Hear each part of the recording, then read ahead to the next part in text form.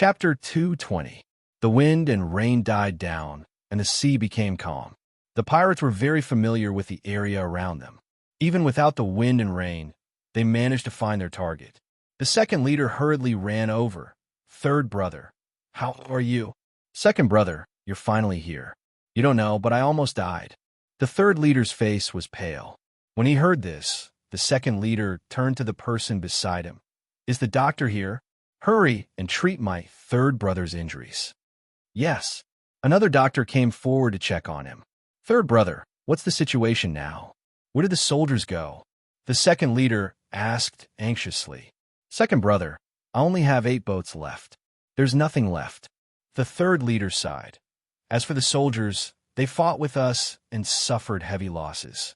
They did the same thing before. When they were defeated, they fled." The second leader felt that something wasn't right. This man was Fong Ji. He wasn't even 30 years of age and was skinny. He had thin eyebrows and was the brains of the 3 brothers. He then said, "Third brother, in front of your own brother, don't lie to me. Tell me everything. It's fine to lose a few people, but it's bad if things go south." The third leader, Fong Tong, patted his thighs in embarrassment and dismissed the people around him. He then explained everything in detail. The more Fong Ji listened, the more he felt that something wasn't right. He stood up and stood on the deck. His face turned pale. "Quick, men, contact the island." Meeting Hall, Fong Ji was walking back and forth when he heard the news. He hurriedly walked up and asked, "How is third brother?" Fong Ji replied anxiously, "Big brother, we've picked up third brother." "Big brother, let's talk about this later. How many people are left on the island now?" "I suspect that the soldiers are already on their way here." "What?" Fong Ji was shocked and was about to speak. "Leader, bad news. We've discovered the soldiers. They're already 10 kilometers away from the island." Someone shouted as he ran in. "What?" "Set up a defense. Set up a defense." "Second brother, come back quickly." Fong Ji ordered before turning to the Taoist. "Can you still use the spell you set up the last time?" "The last time, we had to gather everyone to activate it. Now, we only have 20% of the Taoist left. Even if we were to activate it again, it wouldn't be as strong." The Taoist expression changed as well. Other than the commoners, there were less than 300 people left on the island. The situation was dire. "Not good. It's too late. The enemy has already landed." Another small leader rushed in and reported while kneeling on the ground. "Gather at the fort. We'll defend by the fort." Fong Ji gritted his teeth and ordered. If they were to scatter all over the island, they would all die in less than an hour. Right now, they could only rely on the mountain to defend. He then said to the Taoist priest, "There's no time to activate the spell. I remember that there are traps and gunpowder. Let's blow them up when we see the enemy." The Taoist was a little unwilling. These were meant for Pei Ziyun. Now that they were being used on a soldier, it would be a waste. However, he had no other choice and could only sigh. "All right then." Pei Ziyun stood on the boat and looked at the island. He then smiled to his left and right. What a beautiful island. His heart skipped a beat. This island looked to be more than 100 square kilometers, which was much larger than the Sentinel Island. The Sentinel Island was more than 10 square kilometers, which was difficult to live in. However, this island was self-sufficient. Pei Ziyun saw that the soldiers on the boat had already finished their military meals. It was made by the Great Su Dynasty's army, consisting of rations, cooked rice, and salted meat. The cooked rice was cooked by boiling rice and exposing it to the sun. After a few repetitions, the dried rice would be dried and eaten. The salted meat was needless to say. Although it didn't taste good, it could be eaten with salt and water. At this point, Pei Ziyun ordered, "Captain Kai, attack." "Yes," Kai Yuanjin replied. The sound of a horn could be heard as the boats docked one by one. The gangplank was raised, and the sound of footsteps could be heard. After a while, a report was heard. "The enemy is not resisting and has retreated to the fort. Charge!" From afar, the sounds of fighting could be heard. Pei Ziyun and Chun Pu climbed up to a higher point and saw a group of people fighting. They then laughed. The bandits still haven't given up. As he laughed, a thunderous roar rang out, following which a bright light could be seen. From afar, it looked as though someone's house was on fire. Shenpu then asked, "What's going on? What's going on?" Pei Ziyun was very sensitive to such things and paused. Asked them what's going on. After some time, a group of soldiers came back to report, "Your Excellency Pei, the bandits are on the road. Some of the important points have been filled with gunpowder, and several of our men have been injured." Pei Ziyun didn't take the matter to heart. After all, in a war, the deaths of several men was nothing. Pei Ziyun was in a state of panic, as he was in the dark and couldn't see his face clearly. He then said, "Let's go take a look." The island was only about 10 kilometers wide, and they reached it in no time. Pei Ziyun was surrounded by a dozen of his personal guards. All of them were clad in armor and had cloaks draped over their shoulders. Their movements were filled with killing intent. When they arrived at the island, Pei Ziyun sucked in a breath of cold air. There was a huge pit in the ground, and corpses were scattered all around. How much gunpowder was buried here? Shenpu asked curiously. Gunpowder wasn't very powerful, and it was rare to see it explode to such an extent. Pei Ziyun touched it and felt it. His face turned ashen as he thought to himself, "There are traces of Dao arts. This wasn't targeted at the soldiers, it was targeted at me. If I were to rush forward and be careless, no matter how high my martial arts skills are, I would be blasted into smithereens. However, this is ineffective against Taoists at the 3rd and 4th level of the Yin Master level. The 3rd and 4th level of the Yin Master level are at the divine level and can see everything from the perspective of a Yin Master. Unless it's a Dao art that's used to conceal the gunpowder, otherwise, the gunpowder would be filled with killing intent. Once I get close, I would be able to detect it. Even if that's the case, it's still terrifying. It's better to have soldiers. It doesn't matter how many people die. This is something that Taoists can never hope to achieve. In the previous dynasty, there was a Wulin master who killed an official. Several provinces' patrol officers joined hands. Tens of thousands of people joined hands to pursue the man. This man did not even have a chance to catch his breath. As a result, he wandered through several provinces, unable to find peace day and night. No matter how good his martial art was, he could not withstand this kind of torture. In the end, he died in the hands of a county patrol officer. No matter how strong a Taoist or a martial artist was, as long as they were caught in the net of the law, no matter how smart or powerful they were, even if they won 1,000 battles, they would be doomed. Even if the imperial court failed 1,000 times, as long as they won a single battle, it would be considered a real victory. This was the biggest difference between the imperial court and the martial artists. At this point, he saw that the gunpowder was a huge threat to him, but to the army, it was like a light drizzle. Didn't they just kill a dozen people? His heart was filled with regret and self-reflection. However, he didn't have time to think too much. The people in front of him reported, "We've surrounded the enemy. They're in the stronghold." He hurriedly rushed forward. At the stronghold, the soldiers were in formation. The entire stronghold was filled with commotion. The bandits were jumping up and down the walls. Pei Ziyun looked on coldly as he analyzed the situation carefully. At this point, Kai Yuan Jun stepped forward. His face was solemn and relaxed. He pointed and said, "The bandits didn't expect to be attacked. Their stronghold wasn't built very securely. There aren't any rolling stones or anything like that. There are a few bows and arrows, but not many." Pei Ziyun nodded his head. It was easy to get wet on the sea. Once the bowstrings get wet, they would become loose. Apart from the soldiers, there weren't any bows and arrows. It's just that I can see 2 groups of people. Something's not right. Kai Yuan Jun pointed to the east wall and said, "Your Excellency, look. This group of people seems to be organized. They don't look like ordinary pirates. The group on the west side is a group of pirates, but they look very fierce. Or maybe it's Ji Bei Ho and the real pirates." Pei Ziyun thought to himself before asking, "Can we take them down? There aren't many people in these 2 groups. From the looks of it, there aren't more than 100 of them. We can take them down by force." Kai Yuan Jin replied, "Then try to persuade them to surrender. If they don't listen, we'll take them down immediately." "Yes." Moments later, a loud voice rang out. He ran until he was 100 steps away from the stronghold and stopped. He then shouted, "Listen up. I am the Imperial Court Judge. I am here on orders from His Excellency Pei and Captain Kai to inform you that if you surrender now, you will be spared from death. If you dare to resist, you will not be spared." At this point, an arrow flew through the air. Although it didn't hit its target, it showed its attitude. Pei Ziyin laughed coldly. "You won't shed tears until you see your coffin. Kill your way in, and leave no survivors." "Yes," Kai Yuanjin replied as he waved his hands.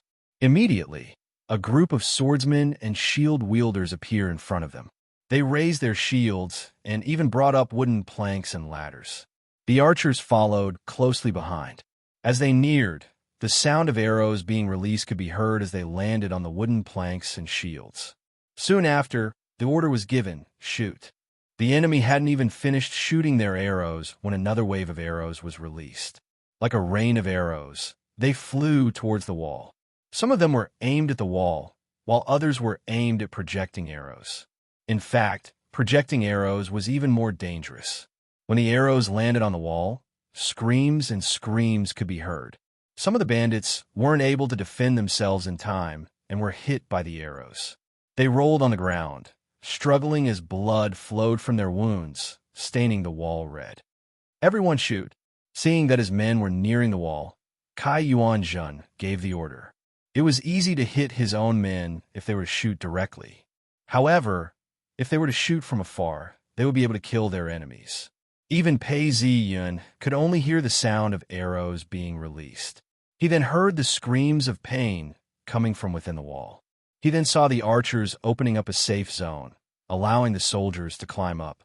He couldn't help but ask, where did these wooden planks and ladders come from? There are wooden planks on every ship. They are used to repair the ship's hold. The ladders are a type of springboard. Kai Yuanjun turned around and explained. He then commanded, "Charge, charge." However, at this point, a group of people charged forward. They were well-trained and were even wearing armor. Wherever they pointed their swords, the people who were charging up fell to the ground. In his field of vision, he could see that these 50 to 60 people were extremely skilled and experienced. They split up into small groups of 3 to 5 and took turns to cover for each other. At that point, more and more people were charging up the wall. At that point, a loud boom could be heard. Both sides were charging forward and killing each other. Blood rained down on each other. Feeling motivated, the bandits shouted out and charged forward as well. Like a flood, they fought fiercely. In the blink of an eye, everything was dark red. Chapter 2:21. Kill.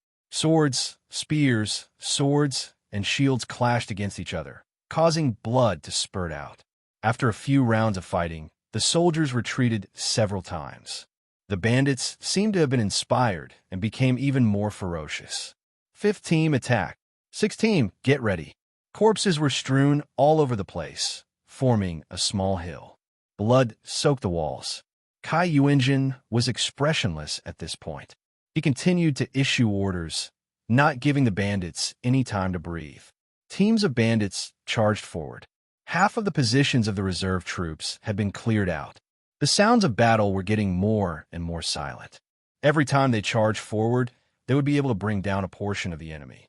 As the number of enemies decreased, the battle became more intense and bloody.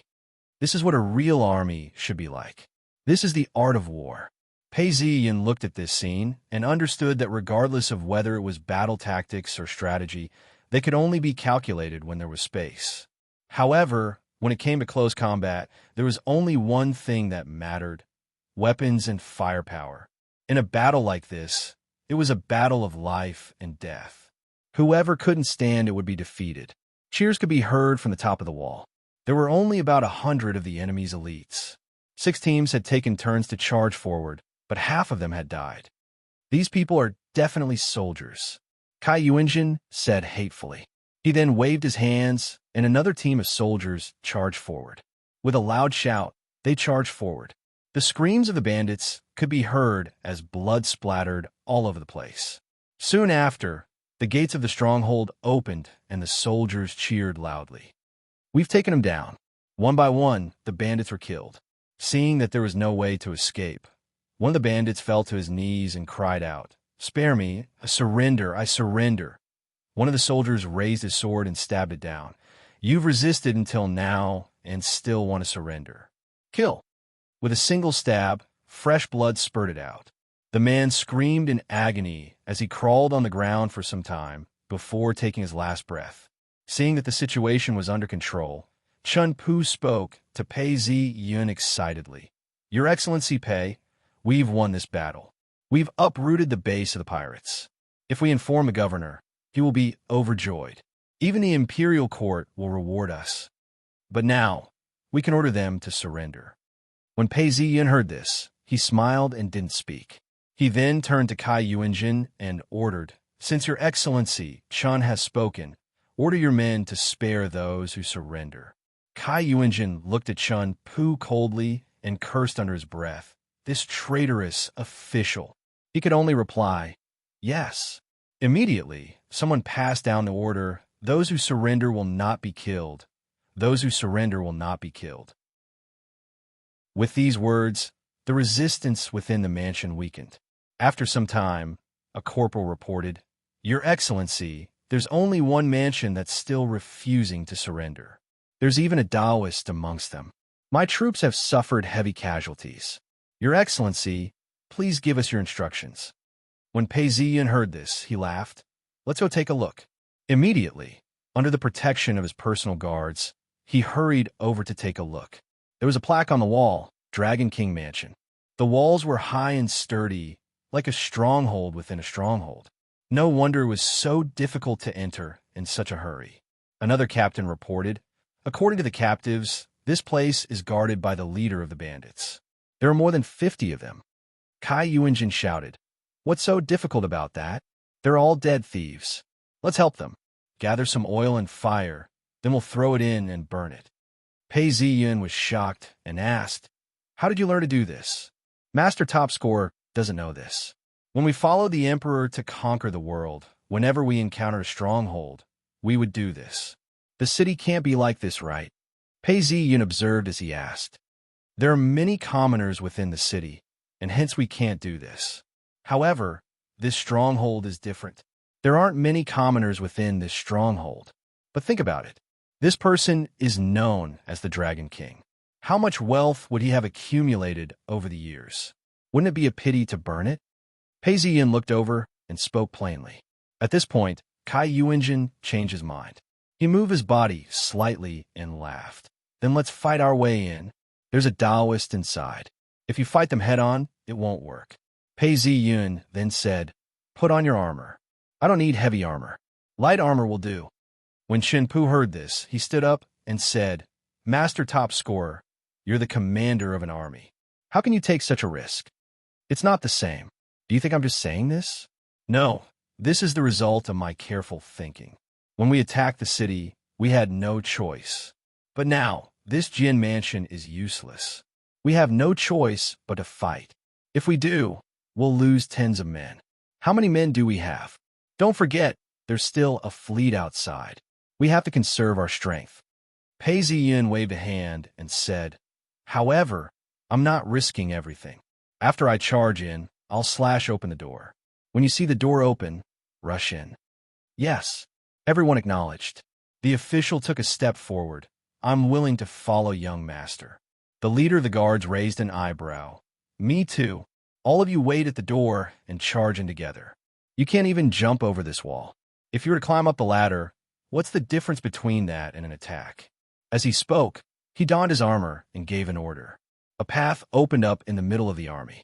Pei Ziyan leapt up and reached the door. He then leapt up and landed a foot on the top of the wall. Everyone was taken aback. This man was clad in armor and leapt up into the air with the agility of a leopard. This was a martial arts skill that no one had ever seen before. Who is this man? Seeing this man leap forward, his sword flashed, and 5 or 6 men fell to the ground. Fang Ji, who was behind him, was shocked. Who is this man? This man is Pei Ziyan. A Taoist took a closer look and shouted out, Concentrate your Tao arts on him. Everyone attack together. Kill him. Pei Ziyan's sword pierced out, and a Taoist blade slashed down. His sword touched the blade. and a strange force surged through the blade. Blood spurted out of the man's mouth. His shadow flashed, and a pu sound was heard as he was killed. All of a sudden, a group of Taoists appeared. One of them was clad in armor and unsheathed his blade. He was one with his blade, and at the same time, several Taoists shouted out in unison, "Bind, paralyze." Pei Ziyin did not care about them. His sword flashed, and a zheng zheng zheng sound could be heard. Seeing that the Tao arts had struck, the Taoists were overjoyed. All of a sudden, the light disappeared and the wind stopped. The Taoists split up and changed positions. Fang Zhi's right cheek had split open, and his muscles were bulging. Looking at his gums, he was bleeding profusely. His injury wasn't serious, but it was extremely dangerous. "Bastards, all of you are trash," Fang Zhi shouted out in anger. When he turned around, he saw several Taoists spitting out blood. "Idiots, you've all forgotten that I have the imperial flag to protect me," Pei Ziyin shouted out. "Before I attacked, I've already asked for the imperial flag. Now that you're using Tao arts to attack, you're directly attacking the imperial flag." Before Fang Zhi could finish his words, the sword light became one with him and pounced forward. Fang Zhi was shocked and hurriedly retreated, but his speed was not fast enough. Seeing this, Fang Zhi let out a shout, and his blood was finally roused. Disregarding everything else, he swung his long saber. Zheng, zheng, zheng. Fang Zhi couldn't hold on any longer and retreated a few steps. The sword flashed past him and landed on his chest. His shirt was torn open and a bloody wound appeared. Fang Zhi was scared out of his wits. At this point, two pirate warriors rushed over and shouted out in anger. They charged at him from both sides, as if it was a battle of life and death. Cloud Windbody, one of the warriors, charged forward, but only managed to take 3 or 4 steps before falling heavily to the ground. The other warrior slashed at thin air and didn't even have time to turn around. Zheng, his blade flew up, and his head flew up into the air. Fang Zhi took the opportunity to roll a few feet away. Pooh! The sword pierced through his throat. "The Dragon King is dead. The Dragon King is dead." When the people around saw this, they shouted out. Some of them were on the verge of collapsing and retreated. However, there were others who charged forward like mad tigers and didn't care about their own safety anymore. Pei Ziyin let out a shrill cry and didn't retreat. Instead, he charged forward. Wherever he went, blood splattered everywhere, and 3 people fell to the ground. At the same time, their armor trembled. They had finally been pierced by a sword. So what if I've been hit? I have my armor to protect me, and I can use Tao arts. I beg for the imperial flag to return. Blinding light technique. A ball of light exploded out, and 10 people opened their eyes to see that they had disappeared. Another 7 or 8 people fell to the ground. Those who had dared to die had died in an instant. At that moment, many people felt a chill in their hearts. Pei Ziyin retreated hastily and slashed at the railing of the door. Boom! The door was kicked open, and the people who had been prepared for this all rushed in. Kill, kill, kill. A large number of soldiers rushed in like a tidal wave. When the remaining people saw this, they finally broke down. Just a few minutes ago, they were all filled with fighting spirit and were ready to fight to the death. But now, they were all running away. A defeated army is like a landslide. Pei Ziyin thought to himself, no matter how brave you are, when you're defeated, there's nothing you can do. Bring me my bow. Pei Ziyin felt a burning sensation on his body. It was a few feet deep, and upon closer inspection, he realized that it wasn't deep. He then shouted. Immediately, someone brought him a bow. Pei Ziyin looked around and saw a Taoist retreating hastily. He then retrieved an arrow and pulled the bowstring. Xiao! The arrow pierced through the air and hit its target. The sound of the arrow piercing through flesh and blood could be heard. 30 meters away, another Taoist had his heart pierced through by the arrow. He didn't even make a sound as he fell into a pool of blood. Pei Ziyin retrieved another arrow and adjusted the angle of the arrow. He determined the direction of the wind and locked onto another target. The sound of the bowstring being pulled was heard. Xiao Piyu. Fresh blood sprayed out as a Taoist tried to escape to the side. The arrow had pierced through his brain and came out through. Blood dripped out from the wound as the Taoist screamed in pain and fell to the ground. I surrender, spare me. A Taoist fell to his knees and begged. Xiao Piyu. Everyone around gasped in admiration. At this point, the entire mansion was filled with corpses and fresh blood. Weapons were strewn all over the place. There weren't many enemies left, and they were panicking as they ran for their lives. Some of them even picked up torches and set the place ablaze.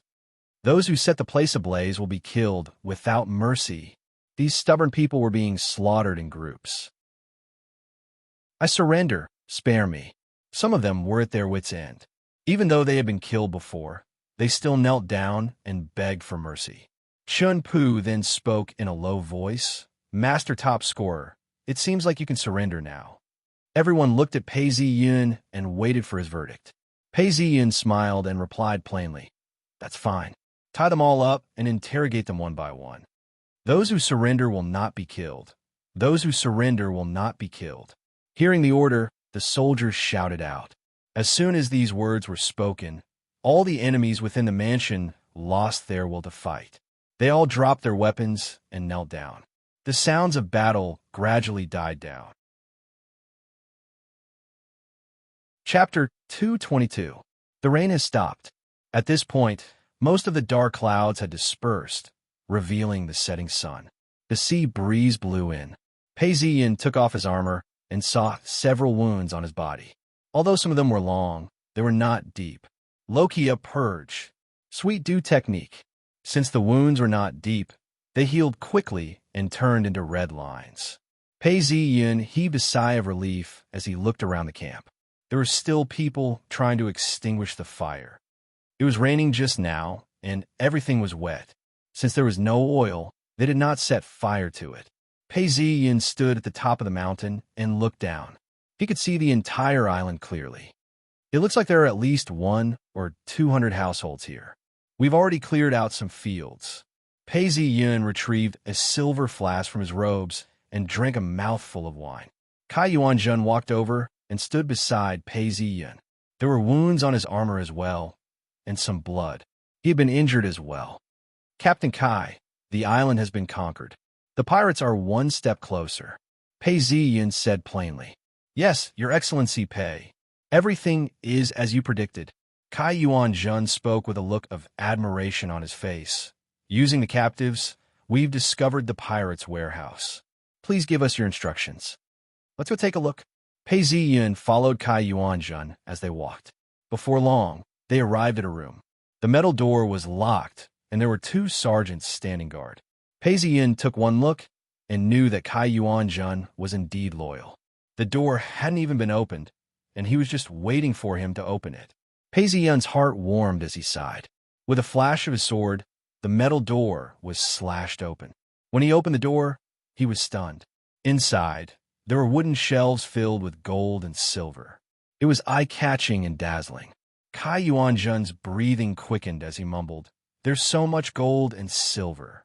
AI, this design is very strange. Pei Ziyun's eyes gleamed as he saw that the 2 sides of the gold bar were painted black. One side had the words 10 taels, while the other side had the words Changshi.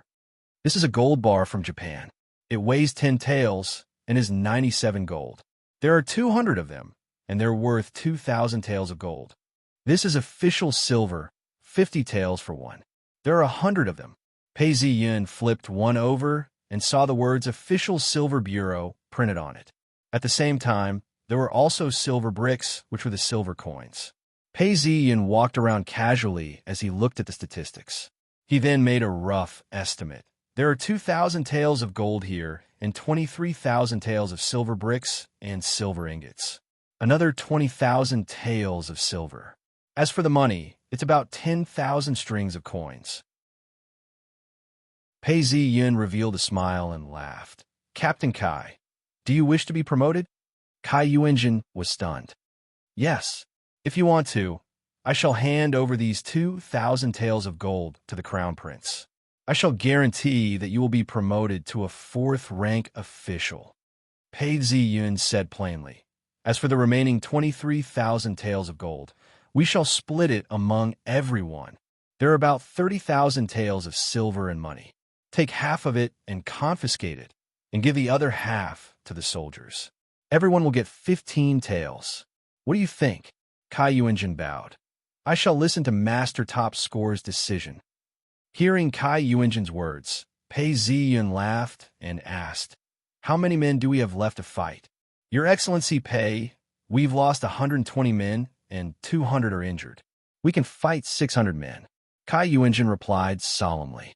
When Pei Ziyun heard this, he took several steps forward. There aren't many pirates left either. The ones who suffered the greatest losses on Golden Island weren't us, but the pirates. Gather all the captives and commoners.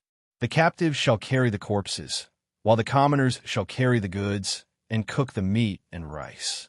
Place the gold in the boxes and transport it to the ships. Tell the soldiers to rest and be on duty. After they've eaten the meat and rice, they shall sleep. What if the pirates ambush us? Kai Yuanjin was hesitant. Pei Ziyun laughed and pointed to the island. Captain Kai, look, Sentry Island, Sea Battle, Golden Island, and 3 battles against the pirates. There aren't many enemies left. At most, there's about 1,000 of them left. And they aren't the elites. All the elites were killed just now. Pei Ziyun said. Besides, it takes time for the enemies to return from the sea. We should have time to rest. Now that we've fought 3 battles in a row, our soldiers are exhausted. We have to eat and sleep. Yes, Your Excellency Pei. Kai Jingyuan spoke with mixed feelings in his heart. The two of them walked out of the building and looked down at the forest below. There was a river flowing into the sea. A river. When I came up here, I checked it out. Pei Ziyun pointed down at the river. Although it's a river, it's actually a natural fissure that connects to the sea. Pei Ziyun pointed down. Our army is exhausted. Now that we've changed our strategy, since the island has been taken, the pirates can rely on the rain for their water supply. However, we only have a few rations on the ships. Give the order to all the ships to sail up the river. Take as much as you can. Even if they run aground, it doesn't matter. We have the geographical advantage. We can't fight our enemies head-on. We just have to occupy a higher position. Once we're ashore, we'll still be in formation. However, our enemies will always be at sea. They might be able to fight us on the ships, but once they're ashore, they'll be like a bunch of loose sand. Let's fight fair and square. Once we're ashore, we'll crush our enemies. Yes, sir, I understand. Kai Yuanjin replied after thinking for a while. At this point, a battalion commander came forward with a look of joy on his face. He had a few wounds on his body, but he didn't seem to mind. Your Excellency Pei, I've just captured one of the leaders who was in charge of the rations and interrogated him. He said that there wasn't much rations left on the ship. He said that they left in a hurry and didn't expect the enemy to attack and wanted to fight them head-on. Hence, the rations are still piled up in the stronghold, and the ship only has 3 days' worth of rations. Ing Zheng was a little anxious as he spoke, and choked for a moment before continuing. Master, I have checked. There are still a lot of rations in the village. Ha! The heavens are really on my side. The Woka pirates probably don't have much water. Without food and water, let's see how they die. Pei Ziyun laughed out loud. As for attacking the shore, we shall wait for them to tire themselves out. Furthermore, we shall occupy a strategic location. When they come, we shall crush them in one fell swoop. If they don't, we shall be left with no food or water. We shall rest for 2 or 3 days, and gather our elites before setting out to sea and annihilate them. Kai Yuanjin was extremely impressed with Pei Ziyun's words. After remaining silent for some time, he then said, Your Excellency Pei is able to devise a strategy, and the pirates are able to play with your hands. I am impressed. Don't try to flatter me. Let's hurry up and set up camp. Captain Kai, do as I've instructed and prepare. Pei Ziyun said. Quick, quick. The soldiers shouted out loudly as they supervised the commoners to pull the boats up the river. 1-1-1-1, all the best. 1-1-2, all the best. On both sides of the river, the soldiers were setting up camp, as they arranged for the commoners to cut down wood and set up camp. On both sides of the river, the soldiers were setting up camp, as they arranged for the commoners to cut down wood and set up camp. The entire beach was filled with people kneeling on the ground. The pirates were all tied up. From time to time, some soldiers would step forward to interrogate them and report everything they knew to their superiors. Quick, move the goods onto the ship. Quick! The commoners were being watched by the soldiers as they moved the gold and silver onto the ship. Light the fire, cook the food. Several soldiers were supervising the cooking of rice in a huge pot. Some of them were even making pancakes. Amidst the sizzling sounds, the fragrant pancakes were made. Pot after pot of meat soup was being cooked. Some of the salted meat was added for seasoning. Most of the meat was butchered and fresh. Groups of people were eating the pancakes, meat soup, and meat cubes. Quick, eat and sleep. Don't make any noise. Someone shouted. Several Taoists were treating the soldiers, while the physicians were cleaning up the wounds. Some of the more serious injuries were treated by the Taoists. At this point, Pei Ziyun was busy as well, using the drought rain technique to treat the injuries. A personal guard walked up to Pei Ziyun and brought him some meat and rice. Your Excellency, the food is here. Good. Arrange for at least 20 people to patrol the shore. Once there's any news, immediately set off the fireworks. Pei Ziyun was wolfing down his food. Yes, Your Excellency. The personal guard left. By midnight, the boats had already reached the river. The camp was almost complete.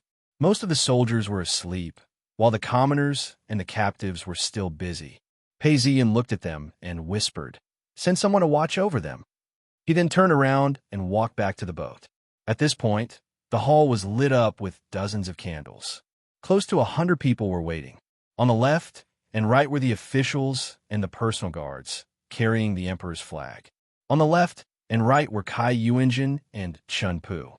Pei Ziyun walked towards the leader of the group as everyone bowed to him. Everyone, please rise. Pei Ziyun then said, please take a seat. Everyone returned to their positions as Kai Yuanjin and Chun Pu sat down. Everyone, you've worked hard. Your Excellency Chun, please tell me about our earnings. Pei Ziyun said plainly. Chun Pu stood up and said, 20,000 taels of silver and about 10,000 strings of coins. 30,000 taels of silver is from public funds. Half of it will be given to the squad leader and his subordinates. Those who participated in the battle will receive 20 taels of silver. Those who participated in the battle will receive 15 taels of silver. Those who didn't die will receive 10 taels of silver. Those who died will receive 30 taels of silver as compensation. There was a commotion amongst the crowd. This was the most generous compensation they had ever received. With so much silver, it would be good to be able to live. 23,000 taels of silver bricks and silver ingots. We'll split it. Boom! Everyone couldn't take it any longer and started shouting. After some time, Pei Ziyun raised his hand and pressed it on the table. Everyone quieted down. Vice Captain will receive 100 taels of silver. Captain will receive 150 taels of silver. That was 5,000 taels of silver. Vice Captain will receive 250 taels of silver. Captain will receive 300 taels of silver. That was 2,400 taels of silver. Vice Captain will receive 500 taels of silver. Captain will receive 1,000 taels of silver. Your Excellency Chan will receive 1,000 taels of silver, and Your Excellency Luo, personal guard leader, will receive 1,000 taels of silver. All of the personal guards will receive 150 taels of silver. Everyone is unfamiliar with this person. I can say that he was sent by the higher-ups. He will receive 600 taels of silver. Pei Ziyun patted the official's shoulder. As for the remaining 10,000 taels of silver, 5,000 shall be given to the governor, and the other 5,000 shall be mine. Does anyone have any objections? No objections. At this point, everyone's faces were red, as though they were drunk. Hearing these words, everyone stood up and knelt down. Thank you, Your Excellency, for the rewards. All of a sudden, there was a knock on the door. Pei Ziyun turned around and heard the report. "Your Excellency, the pirates have appeared." "What?" Pei Ziyun walked out of the room. At this point, the sky was brightening. From afar, he could see ships approaching. There were about 30 of them, and one of them was trying to get closer. Kai Yuanjin looked at Pei Ziyun and asked, "Your Excellency Pei, what should we do now?" Chun Pu asked uneasily, "Should we wake up the soldiers?" "Wake up the 1st Battalion. The pirates are only probing us and won't launch a full-scale attack. Let's wait a little longer." Pei Ziyun stared at the surface of the sea as he waved his hands. Before long, the sound of footsteps could be heard. The soldiers were all sleeping in their clothes.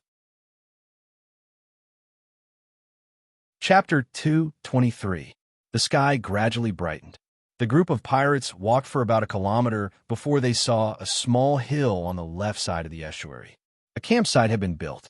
The campsite was not big, and they could see that it was surrounded by wooden fences. There were also some rubble piled up on top of it. The height of the campsite was only about 2 meters. This part of the estuary was the narrowest. The width of the river was only about 7 to 8 meters. A boat could barely fit through it, but its speed was not fast. Anyone who passed by would be caught in the attack range. One of the pirates understood what was going on and remembered what their second leader had said. He then shouted, "Brothers, this is our home. It has been occupied by these soldiers. Kill them. Kill them." The group of pirates thought of their home and shouted as they charged forward. Seeing the pirates getting closer and closer, Pei Ziyun shouted, "Archers, get ready." Immediately, 30 archers were ready. 50 steps, 30 steps, 10 steps. After charging for 10 steps, they could see the ferocious faces of the enemy. Pei Ziyun then shouted, "Fire! Xiu xiu xiu." Immediately after, a sharp whistling sound could be heard as arrows rained down on the pirates. Blood splattered everywhere as the 7 to 8 pirates in front of them fell to the ground. Seeing this, some of the pirates were filled with fear as they hesitated. The pirate then shouted, "Do not be afraid. Think of your treasures. Think of your family. Kill them. Charge forward and kill the soldiers." The pirates shouted as they continued to charge forward. "Shoot again. Xiu xiu xiu." Another 7 to 8 pirates were shot and fell to the ground. The pirate reacted quickly and was shocked. He lowered his head as an arrow flew past him. The pirate was so scared that he broke out in cold sweat. He waved his sword and deflected the arrow. However, the force of the arrow caused his body to sway as he lost his balance. He then revealed an opening. Xiu! The pirate's shoulders spewed out a mist of blood as he fell to the ground. However, he was extremely strong as he turned around and fled. "The captain has escaped. The captain has escaped." Seeing this, the rest of the pirates turned around and fled. 3 shots. Xiu xiu xiu. Another 5 to 6 pirates fell to the ground as they were shot in the back. "Go out and finish them off." Pei Ziyun gave a try and was very satisfied. After giving the order, a group of men walked out and stabbed the ground. A sickening sound could be heard as a red liquid flowed out of the ground. At this point, Chun Pu came up and saw that more than 10 people had been killed in the blink of an eye. Not a single one of his own had been lost. He then sighed and said, "It's a pity that this camp is too simple. If not, the results would be even better." Pei Ziyun shook his head. "I did it on purpose. If the camp had been built into a stronghold, and the enemy wasn't an idiot, they wouldn't have barged into us. Only now the camp is built in a simple way. It seems that we can spend some lives to attack it, so we can attract pirates to make a desperate attempt. As for the bandit leader, just now, I purposely ordered him to shoot only at the shoulder. I asked him to go back and guarantee that we would be able to take down the stronghold and lure the enemy here. I told him to do his best to deplete the enemy's strength here. Otherwise, if more than 1,000 people escaped, even if they were a disorderly mob, it would still be a disaster." He then instructed, "After a while, wake everyone up. A portion of you, go and prepare the fleet. Once the enemy suffers heavy losses, send the warships out of the stronghold. Just like before, the pirates are to be attacked by us, but the warships will not be attacked." "Yes." Someone immediately relayed the order. Although entering and exiting the stronghold seemed to be unnecessary, it was actually part of the essence of the art of war. It was effective in moving the enemy to a specific position and at the same time creating opportunities to annihilate them. Chun Pu listened to the order and pondered for some time before he understood. At this point, the way he looked at Pei Ziyun was different. What if the enemy doesn't fall for the trap? If they don't fall for the trap, didn't we say before that the enemy has no food or water? They will disperse after a few days. It's just that it's more troublesome to clean up the mess. We still have to surround and annihilate the rest of them. If they fall for the trap, we can annihilate them in one go. When Chun Pu heard this, he nodded his head and said, "It's a pity that this place is too peaceful. If there were a dangerous place to ambush us, that would be even better." "Your Excellency Chun, you're a scholar." Before Pei Ziyin could speak, Kai Yuanjin's voice rang out from behind. His eyes were bloodshot, and it was obvious that he hadn't slept the entire night. He then reported, "Your Excellency, I've already supervised the fleet. Once the time is right, give us the time it takes for a stick of incense to burn, and we'll be able to set sail." As he finished speaking, he turned around and spoke to Chun Pu. "Scholars like to take risks, set up ambushes, and launch sneak attacks. But think about it, this island is so small, and the pirates have been living here for so many years. I'm afraid they know everything about this island. How can an ambush be hidden from them? Only by setting up a camp along this path will we be able to fight a tough battle. When the Emperor was conquering the world, I followed Zhao Guo Duke to battle. I was just as fast, ruthless, and accurate. It was a smooth battle. If I were to be commanded by a scholar, even if several times the number of people died, I would still be exhausted." Soldiers aren't afraid of strong enemies. What they're most afraid of is being commanded like this. Kai Yuanjun had a long face, and his eyes were sunken in, making him look rather stern. He didn't usually have any expressions on his face, and yet he sighed. Soldiers have long given up their lives. But to die for nothing, that's the most depressing thing. Chun Pu wasn't angry. "I'm a scholar. I can't command them blindly." As he finished speaking, he smiled. However, his heart turned cold. Kai Yuanjun and Pei Ziyun had only known each other for a few days, and yet he was already convinced by him. This wasn't just because Pei Ziyun was generous and was willing to split tens of thousands of taels of silver. It was also because of Pei Ziyun's command.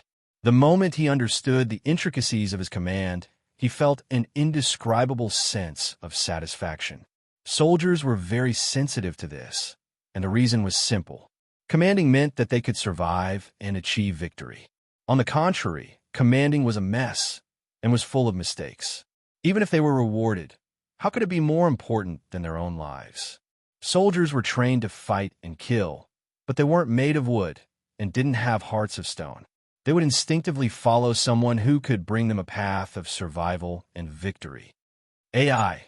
Only now do I know how loyal a general is to his soldiers. It's no wonder the imperial court and the governor are so suspicious of those generals who are truly talented. Since the founding of the country, there have been few generals who have good endings. If it's a civil official, even if he's talented, the court is not a battlefield. If he isn't constantly on the brink of life and death, he wouldn't be able to gather the loyalty of his soldiers. We can rest assured, no matter how great his abilities and achievements are, even if he's the prime minister, he can be dealt with easily. The imperial court trusts civil officials. This thought made Chun Pu shudder and was a little rebellious. Chun Pu immediately retracted his thoughts and turned his gaze to the distance. "Leader of the bandits, is he coming or not?" Chun Pu mumbled to himself. Under the rays of the morning sun, Pei Ziyun had a serene expression on his face. However, his lips were pursed as he stared at the surface of the sea without saying a word. Chun Pu followed his gaze and saw that on the surface of the sea, 50 boats were gathered together, and the sounds of quarreling could be heard. 50 boats and 1,500 men. That's more than our initial estimate of 1,000 men. The bandits have quite a bit of strength to spare. Along the coast, at this point, the boats were nearing the shore. Voices could be heard coming from the deck. The bandit reported, I've seen it clearly. These soldiers have set up camp.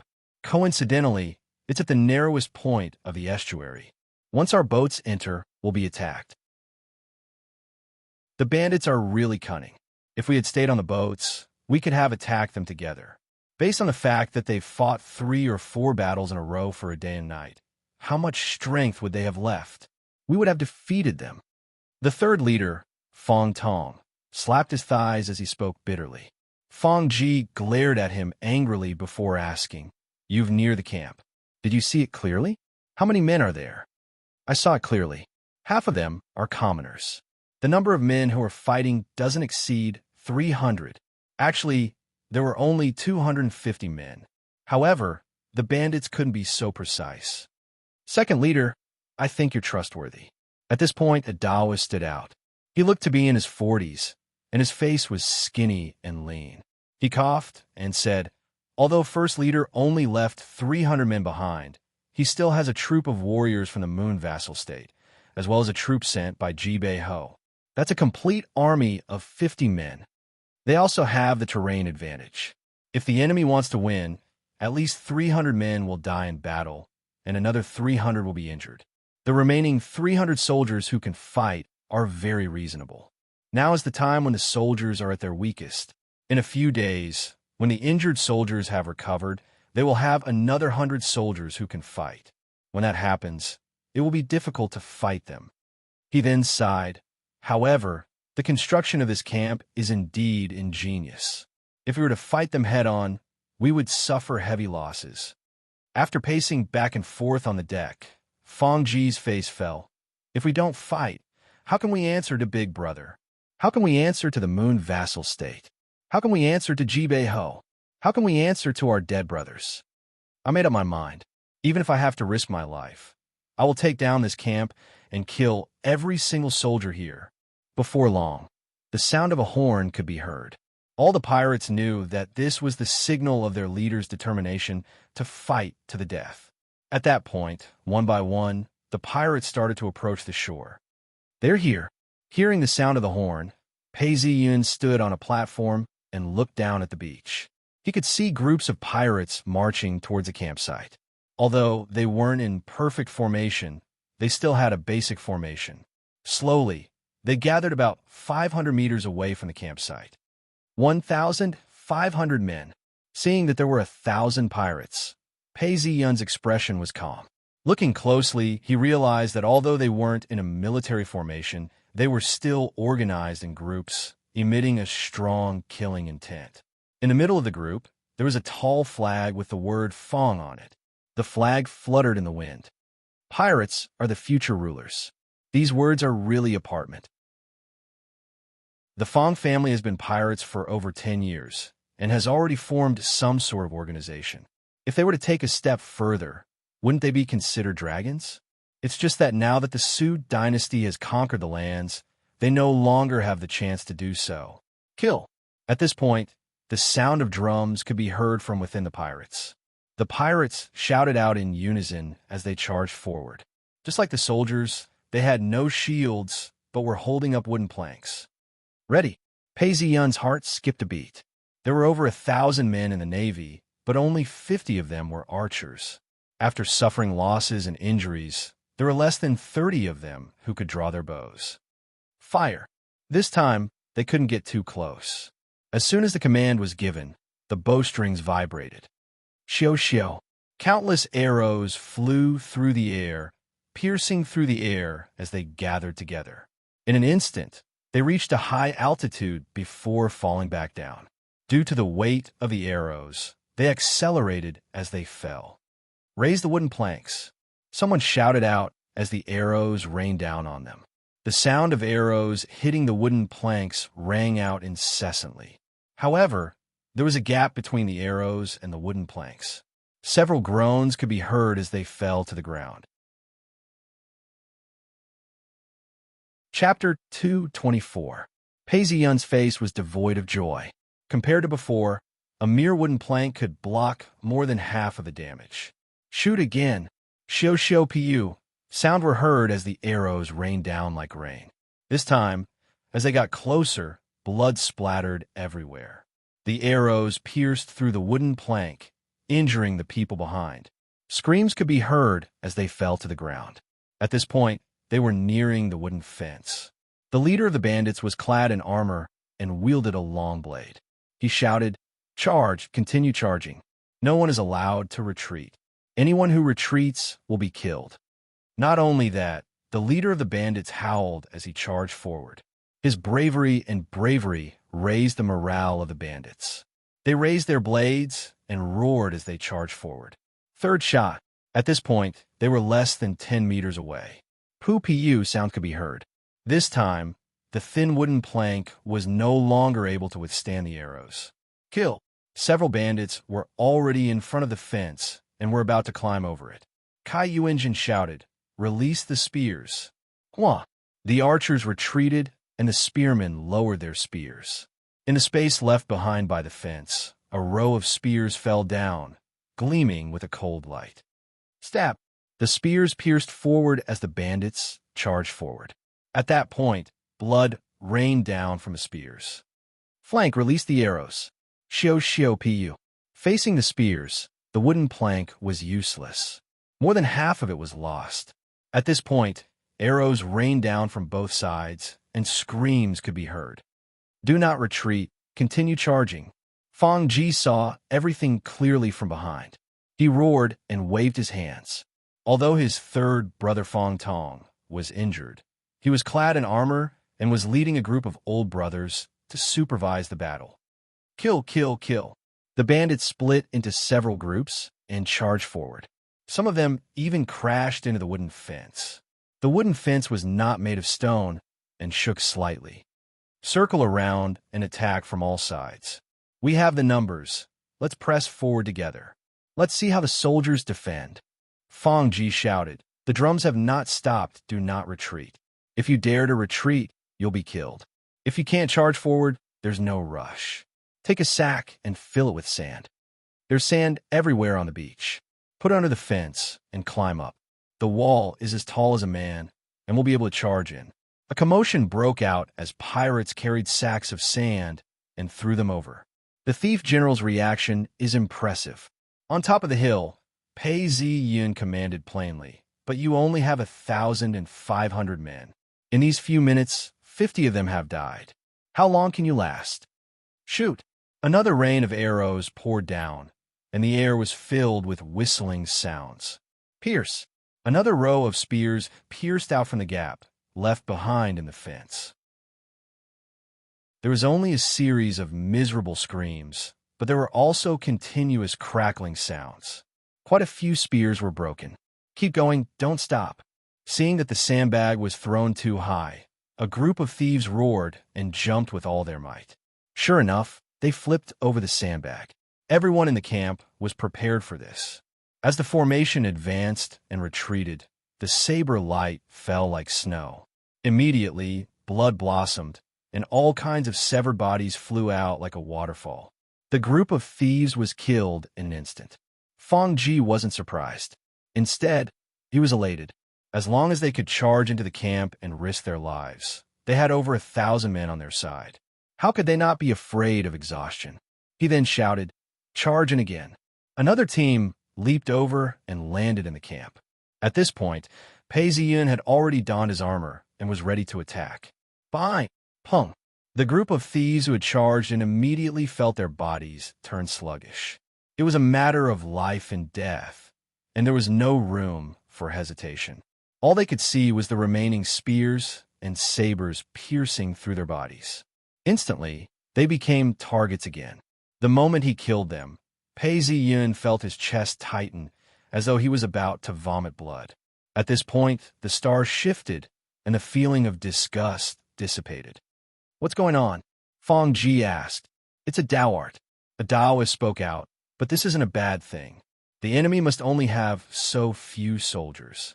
Even their general has to fight. Continue to charge in." Using a Dao art like this on the battlefield, even if it's a battle of 1,000 men, the backlash would be huge. Every single soldier is burning their life force and body to fight. He's suppressing everyone's chances of survival. Kill! Another 20 or so bandits rushed in. Kill! Pei Ziyun laughed coldly. His face was as calm as still water. Using it to bind a group of enemies would result in a huge backlash. But what if he used it on himself? Cloudform Wind Body. His speed increased by several folds as he transformed into a flash of light. The sword rays intertwined with each other, flickering and flickering. Everyone was stunned. 7 to 8 people screamed out in terror. Their bodies swayed as they fell to the ground. Fresh blood and internal organs sprayed everywhere. Continue to charge in. This time, there was no need for the Taoist to say anything. Fang Ji calmly commanded, "No matter how strong you are, how long can you last?" This situation was similar to what happened last night. No matter how many elites you had, you would still be overwhelmed by the sheer number of enemies. Looking down from above, one could only see a flood of water rushing in. Both sides were slashing at each other, causing blood to spurt out, soaking the entire camp. After a few rounds of fighting, the thieves retreated several times before coming back. Bind! All of a sudden, a loud shout rang out, causing the formation of the pirates to be thrown into chaos. The navy advanced and retreated in an orderly fashion as they slashed at the enemy, not giving them any chance to breathe. In an instant, another batch of pirates were killed. Asshole, how many times has this happened? However, Pei Ziyun did not budge at all. Wherever he went, blood splattered everywhere. Whenever he was in danger, he would use his Dao arts. Although those who were bound would roar out in anger, within a few breaths of time, they would be pierced by arrows and spears. They would be killed instantly. This continued for a few more times. Finally, the soldiers in front of the camp could no longer endure the heavy casualties and turned to retreat. Do not retreat, continue to charge. Third brother Fong Tong was clad in full armor as he led the troops in front of him. He shouted out in anger as he took a step forward. All that could be seen was the flash of blade. Several soldiers were killed in an instant. The bugle horn sounded, urging the soldiers to charge forward once more. However, Fang Ji's face was ashen. He knew that the pressure he was under was reaching its limit. Impossible! How can he last so long? The Taoist was shocked as well. Fang Ji looked at this useless Taoist and wanted to kill him. Fine! Another ray of light flashed past, and Pei Ziyun groaned in pain. Fresh blood flowed from his nose. One of the bandits saw the opportunity and shouted out as he slashed down with his blade. Pei Ziyun dodged and was slowed down by a split second. Although the bandits were killed by his bodyguards, Fang Ji was overjoyed and ordered, "Let's charge once more. The enemy is exhausted." "I'm exhausted, but it's not like I don't have a trump card." Pei Ziyun watched as the corpses of the enemy soldiers piled up into a small hill. There were at least 300 corpses inside and outside the camp. The most important thing is that I've held on for an hour.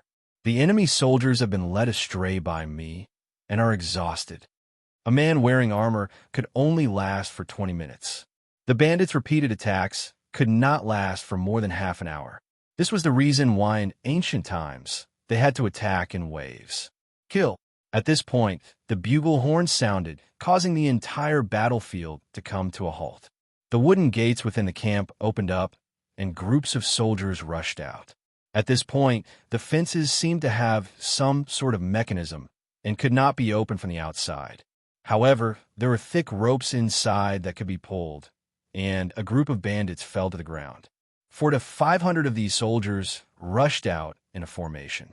Their swords flashed, and the bandits who were charging forward could not stop themselves. They slammed into the rocks, and fresh blood sprayed out from their wounds. Limbs flew everywhere, and the soldiers rushed forward like a tidal wave. In just a short while, hundreds of bandits had been killed. At this point, even the guards could not hold on any longer. The bandits who were close to them were already exhausted and were barely holding on. Now that the tables had turned, they could not hold on any longer. They screamed out and tried to escape. "Don't run, don't run." Third leader Fong Tong knew that something was wrong and rushed forward to stop the bandits. At this point, one of the bandits shouted out, "Third leader, run." One of the bandits who had fallen to the ground let out a desperate cry. Fong Tong looked over and saw that it was Pei Zi Yun who was rushing towards him. His sword flashed, and Pei Zi Yun was already upon him. Fong Tong was a bandit who had been on the brink of death for a long time. Realizing that he could not escape, he shouted out and turned around, intending to take Pei Zi Yun down with him. Zhng. Sparks flew everywhere as the sword pierced through the air. Fong Tong's roar was stuck in his throat as he spat out a mouthful of blood. Third leader is dead. Third leader is dead. This was like a command, as the bandits all screamed out in fear as they scrambled to escape towards the beach. They were terrified and wished their parents had given them an extra pair of legs. At this critical juncture, the archers' hands were swollen, but they continued to shoot arrows at the bandits. Another batch of bandits fell to the ground. The bandit who had led the attack this morning staggered as he looked at his chest. An arrow had pierced through his chest, and he spat out a mouthful of fresh blood. His heavy body fell to the ground. "Kill the bandits! Kill the bandits!" The bandits screamed out as they huddled together and ran towards the ship. Some of them even fell to the ground and were trampled on by their comrades as they screamed out in pain. Blood splattered everywhere as the stench of blood filled the air. Fong Ji screamed out, "Third leader!" But at this moment, he was supported by the last core group of people and escaped towards a ship. Just at this moment, someone screamed. Looking back, he saw the warships of the officers and soldiers slowly raising their sails and moving towards the sea in an orderly manner. "The soldiers are going to kill us all." Fong Ji understood their intentions and spat out a mouthful of blood. He knew that they had lost this battle. His eldest brother and third brother had died in battle, and all the elite soldiers had been killed. Even if he managed to escape, there would be no place for him in this 1,000-mile stretch of sea.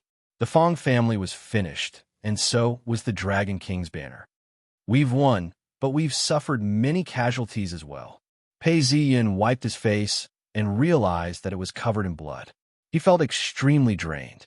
It wasn't just his physical strength, but his spiritual energy as well. Fortunately, I had the star's transposition and managed to hold on.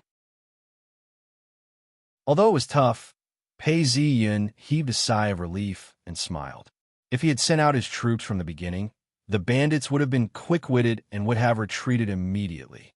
As long as he had troops, he could always rebuild his base. That would be troublesome. It was precisely because he didn't send out his troops to ambush them that the enemy would make the wrong judgment and think that they could defeat him with just a little more strength. Finally, he had exhausted the enemy.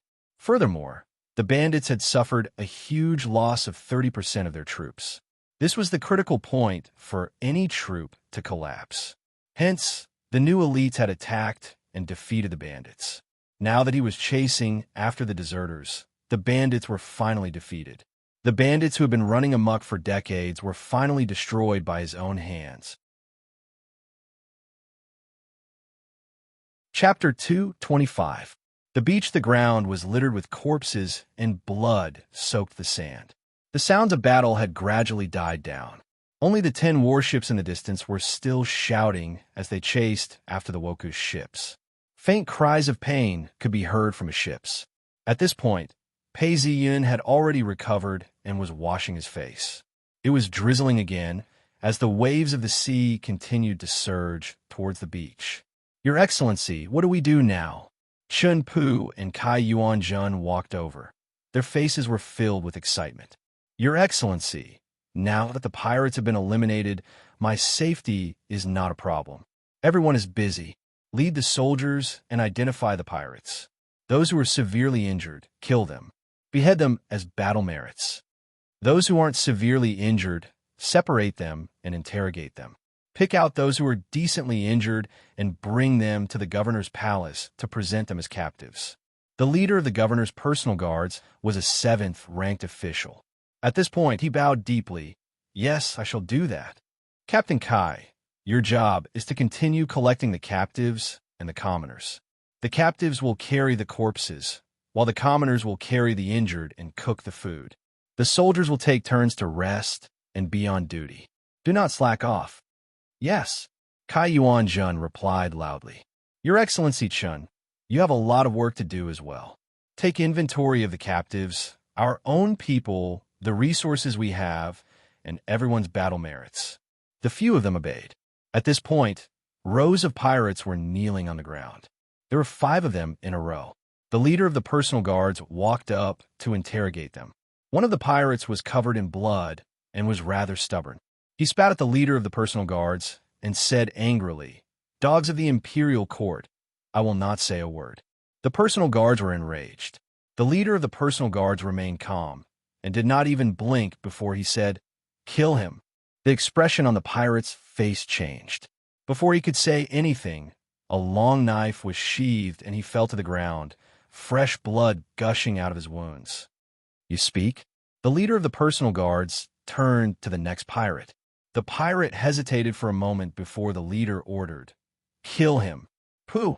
This time, someone chopped down, and his head flew into the air. Without waiting for the leader of the personal guards to question him, the third pirate trembled and cried out, "I'll speak. I'll speak. Spare me." Seeing this, Pei Ziyan laughed. This way, the results would be much faster. By noon, the general data was out. 450 beheaded. Among the captives, 117 leaders were identified. 526 ordinary pirates and sailors were identified. The important heads are the bandit leader Fong Ji and Fong Tong. Unfortunately, Fong Ji escaped. The banners scattered by the bandits are very important. Collect and record them. We also found 15 horses, 21 donkeys, and 8 cows. When Pei Ziyan heard this, he then called for a few free Cloud Sect Taoists to come over and instructed, "Help me heal the wounded soldiers. Once you're done, the ordinary captives shall be handed over to you." These people are the leaders of the group. Most of them know how to trade and sail and are still useful. The island also needs people. Put these people into the labor camp to see how effective they are. You're responsible for managing them. If they have any bad habits, kill them immediately. When I return, I will send someone to take over. Now that there aren't many people in the sect, it's not appropriate for you to stay outside. Once you're done with your work, return to Free Cloud Sect immediately. Yes, the few Taoists replied. On the surface of the sea, a boat was drifting. Its sails were half burnt, and the smoke had just been extinguished. A few pirates were gathered together, and Fong Ji was lying unconscious on the deck. Looking at the unconscious second leader, there was only silence all around. "Damn it, which one of you knows medicine? Think of a way to save second leader." One of the pirates said. Another pirate replied coldly, "How do we save him? Which one of you knows medicine? Now that big leader and third leader haven't escaped, where can we go in the future?"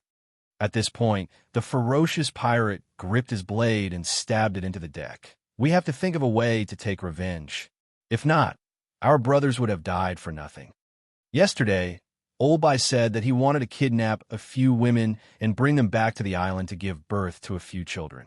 Today, he was killed by the soldiers. How despicable. If second leader dies, I will definitely kill all of you. Just as they were making a ruckus, a man in his 30s suddenly said indifferently. The scattered pirates were speechless. Their faces were filled with fear. This was the second leader's personal bodyguard. Although he was a bodyguard, he was saved by the second leader many years ago. Ever since then, he had followed the second leader. His martial arts skills were extremely high, and his methods were extremely cruel. At this point, he looked around with killing intent, causing the pirates to feel a chill down their spines. For a long time, the pirates didn't make a sound. The atmosphere was extremely tense. A cook who had some scars on his body stepped forward. "Leader, I know some basic medicine." Hearing these words, everyone relaxed. Just as the cook was about to take a look, the second leader groaned and woke up. When he woke up, everyone around him started to crowd around him. Fong Ji struggled to stand up. A guard stepped forward to help him up. "Second leader, don't move around recklessly. Rest well." Fong Ji stood up and looked around. There weren't many people around him. He had some suspicions as he observed them, as if he wanted to see something in their eyes. He then asked, "Big brother, third brother, how are they now?" Hearing these words, everyone's faces turned pale. They didn't speak. Fong Ji then understood and said, "Big brother and third brother must have died in battle." Second leader, yes. Someone replied. He felt like he was a stray dog and was extremely sad. Looking around him, Fong Ji then mumbled, "We're the only ship left?" Nobody spoke. After a long time, the guard then said, "Second leader, there's only one ship left." "How many men do we have left?" "Only about 20 men left." "Pei Ziyun, you and I will not live under the same sky." Fong Ji gritted his teeth as he shouted out. The wounds on his body were starting to open up. The guard hurriedly stepped forward. "Leader, don't be angry. Your health is more important." "What do we do now?" a pirate asked. Fong Ji froze as he regained his senses. He looked at everyone around him and laughed out loud. "Only one ship left? That won't be so bad. We still have 3 ships on Tsushima Island. Besides, there's still a lot of money there. It's more than enough to feed a few hundred men." As soon as these words were spoken, the tense atmosphere on the ship dissipated. Fong Ji then gritted his teeth and said, "As for revenge, we don't have the strength to do so now. But we can borrow a knife." "Whose knife do you want to borrow?" The pirates surrounded him and asked. "Jibei Ho, Admiral Chinping." Fong Ji gritted his teeth and instructed, "We still have Taoists. There's another one who is injured in the warehouse. I'm afraid he's about to die. Bring me to him. We cannot let him die. We have to report this matter to the higher-ups. We have a talisman that can help us contact them." Jibei Ho Mansion, it was getting late. The rain had been raging for 4 hours and was gradually weakening. Thick clouds hung low in the sky. A man walked along the alleyway towards Home Mansion. Even in such a rainy night, he could see the patrolling guards of Home Mansion. He flashed his command token and strode in. At this point, there seemed to be someone singing in the courtyard. When he listened carefully, he could hear a female singer singing. It was Jiobu Kong's Romance of the Western Chamber. He quickened his steps as he walked along the corridor. After passing through a fence, he arrived at a side room. Although it was a side room, there were 2 guards standing guard. After flashing his command token, he was allowed to enter. At this point, Shun Ji was frowning as he wrote down some information. He was analyzing it when he heard a voice coming from the door. "Mr. Shun, there's some news from Jiaqing Monastery." His voice was filled with anxiety. "Jiaqing Monastery? Isn't that the place where we communicate with the pirates?" Shun Ji was shocked as he felt nervous. He hesitated. Could it be that something big has happened? Thinking this way, he shouted, "Come in." The person who had been waiting outside the door entered and bowed before handing him a report. Shun Ji took the report and held in his hands. "Urgent report? Dao arts could not be used in places where the imperial qi was thick. Hence, the monastery outside the city was responsible for communication." At this point, Shun Ji opened up the report and read it. His heart skipped a beat as he broke out in a cold sweat. After Shun Ji finished reading it once, he seemed to be unwilling to accept it. He read it again and mumbled, 3 days. In just 3 days of battle, the pirates in Goldwater Island were defeated. Only 20 of them managed to escape. At this point, he was extremely shocked. In 3 days, 1,000 pirates defeated 3,000 pirates? There were at least 3,000 pirates, and they raided the coastline. Even if 1,000 of them were the elites of the empire, to be able to defeat 3 of them, and in 3 days at that, was truly shocking. Shinji hurried out and passed through the corridors before entering a room. He saw Jibei Ho looking at a bookshelf and burning incense. Shinji then bowed. "Master Ho." Jibei Ho's Adam's apple bobbed as he spoke. "Take a seat. Bring some tea. What brings you here?" Shinji bowed and replied, "I have urgent news." As he spoke, he handed the report over to Jibei Ho. When Jibei Ho read it, he was so shocked that his entire body trembled. He paused for some time before taking several steps back into the room. Damn it. He's spoiling my plans again. This is intolerable." He then asked, "Shunji, do you have any ideas?" When Shinji heard this, he sighed. "Master Ho, the pirates affect our plans. We can't tolerate this. We have to think of a way to deal with Pei Ziyun. Normal methods are useless now. However, we can contact King Lu's men. I think King Lu wouldn't want Pei Ziyun to return victorious.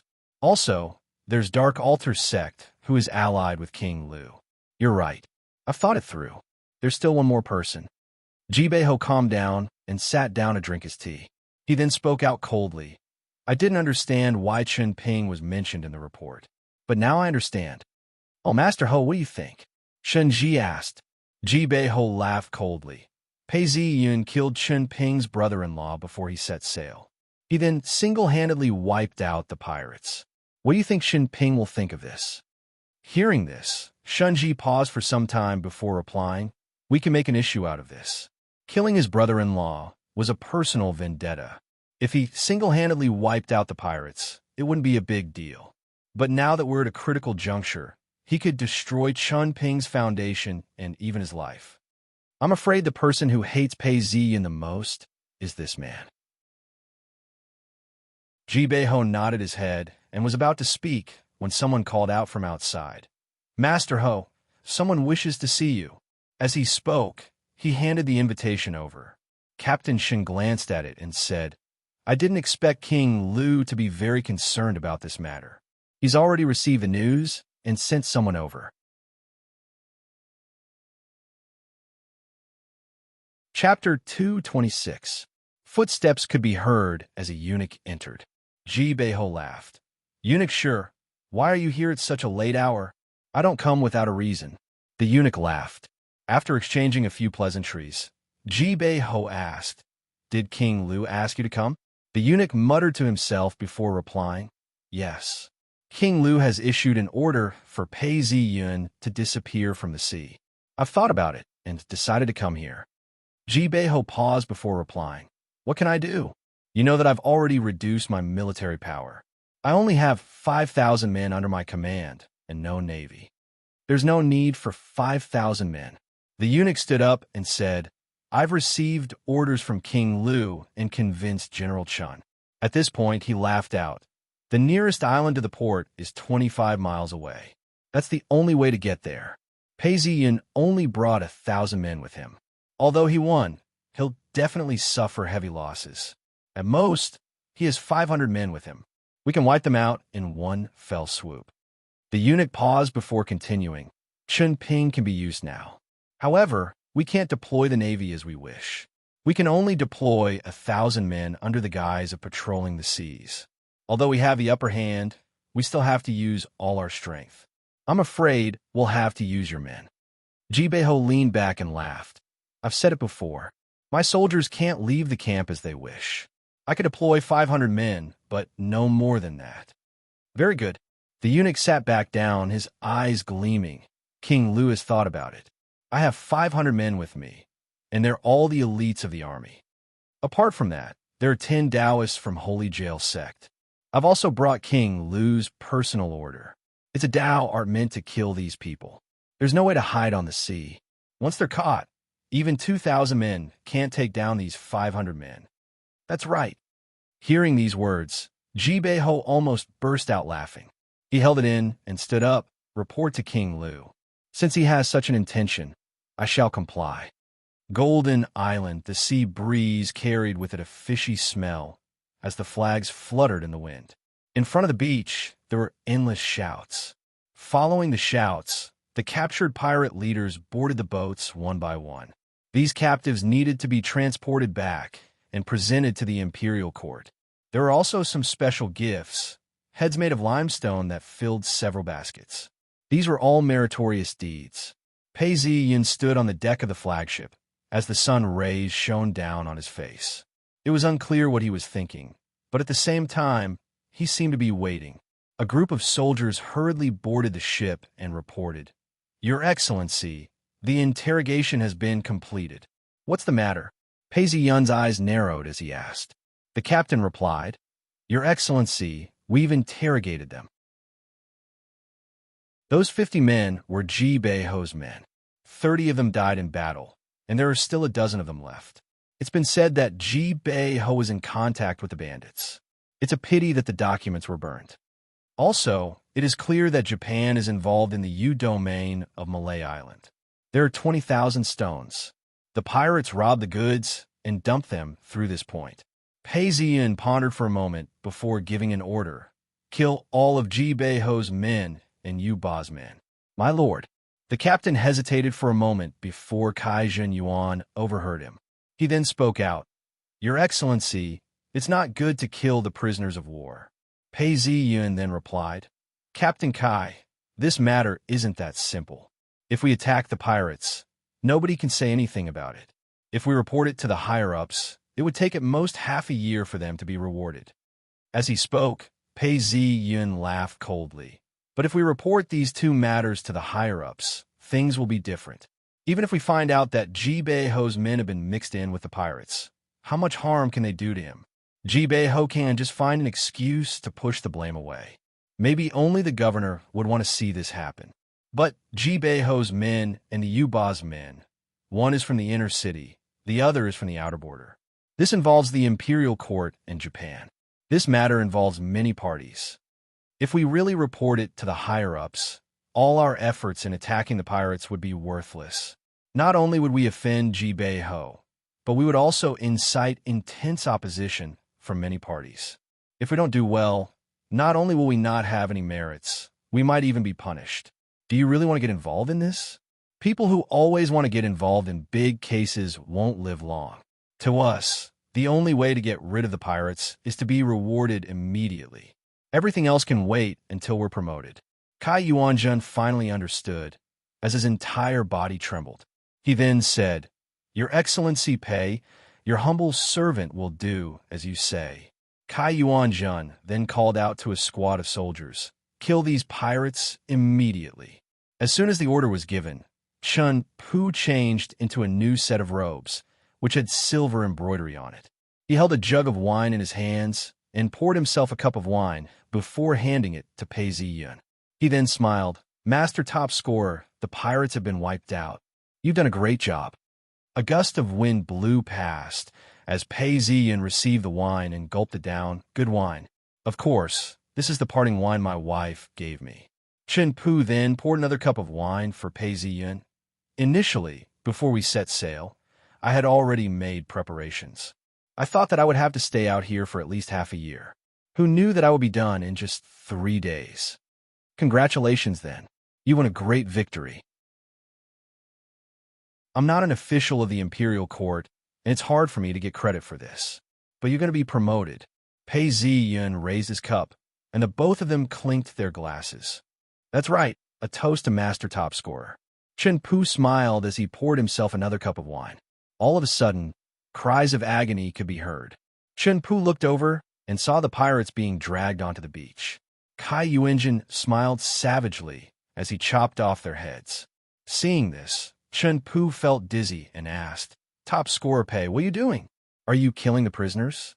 These pirates have committed heinous crimes. We don't have enough rations and manpower to keep an eye on them. Hence, we have to kill them. Pei Ziyun laughed. The sun rays shone down on his face, causing him to look red. Cries of agony could be heard. After killing over 20 pirates, Kai Yuanzhen then ordered his men to carry a basket of human heads onto the boat. One of the battalions reported, Your Excellency Pei, we've counted the number of casualties. 251 have died, 430 are injured, and the remaining 400 are in good condition. Pei Ziyun paused for some time before he spoke. Clean up the names of those who died and cremate them. Bring their ashes back with us. The wounded have to be treated. Yes, Your Excellency. When all these are done, we shall set sail immediately. Pei Ziyun said. Yes, Your Excellency. Everyone around acknowledged. Nobody wanted to stay on this desolate island any longer. Even Chun Pu knew that the Taoist had taken care of some of the captives and commoners. He even took care of some of the pirate stories. Before long, the entire island was engulfed in thick smoke. Seeing that everything was done, Pei Ziyun then gave the order, set sail immediately. Yes, everyone was anxious to return home. As they shouted, the 10 battleships sailed into the sea and headed towards land. In the blink of an eye, half a day had passed. Sailing at night wasn't a good idea in ancient times. Hence, they decided to stop at a small island. This island was about half a mile wide and didn't even have any fresh water. The only thing they could do was grab an anchor. The fire on the deck crackled and the meat that was being cooked in the pot was emitting a delicious aroma. Pei Ziyin felt the talisman in his robes warm up. He then returned to his room and retrieved it.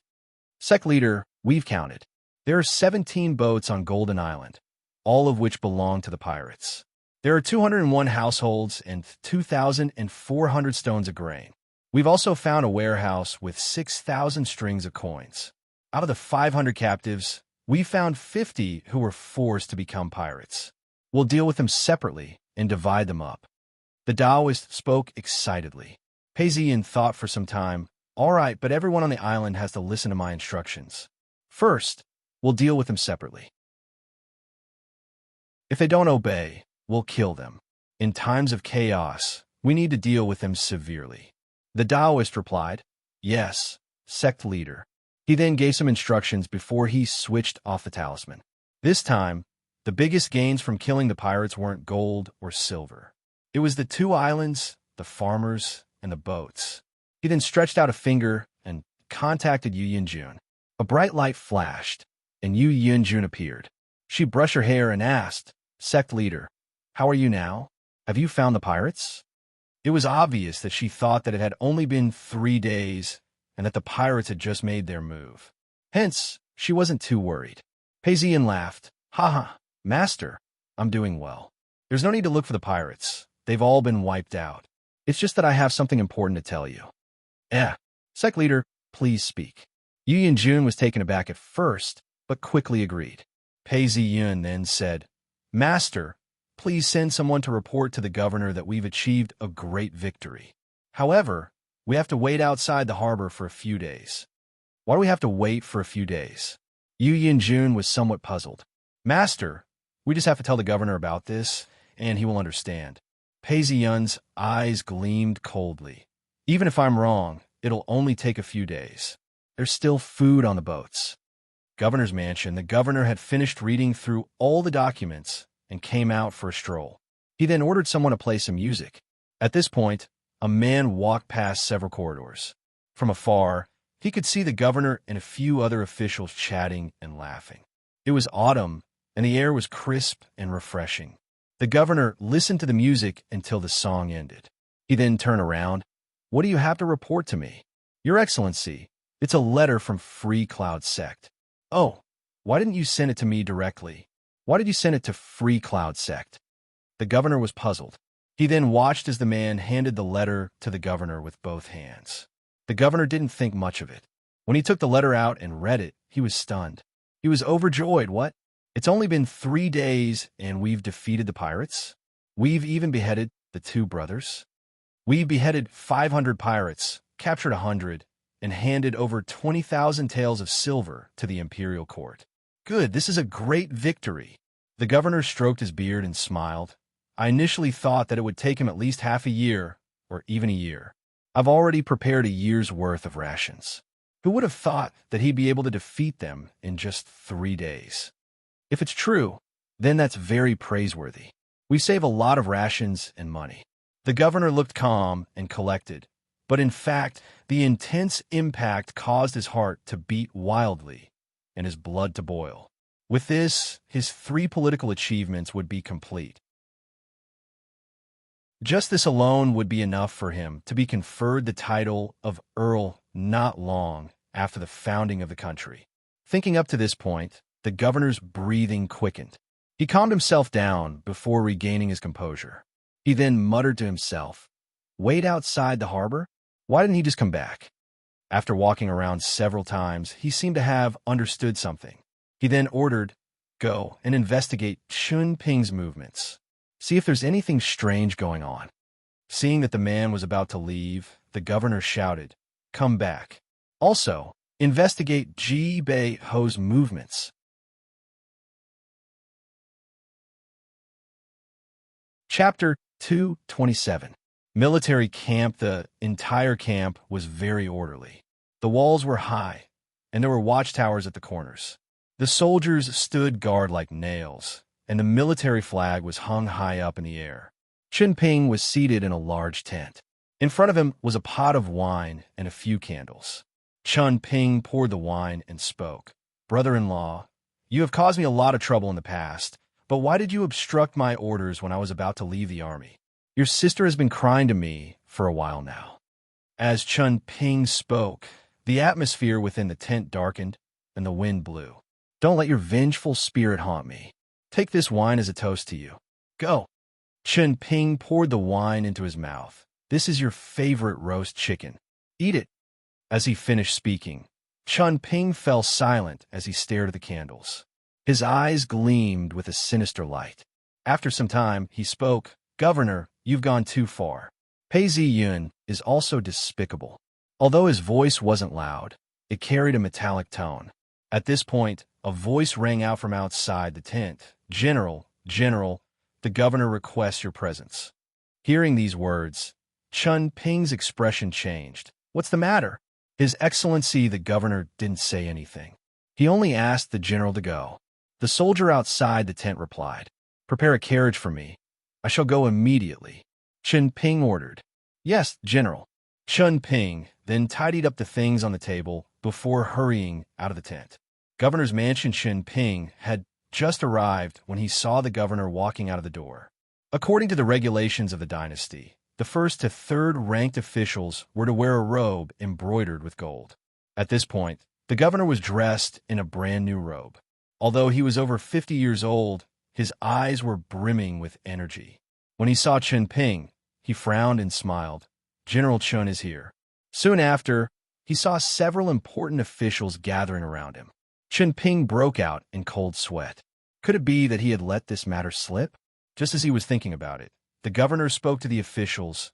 "Follow me to the pier." Chun Ping could only respond, "Yes, Your Excellency the governor." Here several rows of soldiers were lined up on the shore. The governor brought several officials along with him as they stood at the pier. Chun Ping felt that something was amiss. It wasn't that he thought that this matter was done in secret, but he understood the rules of officialdom very well. If the entire fleet was destroyed, then King Lu would be the one to bear the responsibility, and the investigation wouldn't be able to continue. But if it didn't work, Chun Ping's face turned a little green. The sun was a little cruel, falling from the sky and shining on the surface of the sea. The golden rays were shattered by the waves. A group of bodyguards protected the governor from both sides, while the soldiers sealed off the pier. Flags were hung in front of the pier, fluttering in the wind. Many commoners were discussing this matter. The discussion suddenly quieted down. Everyone looked over and saw 10 warships appearing on the sea. He's here," someone cried out in surprise. Following the exclamations of the crowd, Chun Ping raised his head and looked at the warship in the distance. His face paled. How did he really get to the dock? Where are the people who intercepted him? Is this the reason why the governor ordered me to come? Chun Ping was filled with fear as he looked around, as though he was afraid that the surrounding soldiers were about to pounce on him. The fat on his tummy started to jiggle. The Navy's ships drew nearer and nearer. It looked as though it had suffered many blows.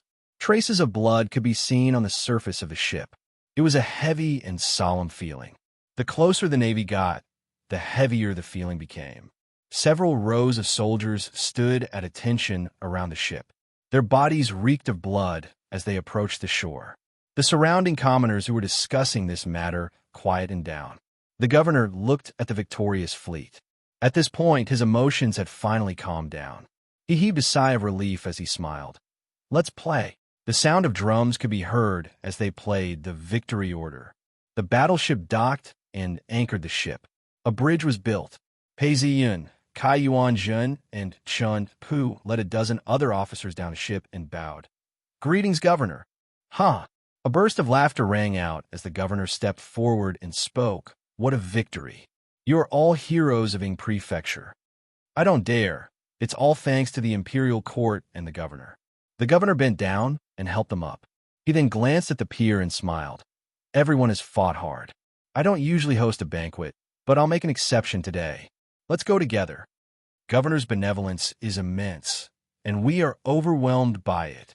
Pei Ziyun bowed deeply before turning around. "Please allow us to present our captives." Seeing the governor nod his head, he then ordered, "Bring all the pirates up here." Yes, over 100 pirates were brought down. All of them had disheveled hair and faces. "Kill these pirates, kill them all." These pirates were brought down from the ship. The onlookers then picked up rocks and threw them at the pirates. Hearing the insults and curses, the pirates lowered their heads.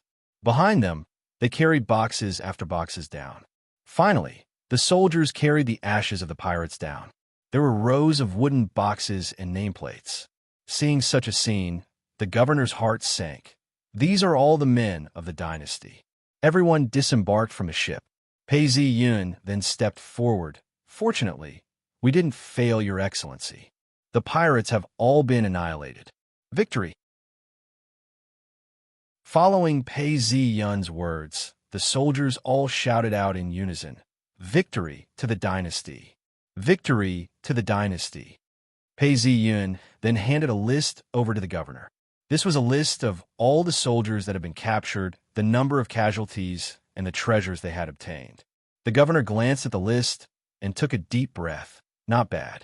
After this battle, the pirates will no longer be a threat.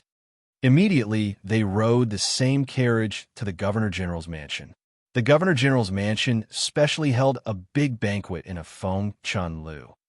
Lanterns were set up everywhere, delicacies were placed on the table, and there were maids coming and going to deliver the dishes. This was the first time Pei Zi-yun had been to this place. He saw that the floor was made of redwood, and the pillars were carved with the colors of spring. The governor was seated at the head of the table, while the officials were seated on both sides. Pei Zi-yun and Kai Yuanzhen sat on his left and right. Kai Yuanzhen personally poured wine for them. "Today's victory is great. We shall not leave until we are drunk." The governor raised his cup and shouted. Following his words, the officials all raised their cups as well. After 3 rounds of wine, the governor raised his cup and said, "Everyone is here. Top scorer Pei, tell us what happened." "Yes." Pei Zi-yun stood up and replied, "This time, the pirates are just pirates and can be considered a source of trouble. However, it's just a matter of a single prefecture. Before the world is at peace, we can still stir up some trouble. Once the world is at peace, they're just a bunch of clowns." No matter who it was, with the might of the heavens surrounding them, and with the soldiers risking their lives, it would be easy to capture them. I only took advantage of them. When the officials heard this, they all laughed. They then looked at Chen Ping and Kai Yuanzhen. Chen Ping's face turned gloomy. These words were spoken by officials, but they hurt his feelings. If it was so easy, why didn't Chen Ping manage to capture them after so many years? Every word he heard was like a knife cutting into his heart. He had to drink 2 cups of wine before he could suppress the anger in his heart. Pei Zi-yun then said, "Thanks to the governor's meticulous planning, we were able to achieve a great victory. The pirates, Dragon King Feng Zhi and his brother, were beheaded. 479 bandits were beheaded. Amongst the captives, 103 of them were captured and brought back to the prefecture. 16,000 taels of silver and 1,000 bolts of cloth were handed over." Pei Zi-yun then bowed to the governor. "I hereby return the governor's command token." The governor then stood up and poured another cup of wine for everyone. "Good. I shall present a memorial to everyone. Come, let's drink another cup." At the end of the banquet, many of the officials and generals were drunk. Kai Yuanzhen was the same. He was swaying unsteadily as he cursed. "This bunch of old men, how dare they try to get me drunk? Don't leave. Let's have another jug of wine." As he said this, his face was filled with joy. Inside the room, there were only a few candles lit. On the table was a silver ingot, which was as white as snow. Under the light, it shone brightly. Chen Pu held a small scroll in his hands as he sat down, listening to the governor's words. "Silver is really a good thing. Money moves people's hearts." The governor fiddled with the silver ingot for a long time as he spoke. Within the study, the light flickered and the atmosphere was heavy. Did he really only take 6,000 taels of silver? He didn't intercept it? Did the Navy officers and soldiers intercept it? The governor asked. When Chen Pu heard this, he replied, "Yes, all of them were our men. There's no way to hide it. It's just that when the soldiers are suppressing the bandits, there's no way they wouldn't hide it. It's just that they didn't hide much." That's a small matter. The governor laughed, as if he didn't care about such a small matter. Chun Pu's face was solemn. I have something to report to your excellency. What is it? The governor asked. Your excellency, there were over 100 pirates, but top Scorpay ordered his men to kill dozens of them. We don't know why. Chun Pu said. Kill the pirates? The governor hesitated. I will ask. You may leave. The governor turned around, deep in thought. Just as Chun Pu was about to leave, he heard the governor instruct, Don't spread the news. I will handle it. Yes, your excellency. Chun Pu retreated out of the room and was deep in thought. The governor then ordered, Invite the top scorer in. Pei Zi-yun entered the study and saw the governor sipping a cup of tea to sober himself up. He turned around and smiled. There's no one else here. I can tell you that you've helped me a lot this time. This is indeed a blessing for the imperial court and the governor. Pei Zi-yun spoke seriously. If not, things wouldn't have been so easy. Although these words seemed hollow, it was what the governor was thinking. The governor laughed. Even if that's the case, we can't deny your merits. He then nodded his head and handed over a memorial. This is a memorial to the emperor. Inside is the memorial regarding the expedition against the pirates. Hence, I'm requesting for you to be conferred the title of Dao Master. Pei Zi-yun stood up and bowed deeply. Many thanks, Your Excellency, Governor. Others might not understand, but Pei Zi-yun did. Nobody could stop him from doing so. This memorial was 100 times better than being conferred the title of Dao Master. Just based on this, the governor had to repay him with Qiangyao. The governor then asked, But I've heard that you've killed the pirates. Pei Zi-yun stood up and looked at the governor before laughing. Those matters are too complicated. Not only is it inappropriate to put them in this memorial, it's also very dangerous. As Pei Zi-yun finished speaking, he handed a letter to the governor. The governor was taken aback. He opened the letter and was enraged. He then slammed the letter on the ground. Ji Beiho dares? Chun Pu dares? Have you checked thoroughly? I've checked thoroughly. That's why I killed them all. At this point, a gust of wind blew in, causing the paper on the window to swell. Pei Zi-yun then spoke plainly. If not, everyone would be in a mess. All right, you don't have to say anything more. I know what to do. The governor waved his hands and spoke coldly. Chapter 228. When he walked out, the sky was dark and gloomy. Raindrops fell from the sky. Pei Zi-yun walked out and looked at the walls of the yamen. He could see the lights of the restaurants and the restaurants. He laughed softly. Ji Beiho, Chun Ping, you've been against me so many times. Now I'm just returning the favor. The governor only needed to say half a sentence to understand what was going on. The governor, Pei Zi-yun, Kai Yuanjin, and the rest needed to be rewarded for their efforts. If Ji Beiho and Fu Sang were involved, they would become filthy and smelly. Disregarding everything else, they would not be able to settle the score. If they couldn't settle the score, how would they be rewarded? That's why killing someone was the way of the officials. Of course, this matter was not over yet. Whether it was the governor's secret report or the cleanup after the incident, Ji Beiho would not be able to maintain his innocence. As for Chun Ping, if he didn't do anything, it would be fine. But once he did, he would be painted red. Pei Zi-yun walked out and saw Chun Ping passing by. They looked at each other before Chun Ping mounted his horse and rode off. His personal guards followed behind him. Pei Zi-yun turned around and looked at the official who was waiting for him. I thought he would dare to arrest me. He then laughed out loud and turned around to leave. Seeing this, the official's lips twitched a little before he swallowed his words. The two of them turned around. It was raining all along the way, and there were very few people around. The official sighed. The banquet was so lively just now, and now it's so quiet. What a dream. Everyone is drunk. Who can sober up? Pei Zi-yun nodded his head and smiled. At this point, they arrived at Fu Mansion. This mansion was like his own home now. After drinking some tea, Pei Zi-yun turned around and smiled. I've brought all the gold back. Take a look. He then waved his hands and led them to the side hall. Indeed, the chests were filled with gold bars. The official looked at them carefully and saw that not a single bar was missing. He then bowed. "Young master, I shall bring the gold to the crown prince and explain everything to him. Do you have any other instructions?" Pei Ziyin nodded his head and thought for some time before saying, "It's been a long time since I've paid my respects to the Grand Princess. Would you like to present my gifts to her?" Pei Ziyin stood up and picked up a brush. He pondered for some time before taking out another piece of paper and started writing. When he was done, he smiled. "Go ahead, then." Seeing that the official had left, Pei Ziyin retracted his smile and lit up a few candles, illuminating the room. He Ching brought the old woman from the stronghold and bowed to him. "How have you been recently?" Pei Ziyin asked. Hearing Pei Ziyin's question, everyone fell silent for some time. He Ching then stood up. "Young chieftain, although my life isn't bad, I don't really fit in with the people around me." Pei Ziyin then said, "I understand how you feel. I've already seized a piece of the island and can move over there to form my own territory." Hearing this, He Ching's eyes lit up. "Does young master want to be independent?" Pei Ziyin waved his hands and laughed.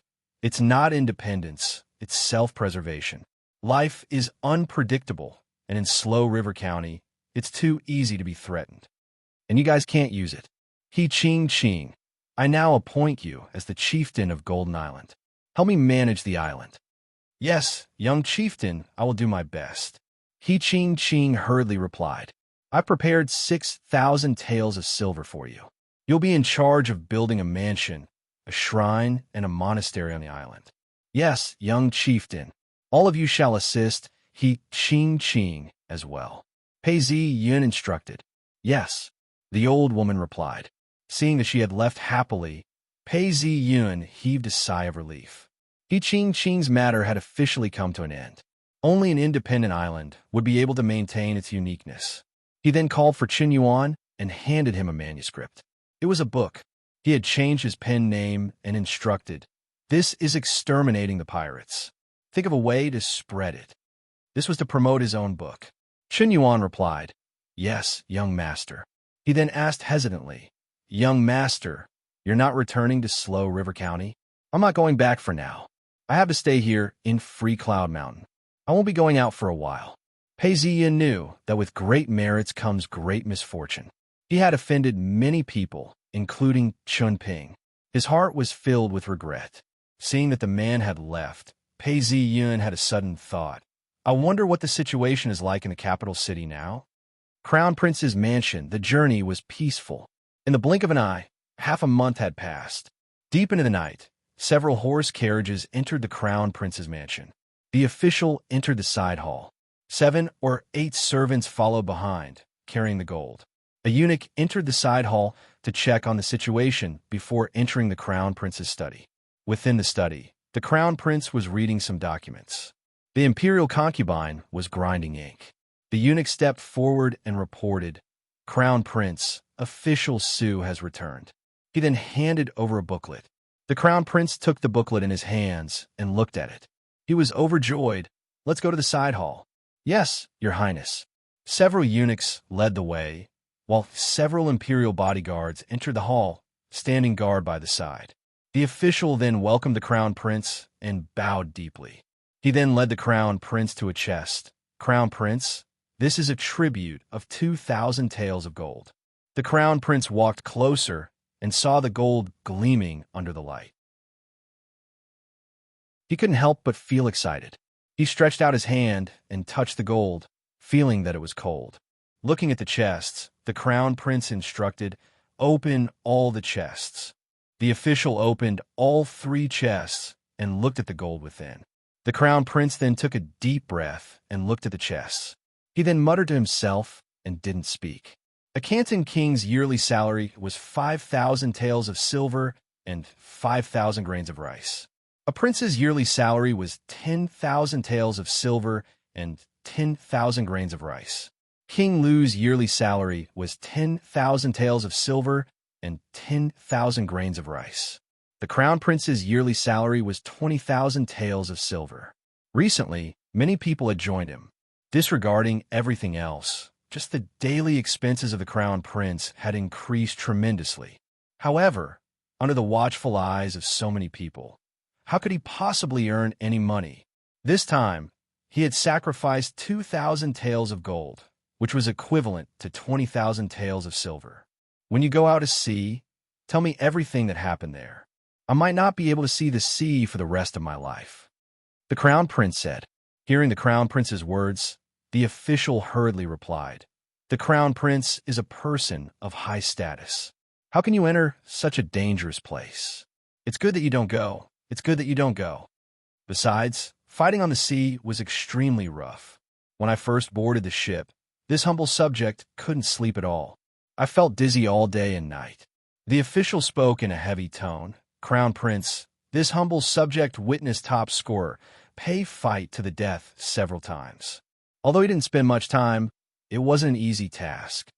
The Crown Prince sighed. "It's been hard on you. As long as the Crown Prince gives the order, this humble subject isn't troubled at all," the official replied. Hearing these words, the Crown Prince laughed out. "Ha! Even if you have martial arts, it's still interesting to get seasick. It's a pity that I won't be able to see the scenery of the sea." He then took out another gold bar and sighed. "Even if I'm a person of high status, every move I make is being watched. I can't even stretch out my hand. If I were to move, I'm afraid someone would kill me. Now this gold has solved my problem." Hearing the Crown Prince speak like this, the official stood by the side and didn't speak.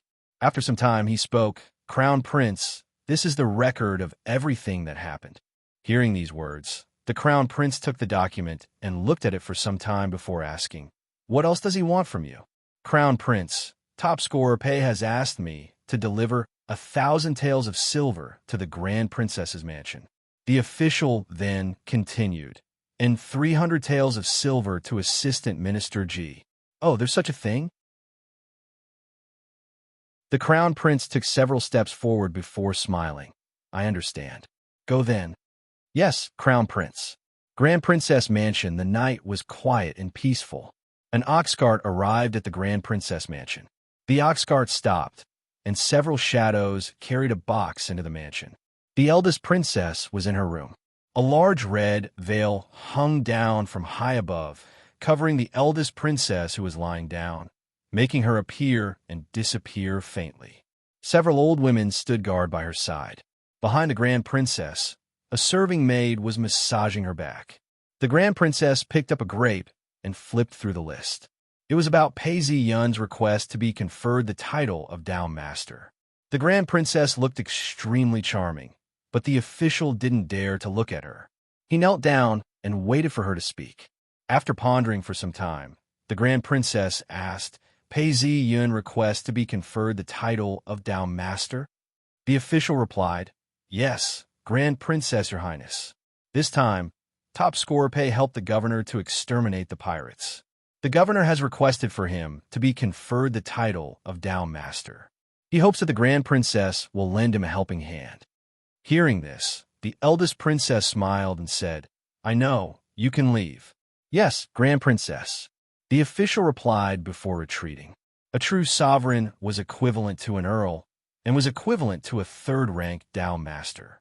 A Down Master was equivalent to a seventh-rank Down Master. This was a simple matter. The Crown Prince didn't even need to do much. At this point, the Grand Princess called out, "Pei Ziyun, other than mine and the Crown Prince's, who else did you give it to?" Hearing these words, the official stopped in his tracks. "Grand Princess, Your Highness, as well as 300 taels of silver from Assistant Minister G." The eldest princess was taken aback. The governor had submitted a memorial to the Crown Prince, and with Assistant Minister G's help, the matter had actually been settled. The 1,000 taels of silver given to her and the gold given to the Crown Prince were actually purely a tribute, with nothing in return. The Grand Princess paced back and forth before sighing. "This time, since you're the Crown Prince's supervisor, you must have a record. Tell me everything that happened along the way. I can entertain myself with your stories." The official retrieved a booklet. "Grand Princess, this time, I have a record of everything that happened. When you're free, you could take a look." "Oh, there's a booklet like this? Bring it up here." The Grand Princess instructed. The official handed the booklet to her. Seeing that she had nothing else to say, he retreated. Seeing that no one else was around, the The Grand Princess picked up the booklet and read it carefully. The words weren't very good, and neither was his literary skills. However, the records were very detailed. There were more than 10,000 words, and every scene was extremely vivid and lifelike. Obtaining the emperor's flag, choosing the 1,000 households, and destroying the entire camp. Suddenly setting out to sea. With lightning speed, he attacked the Sentry Island. If he won, he would be rewarded with silver to strengthen his army.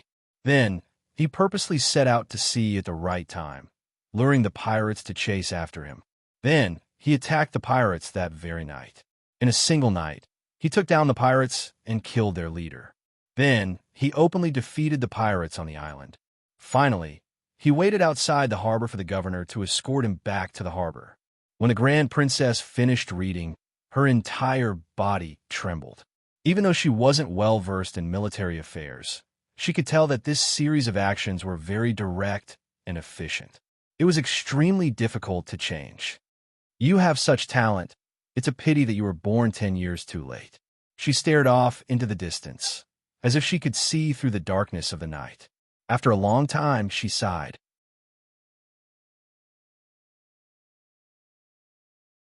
Chapter 229. It was autumn, and the mountains were dyed gold. The leaves of the maple trees turned red, and some golden leaves fell, covering the ground. At the entrance of Free Cloud Sect, the stone steps were covered with dried leaves. Early in the morning, 2 Taoists were sweeping along the stone steps. The square in front of the entrance had been repaired, and there were no signs of the battle. These voices belonged to the new disciples, and they were practicing their basic fist techniques. Other Taoists were practicing their sword play, and Zhao Ning was giving them orders. White crane wings. The disciples in the square raised their swords, piercing the heavens. Rainbow setting sun. Following Zhao Ning's chant, the disciples started to execute their moves. Free Cloud Sect's Dao techniques and sword techniques were all up to the disciples. After the battle, Pei Ziyun had changed the way the disciples were taught. To enter the sect, one must practice the 100 Beast dance and have a healthy body. Once the foundation is established, one must practice the basic sword techniques to protect themselves. On this basis, one can choose to practice Dao techniques or sword techniques. These Taoists were all working hard, and sweat was dripping down their faces. Some of the more skilled sword techniques were practicing by themselves or exchanging pointers on killing techniques, breaking arrays, ambushing, and setting traps. Yu Yanjun was explaining Dao techniques, and several Taoists were listening to her. As the sun rose, the morning martial arts lesson was over. After bathing and changing, the morning literature lesson began. The Taoists were gathered in the Patriarch's Hall, praying and chanting. The rules of morning and evening lessons were not common to the Taoists. Every sect had their own rules. However, Pei Ziyin understood that these were all fake. These were the rules of the sect. Hence, the rules were, stay in the monastery, pray, pray, and pray. The outer sect, true legacy disciples, direct legacy disciples, and elders all wore different Taoist robes. Etiquette and treatment were determined, and a hall of Tao instruction was set up. All elders no longer directly accepted disciples, but rather trained in the hall of Tao instruction. When they reached the 5th level of foundation building, elders could choose their own disciples. This way, the elders could save a lot of effort and would be able to get good disciples. The sect would also be able to work together. After the morning classes were over, Zhao Ning and Yu Yunjun came out. They chatted as they walked. Unknowingly, they had reached the top of the stairs and looked down. All traces of battle had disappeared, and the newly built palaces were still floating in midair. Yu Yunjun saw that Zhao Ning was deep in thought and stopped walking. She asked, "What are you thinking about? Do you want these newly built halls?" Zhao Ning sighed. "No, I'm just thinking that this disciple of yours is really capable of doing what others can't. He already had all sorts of orbits, but with this combination, he's completely new. Let's not talk about the morning and evening rituals. Every year, there will be 2 rituals. One is to pray for the New Year's calamity, and the other is to pray for the country's prosperity. Thinking about it, It's really wonderful. According to sect leader, the calamity, slaying praying ceremony has become a grand ceremony within a radius of 100 miles. Who doesn't want a calamity, slaying ceremony? There must be a lot of visitors. A good harvest is a joyous occasion, and wishing the country a long and lasting life is like adding the finishing touch. I'm afraid the impact will be so great that even the government will have to participate. The two are different approaches to achieve the same result. One is to attract believers, while the other is to get close to the dragon Shi. Within a few years, we might not be able to see the results. But after a long period of time, I can say that just based on this point alone, our Free Cloud sect will definitely prosper. As the sun rose, Pei Ziyan sat in front of his study table, holding a brush in his hand as he revised his book. Yi Su'er sat opposite him, drawing on her plum blossom. The two of them would look at each other and smile, but they did not disturb each other. Since we are gathering the tombs, we are also gathering the heroes. Pei Ziyan had obtained so many memories. Even if he didn't tell her everything, he would still be able to revise all the techniques from the foundation to the master level. Just as he finished writing, he took a deep breath and felt his eyes light up. I didn't expect this to happen.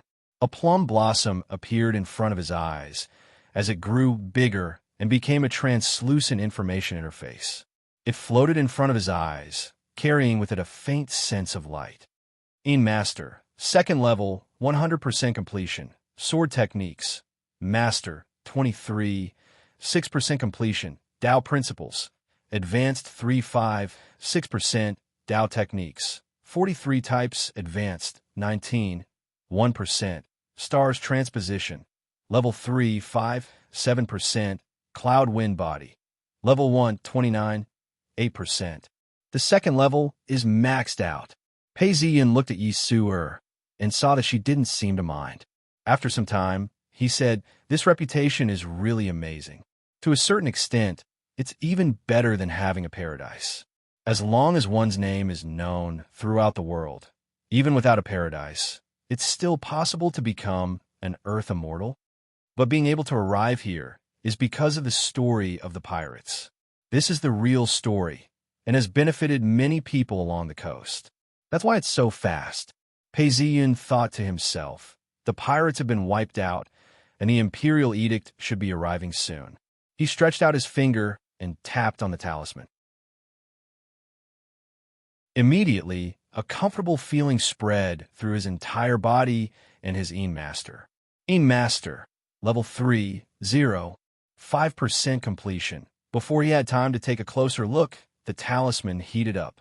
A Free Cloud sect disciple appeared. Sect leader, the Imperial Court's envoy, is 5 kilometers away. Pei Ziyan was overjoyed. "I got it. Get ready. I shall descend the mountain now." "Yes, sect leader," the Taoist disciples replied. Yi Su'er hurriedly stood up as well. "Brother Pei, this is an important matter. Just go." Pei Ziyan nodded his head and walked out. The etiquette of receiving the Imperial Edict was complicated. However, Free Cloud sect had the experience of receiving the Imperial Edict and thus did not have to do much. When he reached the entrance, Pei Ziyan was dressed in his Taoist robes to welcome him. After some time, he saw an ox cart appear in front of him. However, the number of guards was surprisingly small.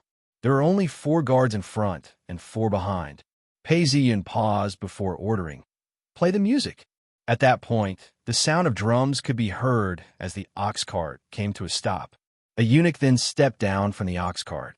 Pei Ziyan bowed to him and led him up the mountain. Fortunately, the mountain wasn't too high. The eunuch looked around and noticed that the monastery had a main hall, side halls, pavilions, and pavilions. The corridors were neat and tidy, and the incense burner had already been set up. "Long live the emperor! Long live the emperor!" Pei Ziyan and the rest of the Taoists shouted out in unison. Hearing this, the eunuch announced, "The Imperial Edict states, Pei Ziyan's heart is bright, and his skills are brilliant. He shall inherit the position of Free Cloud sect leader. He shall be bestowed the title of Tao Master, and be given the title of Qining. He shall be bestowed with 100 pieces of silk and 100 taels of silver." Thank you. The moment the Imperial Edict was announced, Pei Ziyin noticed that it was different from before. The imperial edict was in the shape of a serpent. It coiled around the imperial edict for a moment before slowly moving in. Boom! All of a sudden, Pei Ziyun's entire body trembled. He felt as though he was connected to Free Cloud's sect and paradise.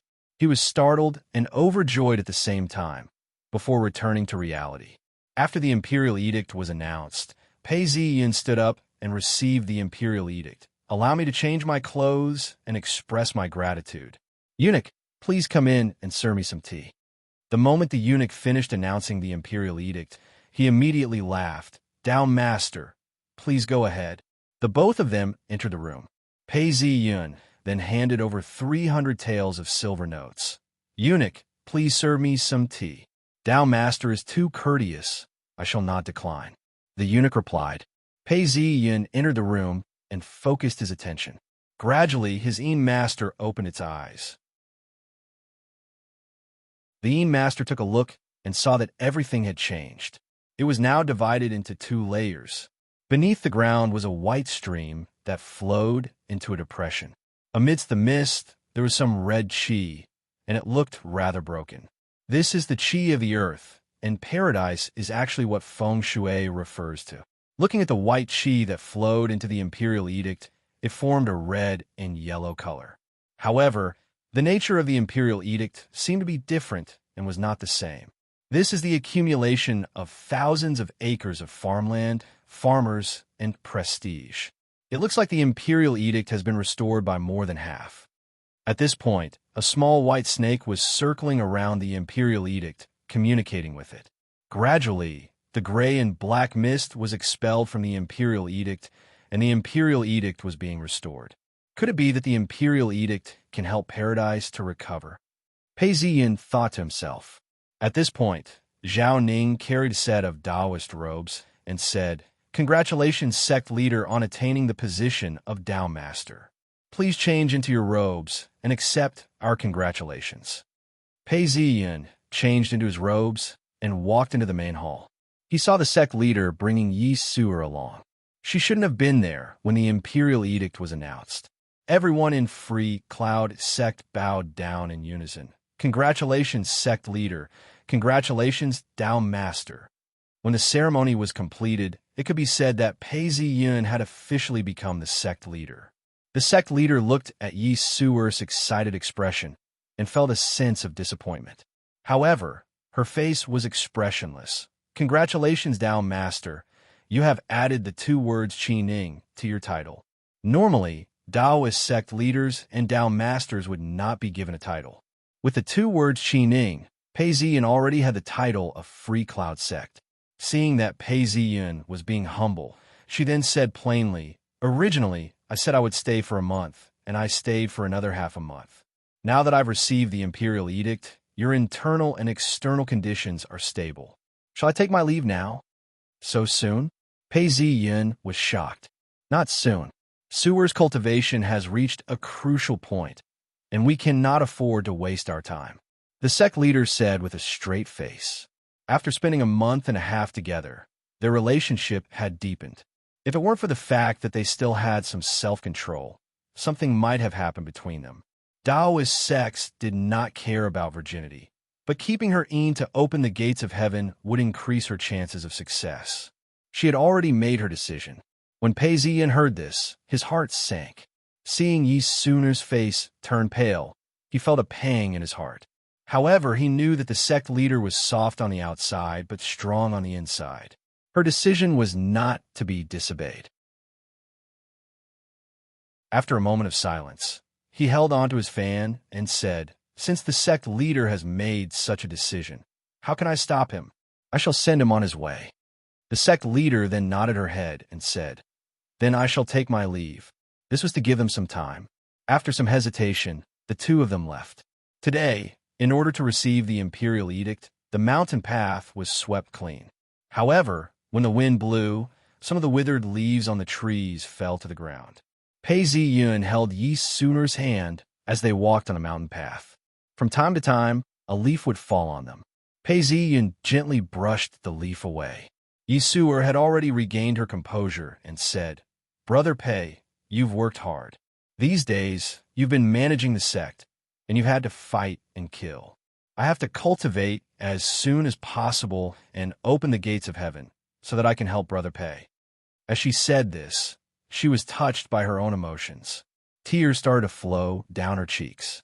Pei Ziyin stretched out his hand and wiped the tears away. "I know, you're already at the 8th level. I know how hard you've worked. If it were anyone else, how many people would be able to cultivate as fast as you?" Yi Suer leaned on him. "There are, aren't you?" "Me?" Pei Ziyin laughed. He knew that he was cheating, but he couldn't say this out loud. The two of them didn't speak as they leaned on each other. After a long time, Yi Suer took a step back and said sadly, "Brother Pei, I'll come and see you after some time. Before I leave, let me play a song for you." Pei Ziyin said as he took out the flute from his waist. Yi Suer took out her flute as well, and the flute started playing in unison. At first, the flute was as thin as a strand of hair, and then it started to twirl and twirl, drilling into one's heart. Even the eunuchs at the entrance of the mountain listened in awe. When the song ended and the melody faded away, an ox cart approached. Yi Suer was reluctant to leave, but she still boarded the ox cart and drove off into the distance.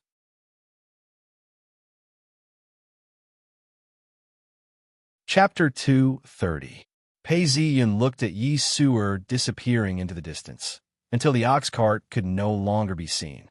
He then stretched out his finger, and a plum blossom appeared in front of him. It grew bigger and bigger until it became a translucent information interface. It floated in front of his eyes, and words appeared before his eyes. Mission: resolve the sect crisis and become a Dao master. Completed. This wasn't the time for him to explore further. Pei Ziyin turned around and saw that the preparations had been completed. He then invited the eunuch into a hall. Contrary to what most people thought, he had lost his position as an angel. This eunuch was only of the 8th rank. Although the Taoist temples in this world didn't forbid the consumption of meat, it was still tasteless. This banquet was very comfortable for everyone. After all, it wasn't a banquet. According to the rules of etiquette, each person had 8 dishes in front of them. After eating, fruits were served. Pei Ziyin then ordered for the banquet to be dismissed. Everyone then went to the side hall to serve tea to the eunuch. The eunuch then said, "Actually, I am from the Crown Prince's palace. The Crown Prince was very happy when he received your gift. He has something to ask you to come to the capital city. Hence, this time, I will be in charge of the imperial edict." "Eunuch, what does the Crown Prince want?" Pei Ziyin asked. No wonder there were only the most basic of ceremonial rites. The eunuch laughed. "Dao Master, I don't know the Crown Prince's intentions either. You will know when you go." Pei Ziyin hesitated. In reality, he didn't want to be involved in the conflict between the Crown Prince and King Lu. His talents were high, and his achievements were high. Neither was a good thing. Whoever wanted to go could go. He wasn't a government official. No matter how great his achievements were, he wouldn't be rewarded. At most, he would be rewarded with some money. But if it was money, he still had 17,000 taels left. Besides, he had thought about it when he was in the capital city. Although there were rumors about it, most people thought it was just a rumor. It wasn't until 10 years later that they found this place and dug out the jade seal, golden book, silver ingots, and gold bars from the previous dynasty. This news spread far and wide. Even though the original owner was imprisoned, he couldn't help but spit out saliva from a jailer. Besides, this matter had nothing to do with Taoist sects, and there was no need to hide it. Hence, the original owner's memory was very clear. They gathered the gold and silver, transported it by 1,000 men. They sank it with the island and killed the sailors. It was sunk near an island. This island was Shirgu Island. As to how much it was worth, the original owner could only listen to the rumors. However, he knew that it would not be less than 300,000 taels of gold. If it were those idiots, they would definitely dig it up and present it to the Crown Prince. But to Pei Ziyin, that was the same as seeking death. Just as he was thinking about this, a plum blossom appeared in front of him. It quickly enlarged and turned into a translucent information interface. It floated in front of him with a faint sense of light, and data appeared in front of him. Mission: Assist the Crown Prince in attacking Holy Jail Sect. As long as it's something against Holy Jail Sect, the system is very sensitive. But even if I were to assist him, I wouldn't do such a thing. That's something only the original owner would do. Pei Ziyan thought to himself in disdain. He then retracted his hesitation and put on a serious expression. Since the Crown Prince has said so, how could I refuse? However, you are the imperial envoy, and it wouldn't be appropriate for me to travel with you. How about this? I shall go to the capital city in a few days. As soon as these words were spoken, the eunuch's expression relaxed as he smiled. With these words from Tao Master, I can answer to the Crown Prince. Chishuan Mountain. At the foot of the mountain, several groups of warriors were patrolling. It had just rained not too long ago, and the entire Chishuan Mountain was shrouded in clouds. A mysterious aura emanated from it. At this point, music could be heard as fireworks exploded in the sky. The bell rang out 10 times. The small town at the foot of the mountain was bustling with activity. Many Taoists came and went as they bought gifts and hurried up the mountain. There was a temple far away, and it was very dark inside. The only thing that could be seen was the 2 incense sticks that were lit in front of the anchor. The wind blew against the window, causing it to swell up. From afar, the bell rang out. The blind Taoist was meditating when he paused and listened intently. It rang out 10 times. 10 consecutive rings. Looks like he's finally attained the 10th level of the Yin Master level. The blind Taoist opened his eyes and stood up. He then mumbled to himself, although the heavens have changed, Xie Chengdong has finally attained the 10th level of the Yin Master level. His authority has increased tremendously, and he will definitely come looking for me today.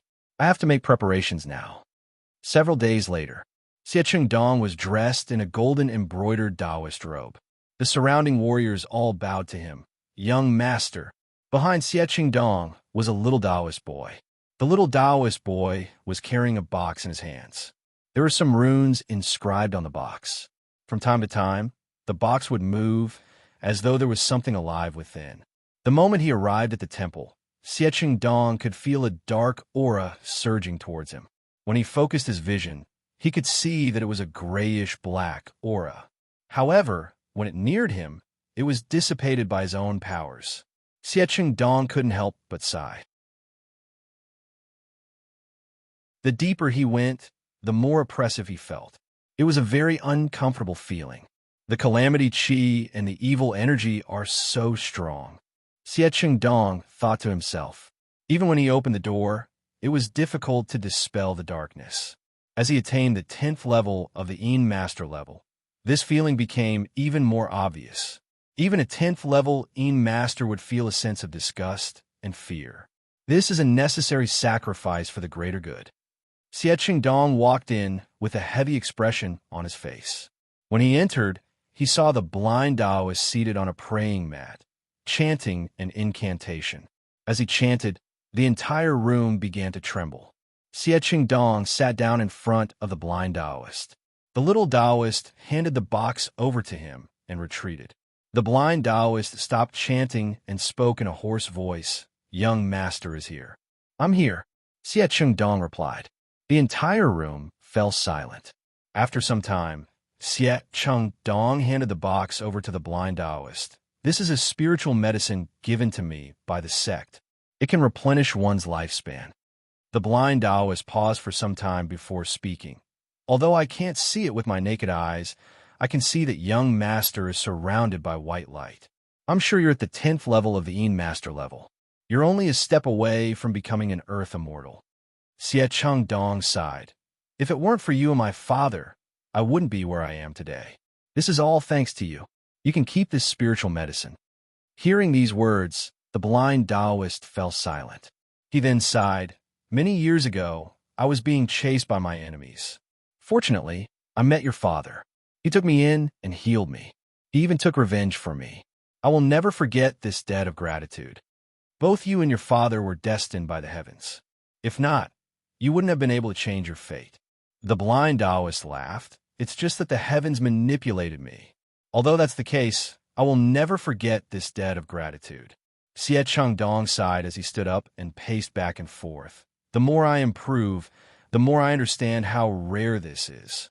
Father, before I was 30, I was just an ordinary disciple. But with your help, when I was 30, I became a core disciple. After that, I became an elder. Whereas I was protected and nurtured from a young age. With your help, I improved by leaps and bounds. Very quickly, I became one of the top disciples within the sect. Now, I'm almost an earth immortal. Many of my peers can't even break through the gates of heaven and can only hope for the rest of their lives. Xie Dong turned around, his eyes gleaming. My father and I may have been destined by the heavens, but it shouldn't have been like this. My father broke the rules for the second time, and I changed my fate once more. This is all thanks to reality. It's just that I've reached the peak of my power within Dark Altar Sect. Reality, what do you think I should do? Inside the room, in front of the anchor, 2 incense sticks were burning, emitting a faint fragrance. Hearing Xie Changdong's words, the blind Taoist was filled with emotions. He coughed twice and took out a towel to wipe his mouth before speaking. Although I can no longer see the workings of the heavens, the Emperor's lifespan is set in stone. It can only decrease and not increase. Based on this, the Emperor has at most 2 years left. Could it be that there's more to this? Xie Changdong's eyes gleamed as he stared at the blind Taoist. That's right. If this was before, the crown prince wouldn't have an heir, and King Lu would have ascended the throne. But now, it seems like it's a fight between 2 dragons. Although it is rare to reach the peak of the 10th tier, and there have been many in the past, do you know why you can't become an earth deity? There's no other reason. Although Dark Altar Sect has a paradise, and the number of people who can enter it is much higher than paradise, there's already an earthly immortal guarding the place. We don't have enough resources for a second earthly immortal. The attainment of a master would not increase one's lifespan. In fact, some might even die prematurely due to overexertion. After becoming an earth immortal, I can live for 200 to 300 years. If that person from Dark Altar Sect is normal, he should have 70 to 80 years left to live, right? But young master can't wait for him to die and return to the paradise. Hence, to break through to the earthly immortal stage, I'm afraid you'll have to enter the world and assist in the battle of the dragons.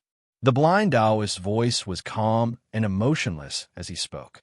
When Xie Dong heard this, he seemed to have understood something. He then laughed out.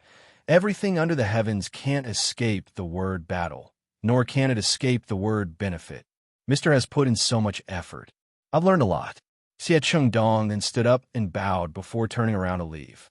The blind Taoist didn't make a sound as he waited for Xie Dong to leave. With a ka sound, the door closed, and the entire room became dark and gloomy. Only the sounds of breathing could be heard, as well as the sounds of patrolling warriors.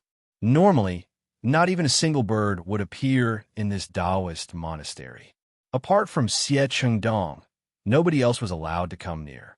After some time, the blind Taoist stood up and smashed the teacup on the table onto the ground. Haha, do you think I'm useless now? The blind Taoist spoke as he coughed violently. He then used a handkerchief to cover his mouth. When he removed the handkerchief, he saw that it was covered in blood. He then laughed. But don't forget, this is the seed you planted when you were weak. Crows ferry on the boat. Pei Zi Yun admired the scenery. The boat was docked at the pier and was a street away from the pier. From afar, he could see people walking to and fro.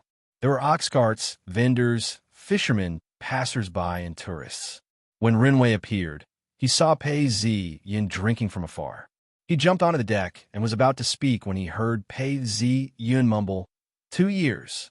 Hearing these words, Renwei asked suspiciously, Master Top Scorer, congratulations to you for leading your troops to wipe out the pirates. You've even sung about our crow's ferry. What do you mean by 2 years? No, it's nothing. I'm just thinking about the last time I was in the capital. It's been 2 years. Pei Ziyan laughed. According to history, the founding emperor should have died in the 11th year and 11th month. Now it's the 11th month of the 9th year, and not even 2 full years have passed. There's no need for any other information to know that the time frame is too short. Unless the emperor decides to deal with King Lu, the crown prince would only be able to turn the tables on King Lu. If not, the crown prince would not be able to suppress King Lu. Once the founding emperor dies, the plan is revealed. The road ahead is getting more and more difficult. Hence, I have to fight for this man.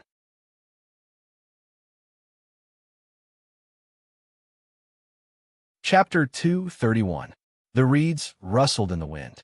Rin Wei boarded the ship. At this point, he was filled with hope and anxiety. This time, he had boarded the ship because Pei Ziyun had written a letter to him, asking him to be a counselor. He would be paid 100 taels of silver every year. Rin Wei thought about it for a few days and agreed, so he boarded the ship. "Brother Run, how have you been recently?" Pei Ziyun asked. Rin Wei was dressed in green robes as he laughed. "Many thanks for your help that day. Life has been pretty good." As soon as he finished speaking, he looked around the boat and noticed that there weren't any passengers on board. He then asked curiously, "Brother Pei, why aren't there any passengers on this boat?" Pei Ziyun laughed and waved his hands. "This boat belongs to me.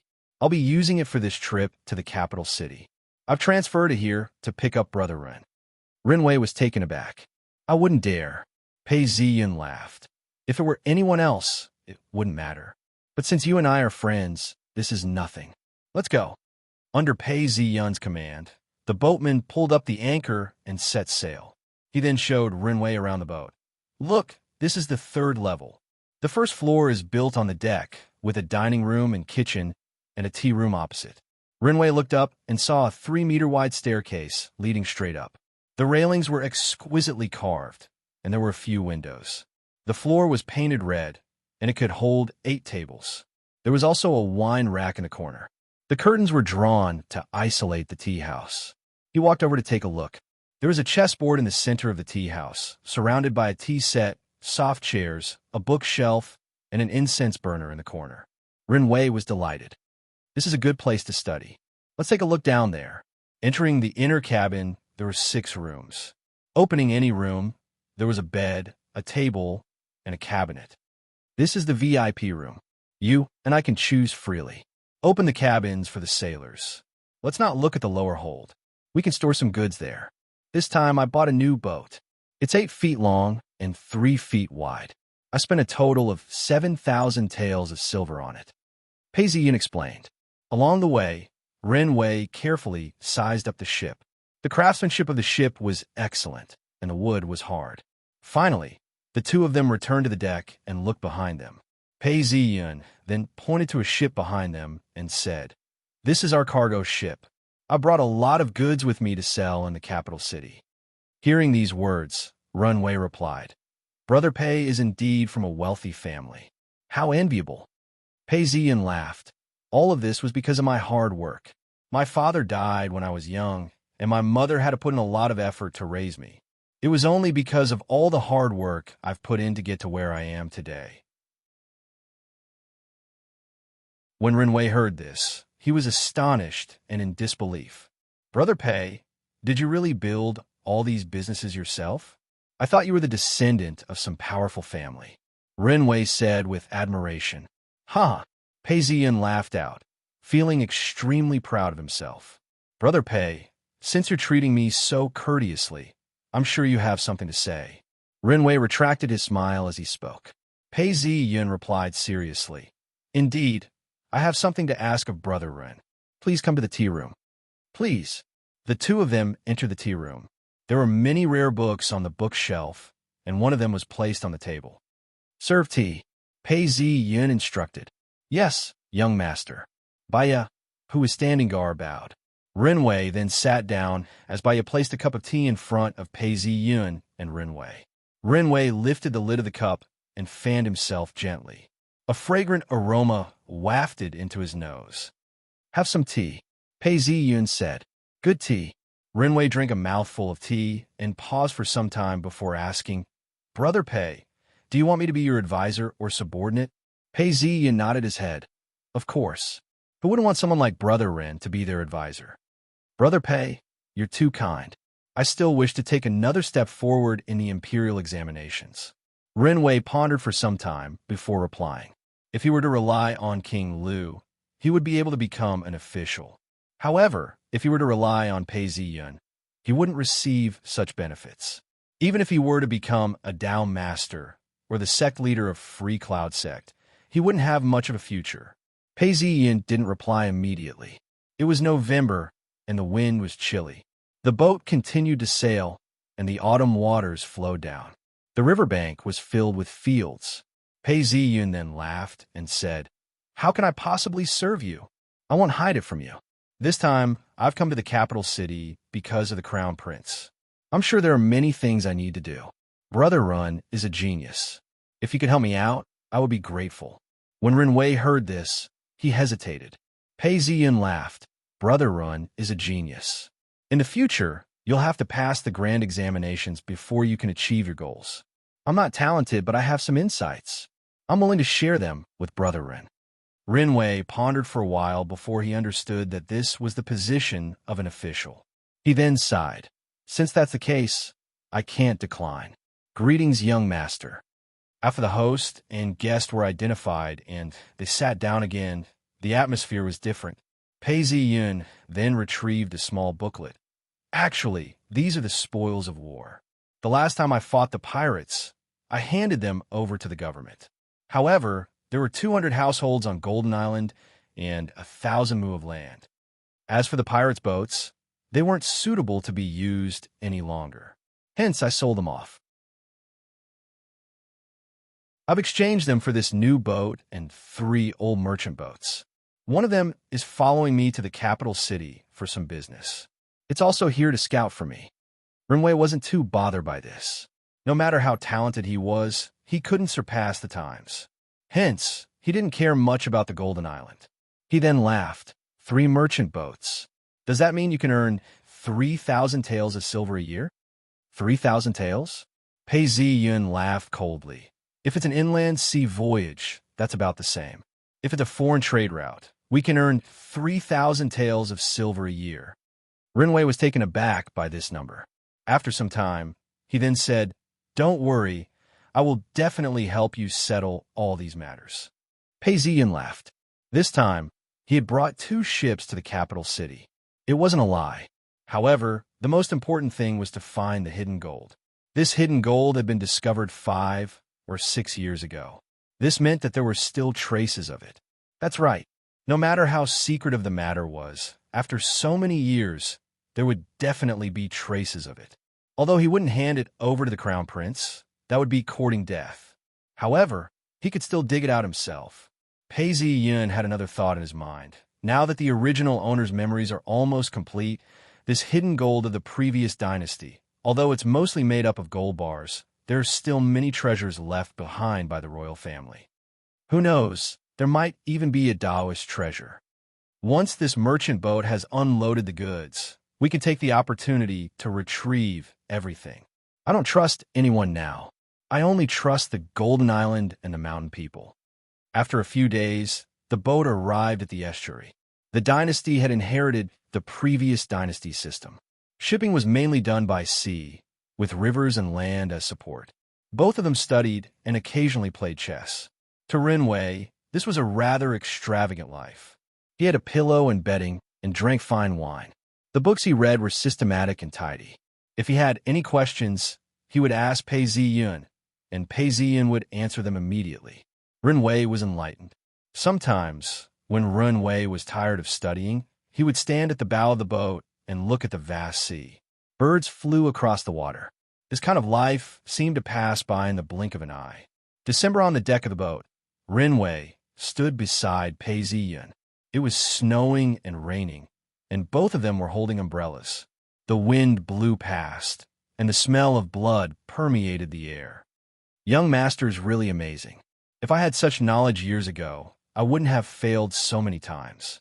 Renwei spoke with a hint of loneliness in his voice. Now that I'm enlightened, I'm old. I'm 41 years old this year.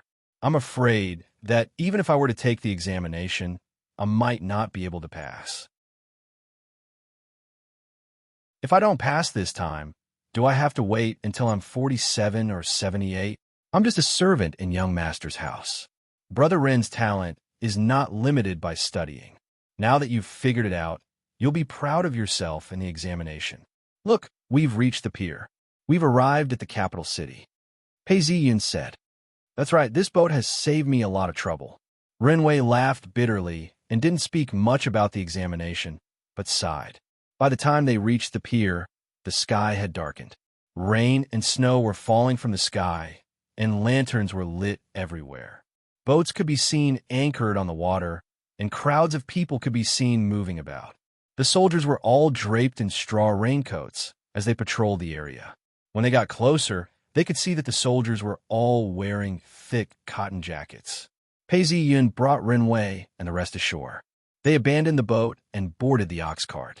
Along the way, they could feel the cold wind biting into their bones. The dusk was different from the pier. The bustling capital city had a sense of desolation under the snow. The ox cart stopped in front of a mansion, which was locked. Bai San Chu hurriedly got off the cart and started cleaning. Within the mansion, there was a huge tree with a Taoist following behind it. I bought this mansion many years ago, but it needs to be cleaned. I'll leave Bai San Chu and Bai Ye to do the cleaning. Chung In, protect Mr. Ren. Pei Ziyun said. Yes, sect leader. The Taoist beside him acknowledged. I still have some matters to attend to. Brother Ren, I'll leave the rest of the goods to you. Pei Ziyun smiled as he spoke. This era did not discriminate against goods, and Renwei didn't mind. He then sent Pei Ziyun out and took a deep breath. Everyone, please follow me and clean up the place. We shall move in tonight. Qingyin, I'll have to trouble you to buy some blankets, oil lamps, candles, and other food. We could take the ox cart there. Pei Ziyun took the ox cart back to the pier.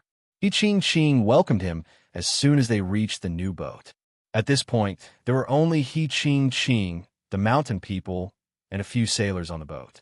These mountain people were different from the usual people. They were all dressed in black and had a killing aura about them. They had long blades hanging from their waists and looked extremely imposing. The Lumen army greets the young chieftain. The mountain people bowed down in unison. Pei Ziyun swept his gaze across them and sighed. These were the seeds of the high priest. Although they had been destroyed, they still managed to retain some of their potential. After recuperating, these people had regained their health and strength. They could finally be put to good use. If this was in the Han territory, these people would have been assimilated. However, now that they were on Golden Island, it was a different story.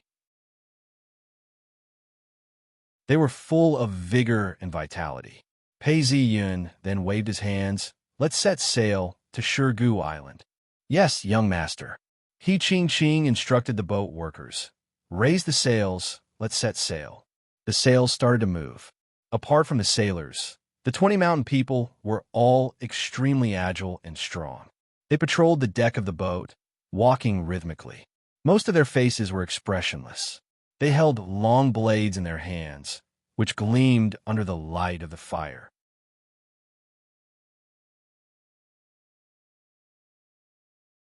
Chapter 232. The rain and snow became heavier and heavier, turning into large snowflakes which fell onto the surface of the water before disappearing. The sky was dark and gloomy.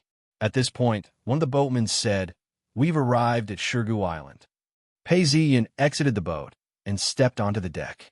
All he could see was a vast expanse of white. He then ordered the boat to stop. When the boat stopped, Pei Ziyun looked up and ordered, "Circle the island once." Yes, the island was conical in shape, and the wind and snow were very strong. One could only vaguely see that it was full of rocks, and in the crevices of the rocks were shrubs and small trees, which were now all covered by snow. The sailor carefully avoided the nearby rocks, which was not an easy thing to do in such darkness. Pei Ziyun's gaze swept across the place, combining his memories with what he had seen. Places that can sink metal must be places that are easy to navigate. I shall retrieve them in the future. If that's the case, there won't be many places that can sink metal. Head southwest for 500 meters and approach the island. Pei Ziyun then ordered, "Fetch some ropes."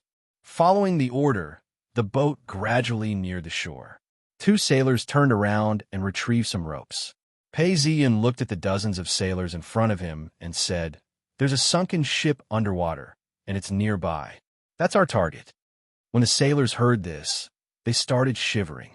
One of them then said, "Young master, it's extremely cold now. If we enter the water now, we'll freeze. Even alcohol won't be able to withstand it." Pei Ziyin stretched out his hands as snowflakes landed on them. He then laughed. "Not you guys." He then looked at He Ching Ching. "I'll go down. If these people make any strange movements, kill them all." "Yes, young master," He Ching Ching replied and waved her hands. The villagers all drew their blades and glared at Pei Ziyin. She thought for some time before saying, "Why don't we go down? You guys can't either.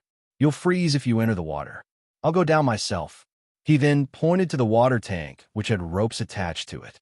It could be lifted and lowered by a winch. With a shake, the water tank sank into the sea. "Young master, it's not deep. It's about 10 meters deep."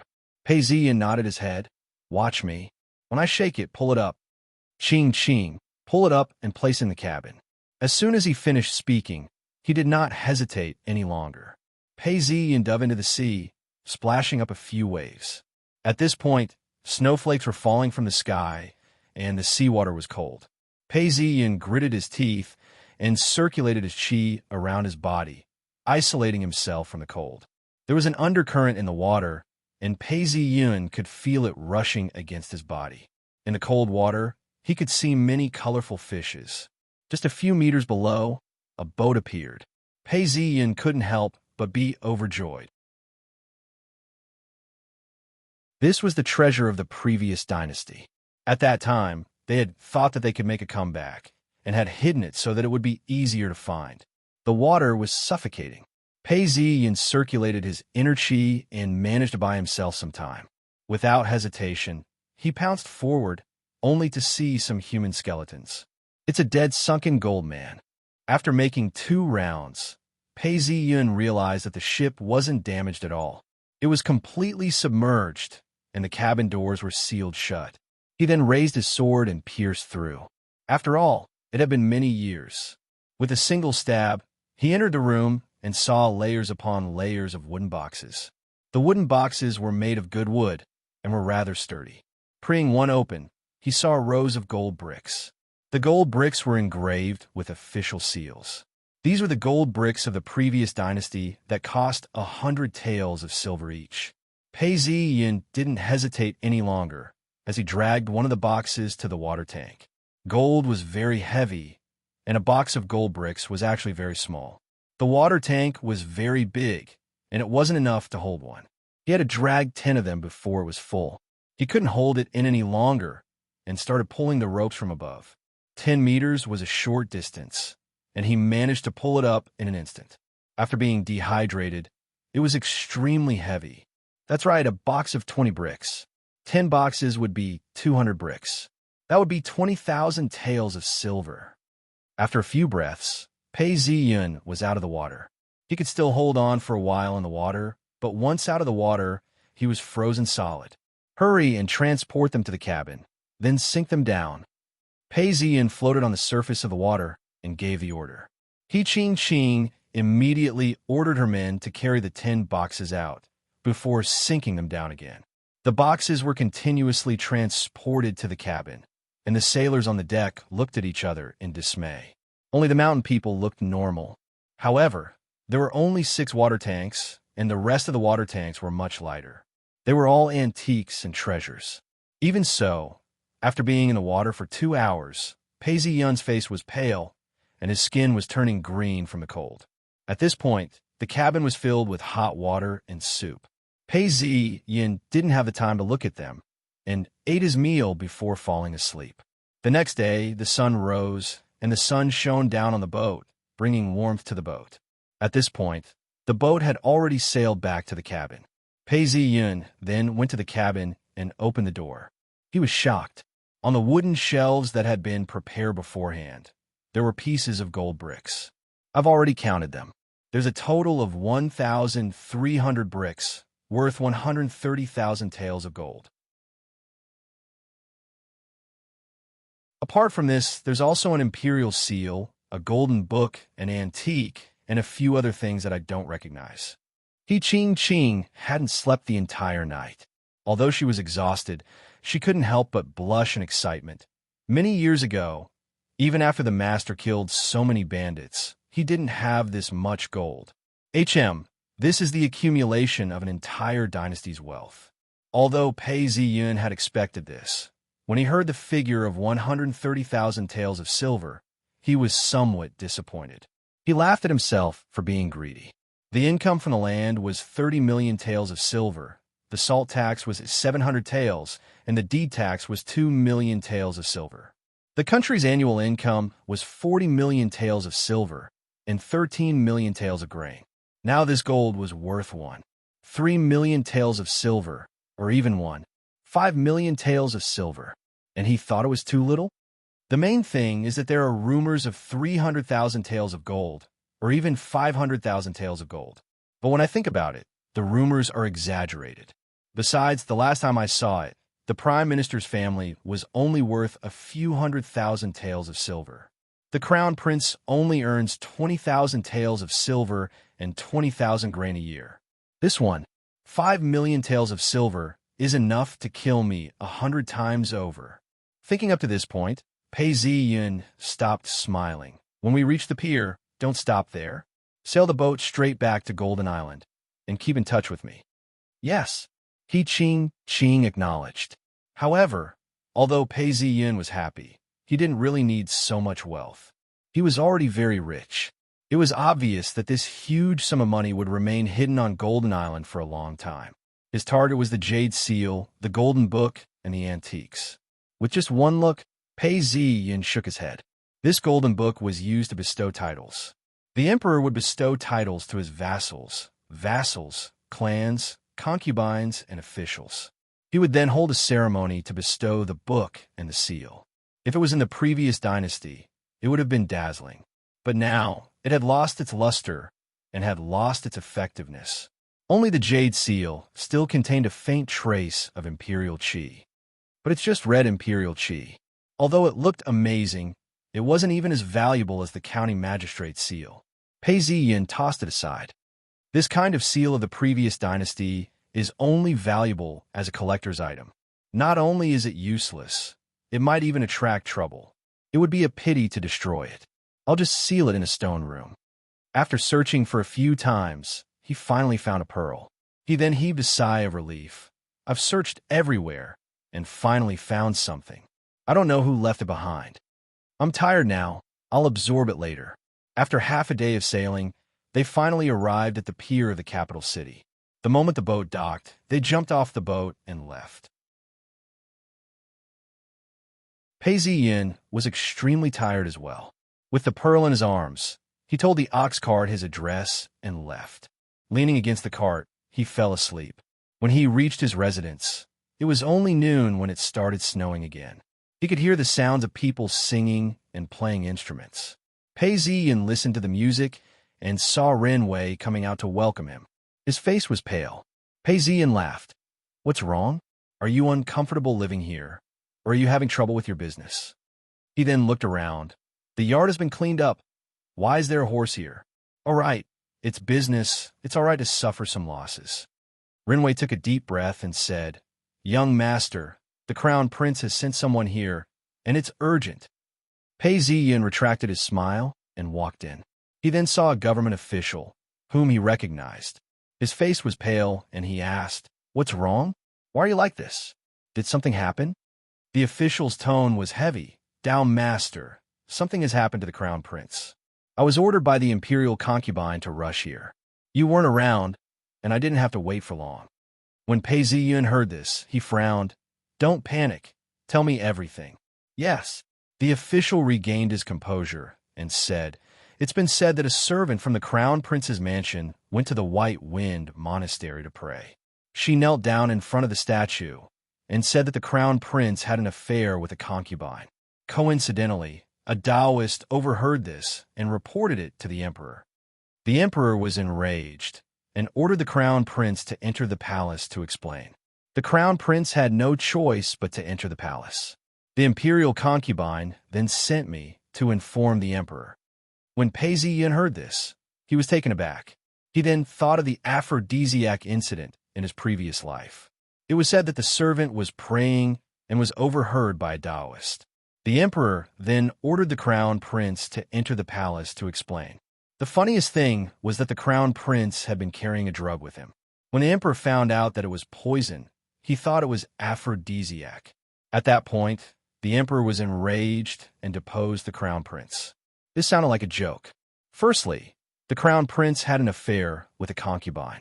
Such a secret. How could a servant from the crown prince's mansion know about it? Why would this servant run to the White Wind Monastery to pray for this matter to be leaked? Although the White Wind Monastery was known as the biggest palace in the capital and had connections with the imperial court, a Taoist was still a Taoist. How could he report this to the emperor? The emperor ordered the crown prince to enter the palace to explain, and the crown prince had been carrying an aphrodisiac with him. The crown prince was so stupid. Why would he bring an aphrodisiac with him to explain to the emperor? Furthermore, because of a mere woman, the emperor deposed the crown prince? To put it bluntly, unless it was the empress or the emperor's own mother, such a small matter in the imperial harem wouldn't affect the foundation of the country. Why would a mere concubine depose the crown prince? In the previous life, the crown prince had no sons, and the emperor took the opportunity to depose him. What about now? He won't be deposed, but it will be a huge blow to the crown prince. The advantage that the crown prince had gained over the past few days will be gone. There's an expert in King Lu's mansion.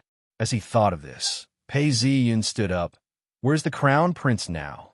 The crown prince has his own rules when he travels. When I came out, there should be about an hour left. You should be at Sky Row by now. The official thought before speaking. Pei Ziyun paused as he calculated the time. There's still time. As he said this, he turned around and looked for the official's horse. He whipped it and galloped out of the door.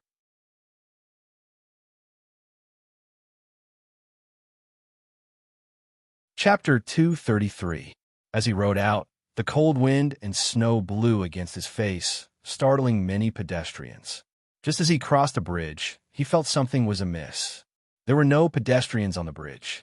At that moment, Pei Ziyun felt his hair stand on end. He turned around and hid under the horse. He heard several piu-piu sounds as more than 10 arrows hit the horse. The horse neighed and fell down. Pei Ziyun had already pounced forward and stuck to the ground. In a blink of an eye, he was in the midst of a group of black-robed men. As he neared, he did not have time to fire his crossbow. One of them let out a short whistle, and the 10 of them split into 2 groups. The first group had 5 men, and all of a sudden, a lasso shot towards Pei Ziyun. This change was unexpected. The remaining 5 groups pulled out their swords, and the light from their swords gushed out. Wind Cloud Body, his shadow flashed, and his speed increased by a notch. All the lassos missed. With a pu sound, the nearest person fell to the ground, fresh blood spurting out from his right side. Without hesitation, the swords slashed down fiercely. With a zung sound, sparks flew. The sword blocked the blow, and the person who attacked the sword spat out a mouthful of blood. He did not advance, but instead retreated. This was not to kill the enemy, but to block Pei Ziyun's path. Behind him, 3 swords were released, and the entire space was sealed. I'm invincible. This was the sword technique of a soldier. Zung, zung, zung. The shadows scattered in all directions. Pei Ziyun's eyes flashed coldly. He saw that his clothes had been torn open, and underneath was a layer of soft armor. The soft armor had been cut open, but miraculously, it did not break his skin.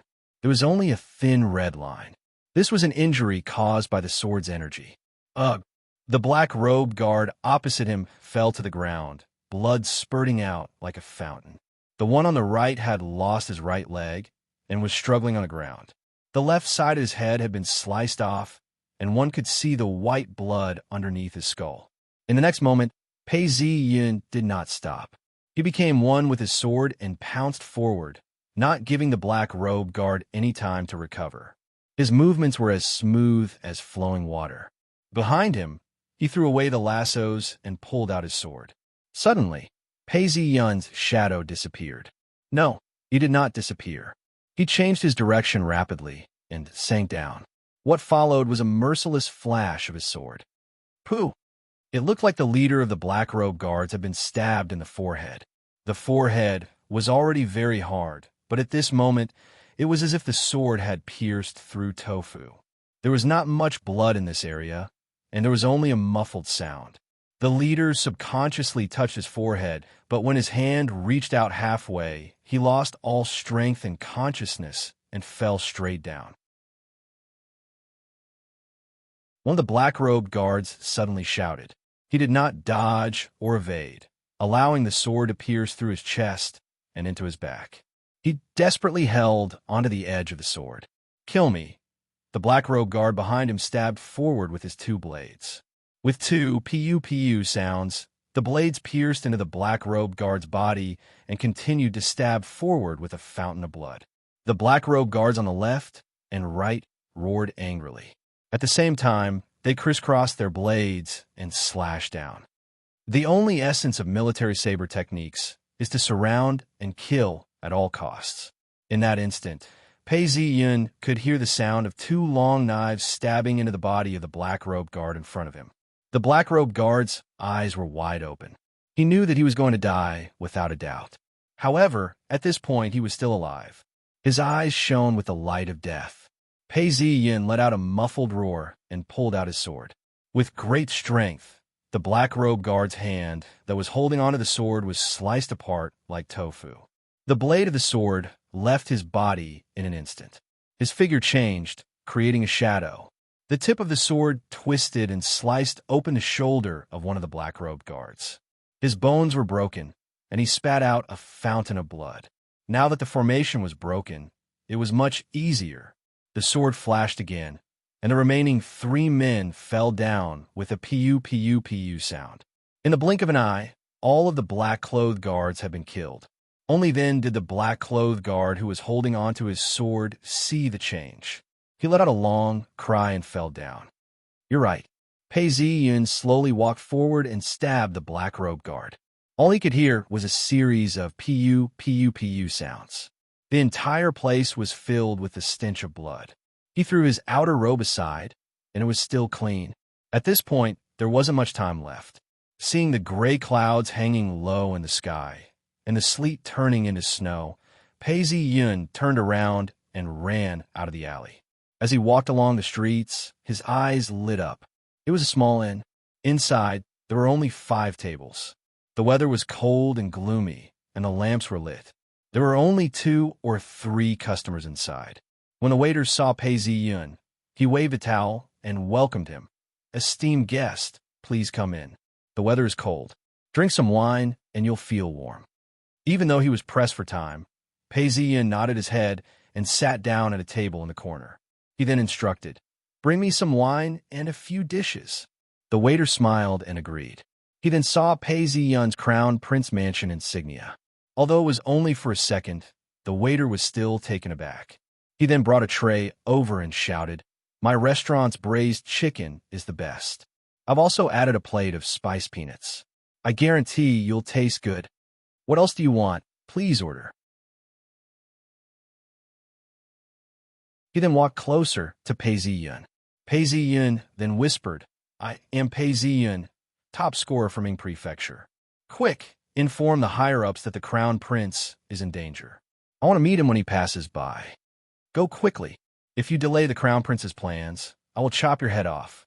As he finished speaking, Pei Ziyun then raised his voice, "Bring me another plate of mushrooms."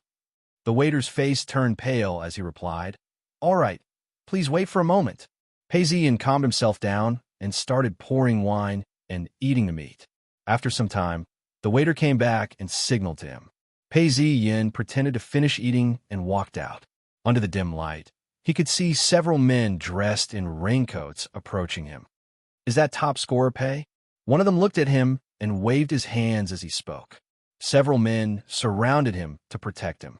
Pei Ziyun raised an eyebrow and said, "Are you the Crown Prince's secret guards? Can you contact the Crown Prince now? I shall bear all responsibility for this." The man's muscles twitched as he looked at Pei Ziyun and said, "Yes, the Crown Prince is passing by. We can raise our flags and meet him from afar. You can approach that corner but whether or not the crown prince wants to meet you is up to him. At this point, a sound could be heard. It was a carriage that was slightly inferior to the emperor's. There were 6 riders at the front, and they were split into 2 groups. There were also 2 riders with crossbows. There were 20 halberd-wielding soldiers on both sides of the carriage.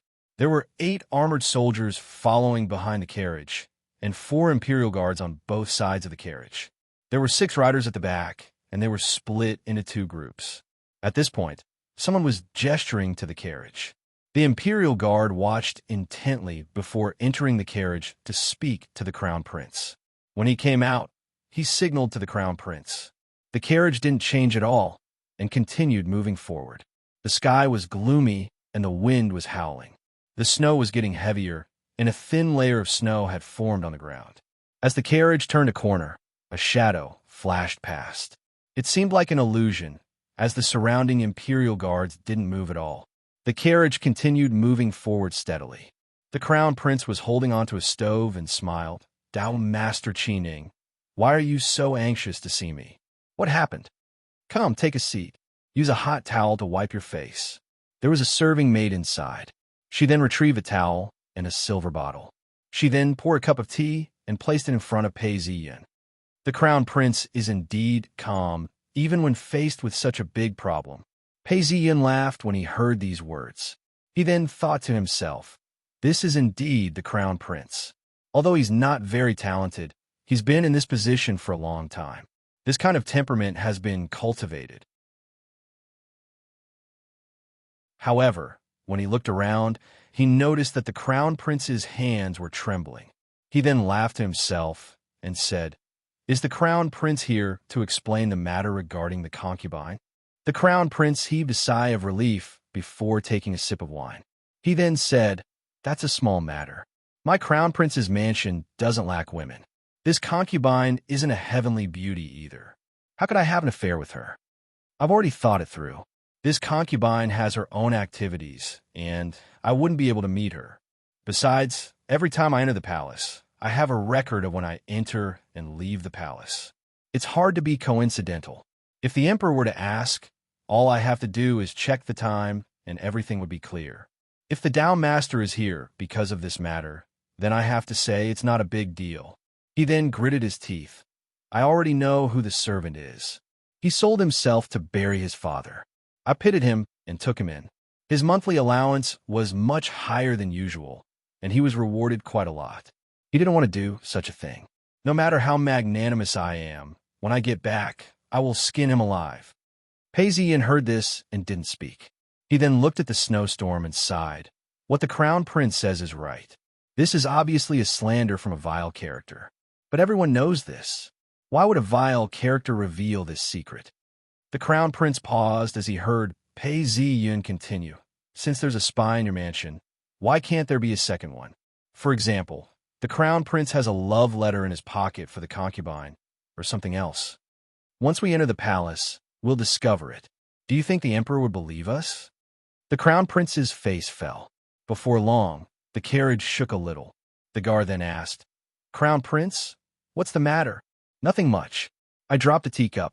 Let's continue." The crown prince's voice could be heard from within. The carriage continued to move forward. Through the glass window, in ancient times, there were non-transparent glass windows. The crown prince's face was ashen, and his entire body was trembling.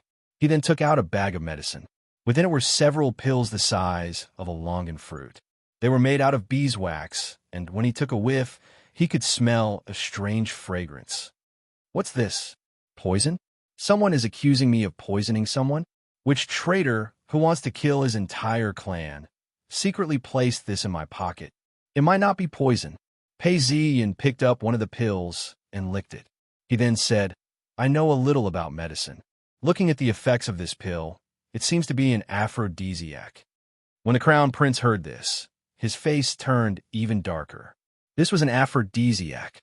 For the crown prince to enter the palace with an aphrodisiac, and at the time when there were rumors of him having an affair with a concubine, how could anyone believe this? His lips trembled, and he was unable to speak. "There's a turn nearby. I shall go down."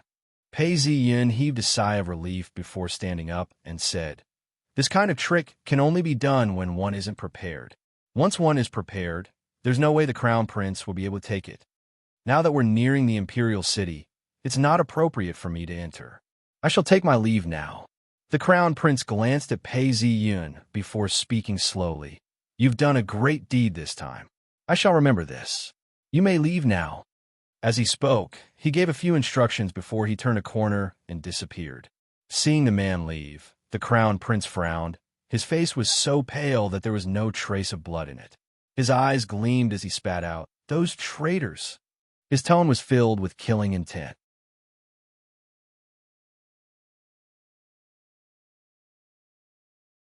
Chapter 234. Pei Mansion. It had been snowing for the past few days, causing the entire courtyard to be covered in white. However, after a few days, the entire courtyard had been cleaned up. The walls were decorated with mulberry paper, making it look very elegant. The door opened, and Pei Ziyin came out to welcome him. Seeing Ren Wei driving a cart back, he said, "Young master, I bought a few fish and 20 kilograms of meat. I'm preparing to fry them. I've also bought some dried meat, lean meat, ribs, beef. As for vegetables, I only have cabbage." Pei Ziyin laughed. "Brother Run, why do you have to do this? You could have just asked someone to buy them. I've just finished selling the goods on the boat. Thanks to young master, I managed to sell them quickly. I've earned 2,980 taels of silver. Now that I'm free, I've prepared some New Year's goods." When Renwei said the words New Year's goods, he thought of his wife and children at home. His heart ached as he smiled.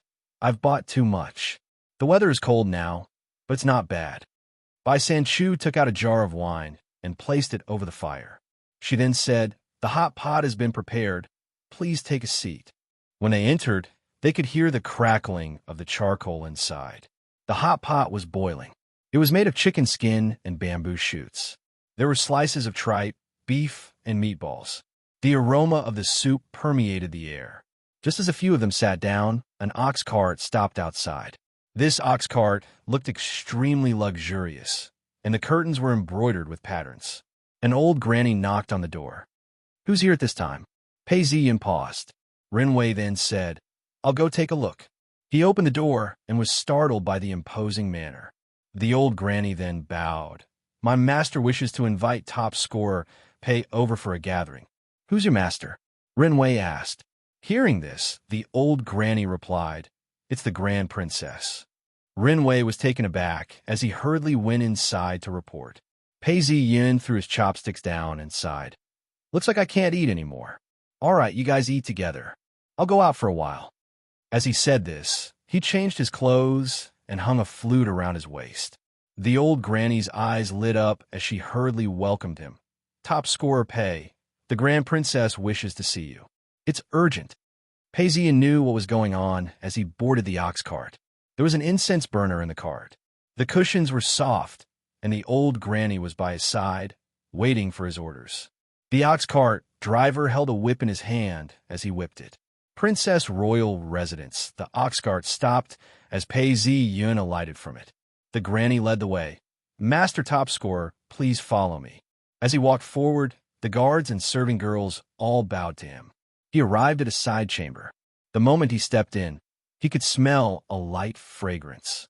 He looked around and saw that there were several fireplaces in the chamber. The Grand Princess was sitting there, deep in thought. "Grand Princess." Pei Ziyin bowed. The eldest princess waved her hand and said, "Sit." Pei Ziyin stepped forward and sat down beside her. The Grand Princess then said, "Do you know why I've summoned you here?" Pei Ziyin paused. "It must be because of the concubine." "Yes, about the matter of the concubine." When the crown prince entered the palace, someone reported that there were pills in the sachet. His Majesty ordered people to search the sachet, but they didn't find anything. The crown prince was stripped of his crown as an apology. He shed tears on the spot and said that there were records of him entering the palace and that there were also records of him going out as a concubine. He asked the emperor to investigate and prove his innocence. The emperor was enraged and beat the informant to death. When the crown prince returned to his palace, he sent people to investigate everyone who served him. Who was the one who placed the pills in the sachet? The Crown Prince's palace was in a state of panic. The Grand Princess spoke as she sighed. The fact that the Crown Prince had a spy by his side was terrifying. What if it was poison or an assassination attempt? It was only right for the Crown Prince to be investigated. When Pei Ziyin heard this, he understood. The Grand Princess looked at him and asked, "What do you think?" Pei Ziyin stood up and paced around before asking. The Grand Princess never interfered in the fight between King Lu and the Crown Prince. "Why are you acting differently today?" "HM, I don't believe you don't know. Since there's a spy, I've been exposed as well. How can I continue to benefit from both sides?" The Grand Princess spoke frankly as she rolled her eyes. "What do you think? Just say it." Pei Ziyun's face was expressionless. "Looking at the situation, I'm afraid the Emperor is between the two of us. It seems like King Lu's relationship with him isn't small. I revealed that the Crown Prince had an affair with a concubine. If the Emperor truly loved the Crown Prince, how could a mere concubine hurt the Crown Prince? He should have found a reason to execute me, or even the concubine. Then everything would be fine. Now that the Crown Prince is here to defend himself, he has the intention of wiping the slate clean." The Grand Princess's face fell when she heard this. Pei Ziyun then continued, "If the Emperor couldn't find the pill, he would beat me to death. I can only say that he's following the rules." "Phew, now that you've said it, I feel much better." The Grand Princess placed the scroll aside and brushed her hair behind her ears. "We have to get rid of the Emperor's hesitation. If not, things might change." Pei Ziyun retracted his smile. "Oh, what should we do?" The Grand Princess frowned as she asked. "Grand Princess, the Crown Prince is the Crown Prince. The most important thing for a Crown Prince is to be kind like water, to be kind and not to fight. Not fighting doesn't mean that he doesn't fight. It's just that the Crown Prince already has a status that is second only to the Emperor. If he fights, wouldn't he be fighting against the Emperor? There are many things that King Lu can do, but the Crown Prince can't. 1,000 words are better than silence. However, there are some things that we have to fight for. Hence, the Crown Prince has to fight for what he can fight for. That is to fight for the virtues of one's family." "Virtues of one's family." Pei Ziyin nodded his head. "Yes, the Crown Prince can submit a petition to the Emperor. Although this matter was slandered by a vile person, it was due to his lack of education and lack of virtue. Plead the Emperor to bestow him with a famous teacher to teach him." After receiving guidance, the Crown Prince's study notes are the virtues of the Crown Prince. He can choose some of them for the Emperor to read. Seeing that the Grand Princess didn't understand, Pei Ziyin laughed. "The Crown Prince is the Crown Prince. Crown Prince's study means to cultivate one's character and character. That's why he's studying. Reading and writing poetry is taboo. This is a taboo for the Emperor. The Crown Prince is ambitious and has a good plan. How can the Emperor not be afraid? Hence, he should take his time and write down some of his notes. He should be serious. I'm afraid that when the Emperor reads it, he will be delighted. When the other officials see this, how can they not be in awe? This is what it means to not fight." The Grand Princess paused. The more she thought about it, the more she felt that these words were unfathomable. If the Crown Prince wanted to study, learn, and cultivate virtue, nobody, including the Emperor, would be able to say that he was wrong. Asking a famous teacher to teach him would mean that he was the Crown Prince's teacher. How many people would want to be the Emperor's tutor? Being the Emperor's tutor would mean that he and the Crown Prince would be in the same camp. They would share the same fortune and misfortune. Those who could become the Emperor's tutor were all important officials in the court. Some were even the leaders of their own factions. All of these would be tied to the Crown Prince. She then glanced at Pei Ziyun in surprise. This person was really unfathomable. She then thought for some time. Personal virtues, I understand. Family virtues. Coincidentally, the imperial concubine is pregnant again. Pei Ziyun paused and looked at the Grand Princess. The imperial concubine is pregnant again? The Grand Princess replied, "Yes, she's 3 months pregnant." Pei Ziyun then asked, "How many people know about this?"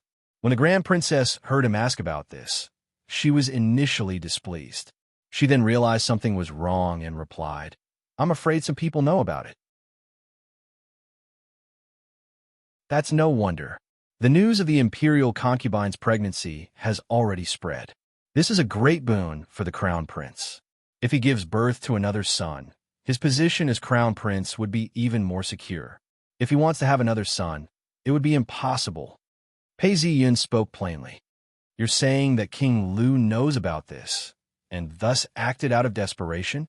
The grand princess squinted her eyes as she asked coldly. "That should be the case." Pei Ziyun spoke before thinking. "Does the emperor know about this? If he doesn't, we can ask the imperial physician to inform the emperor." Just as the grand princess was about to speak, someone knocked on the door. An old granny spoke. "Grand princess, official Qin has something to report." The grand princess paused before replying, "Summon official Qin in." After some time, an official rushed into the room. He glanced at Pei Ziyun before reporting, "Grand princess, this humble subject has made some discreet inquiries. There's a rumor going around amongst the commoners that the crown prince has tainted the harem. Many people are spreading this rumor, and it's unbearable." Hearing the official's report, the grand princess was enraged. She picked up a teacup and smashed it onto the floor, causing tea to splash everywhere. She then scolded, "Shameless. He's even resorting to such underhanded methods. How shameless." The grand princess was so angry that her chest felt heavy. Pei Ziyun looked over and could feel her emotions. Her two nephews were fighting and killing each other, using such an evil method. It made one feel pity for her. "You can leave first." The grand princess calmed herself down as the imperial guard retreated. The grand princess stood up and kept a book before saying, "Accompany me for a walk." As they walked along the corridor, the grand princess watched as the snow continued to fall. The grand princess then said, "I understand now. The concubine is pregnant, and he couldn't stand it anymore. That's why he decided to do this. However, it's a very evil move. Such rumors are very attractive to the commoners and can't be stopped." Pei Ziyun laughed. "It's obvious that King Lu is trying to slander me. What do you think the emperor and the officials will think? And the crown prince is studying and cultivating. What do you think the crown prince and the officials will think? It's obvious who's better. Of course, this alone isn't enough to retaliate. In a few days, the Lantern Festival will begin. I've heard that last year, the crown prince represented the emperor to thank the commoners. Should the crown prince do the same this year? I have a plan. It's called luring the snake out of its hole." Pei Ziyun leaned closer to the grand princess and whispered. He could smell the fragrance emanating from the grand princess. The grand princess' eyes lit up. Good plan." At this point, the sound of a zither could be heard from afar. It was the Canton princess. The grand princess had something to say, but changed her mind. She then looked at Pei Ziyun. "You've brought the flute with you. My daughter's zither. Do you have any way to make her happier?" The grand princess spoke. Her face was filled with fatigue. Everyone knew that the royal family lived a beautiful life. But who knew that every step they took was filled with trepidation? "As you wish." Pei Ziyun spoke as he picked up the flute and started playing it. The sound of the zither had a mournful tone to it, as though it was a lonely bird. It was as though it was the only person in the entire world. At this point, another sound was heard. The low and deep sound of the flute broke the loneliness. Hearing the sound of the flute, the sound of the zither became joyful, as though it had found someone to accompany it. It was as though it was yearning for something. The sound of the zither took a long time before it stopped. When it was finished, Pei Ziyun bowed. "This humble subject shall take his leave." As he spoke, he walked away.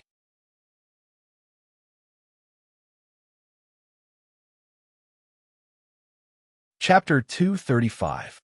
Crown Prince's mansion. There were two lanterns hanging on the steps, and the guards were standing guard. At this point, two ox carts stopped in front of the Crown Prince's mansion. A woman around 40 years of age stepped out. The woman wore a jade hairpin in her hair and had a peaceful look on her face.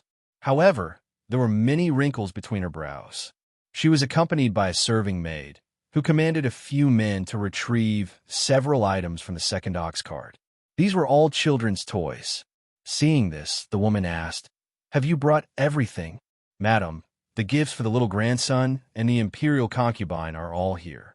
The serving maid checked the items. At this point, a light shone through the clouds. An old granny came out to welcome them. "Madam Chung, please come this way. The imperial concubine is waiting for you. She instructed me to bring you in." "Thank you, Granny Chun." Madam Chung didn't put on any airs. "Madam, this way, please." Granny Chun led the way and didn't speak a word. She then quickened her steps and walked a few hundred meters before entering a side hall. The side hall was filled with incense. The little grandson wasn't feeling well today and was staying in the mental cultivation courtyard. The doctor had already been called for. Today, when her mother came, the imperial concubine had left. When she saw her mother, she stood up and welcomed her. "Greetings to the imperial concubine." Madam Chung saw her daughter approaching and hurriedly bowed. "Mother." The imperial concubine hurriedly pulled on her mother. Madam Chung then said, "My good daughter is pregnant again. Slow down." Madam Chung supported the imperial concubine as she sat down. She then looked around and noticed that the number of serving maids had increased by 2. There was even an old granny beside her. Seeing that there were 7 people serving her, Madam Chung was extremely satisfied. This meant that her daughter was being treated well. "Today, I'm here to see the little grandson. Why didn't you ask the nanny to bring him along?" Madam Chung asked. Hearing her mother's words, the imperial concubine's face turned gloomy. "Mother, the little baby isn't feeling well and can't be seen. I've already sent for a doctor." "My daughter, this is the undergarment I embroidered for you. It will be useful in the future. Since the little grandson isn't feeling well, I won't see him." Madam Chung spoke. She couldn't visit the Crown Prince's mansion every day and could only visit occasionally. Remember, these clothes have to be washed and dried before they can be used. "Mother, you're the best." The imperial concubine had a gentle look on her face as she leaned on her mother's shoulder. She hadn't slept well last night and was a little sleepy. Now that her mother was here, she felt at ease. At this point, a serving maid served tea. The imperial concubine leaned against her mother's body for a while before she spoke to the serving maid. "All of you leave. I want to speak with Madam Chung." "Yes, Your Highness." The maidservants all retreated, leaving only the old nanny of the concubine by her side. "Madam Concubine, Concubine," Madam Chung said as she gently stroked her daughter's hair. However, she saw a maidservant rushing in. Madam Chung was surprised. She walked up to the concubine and whispered a few words into her ear. The concubine. "The imperial prince is long. Imperial has. Prince. Concubine, con coning the imperial, the of con, the imperial. Prince, the cons, and imperial con. Old, of, con, the imperial, con, of, in." "Granny Chun, help me carry my mother to the carriage. I shall take care of my grandson." "Yes, concubine," the granny replied. Seeing this, Madam Chung was stumped. Her face turned pale. Could it be that her grandson was sick? In ancient times, 4 or 5 out of 10 sons and daughters would die young. This was a huge matter. However, there was nothing she could do at this point. She could only follow the granny out. The entire hall was empty. After some time, a person walked out from behind a screen. He was writing on a book. There were 5 to 6 names written on it. Mental cultivation courtyard. There were several guards standing guard outside the courtyard. At this point, the imperial concubine came in with several maids. The maids were all blocked at the door. Only the maids who were sent to take care of the grandson followed the imperial concubine into the courtyard. After some time, the imperial concubine led the maids to escort imperial physician's son out. The imperial concubine's eyes were red and swollen from crying. Imperial physician's son was around 40 years old. His voice was loud and sharp. "Imperial concubine, do not worry. I've checked. The grandson's diet was poor and he coughed occasionally." "That's good." The imperial concubine then said, "Reward him with 10 taels of silver." Returning to the inner hall, the imperial concubine sat at the side of the table. She had a worried look on her face. At this point, a maid served tea. The imperial concubine took the tea and took a sip. She then accidentally dropped the cup on the floor. The cup broke into pieces and the tea splashed everywhere. The maid who handed the cup to the imperial concubine was frightened. She then realized that she had scalded the imperial concubine. She then hurriedly knelt down and shouted, "Imperial concubine, please forgive me. Imperial concubine, please forgive me. The tea was scalded and you can't even do such a small thing." The imperial concubine was enraged and reprimanded. "Take her away and beat her."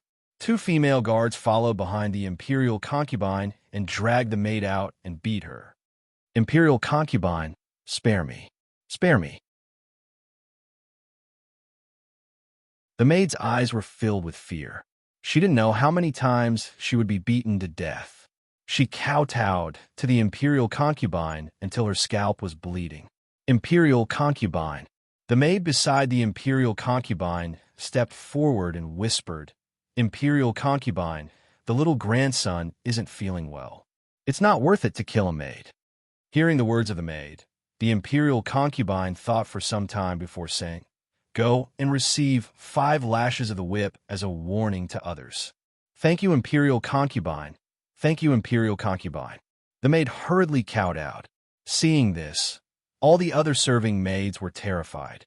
They were afraid that the imperial concubine would be angry and lose their lives.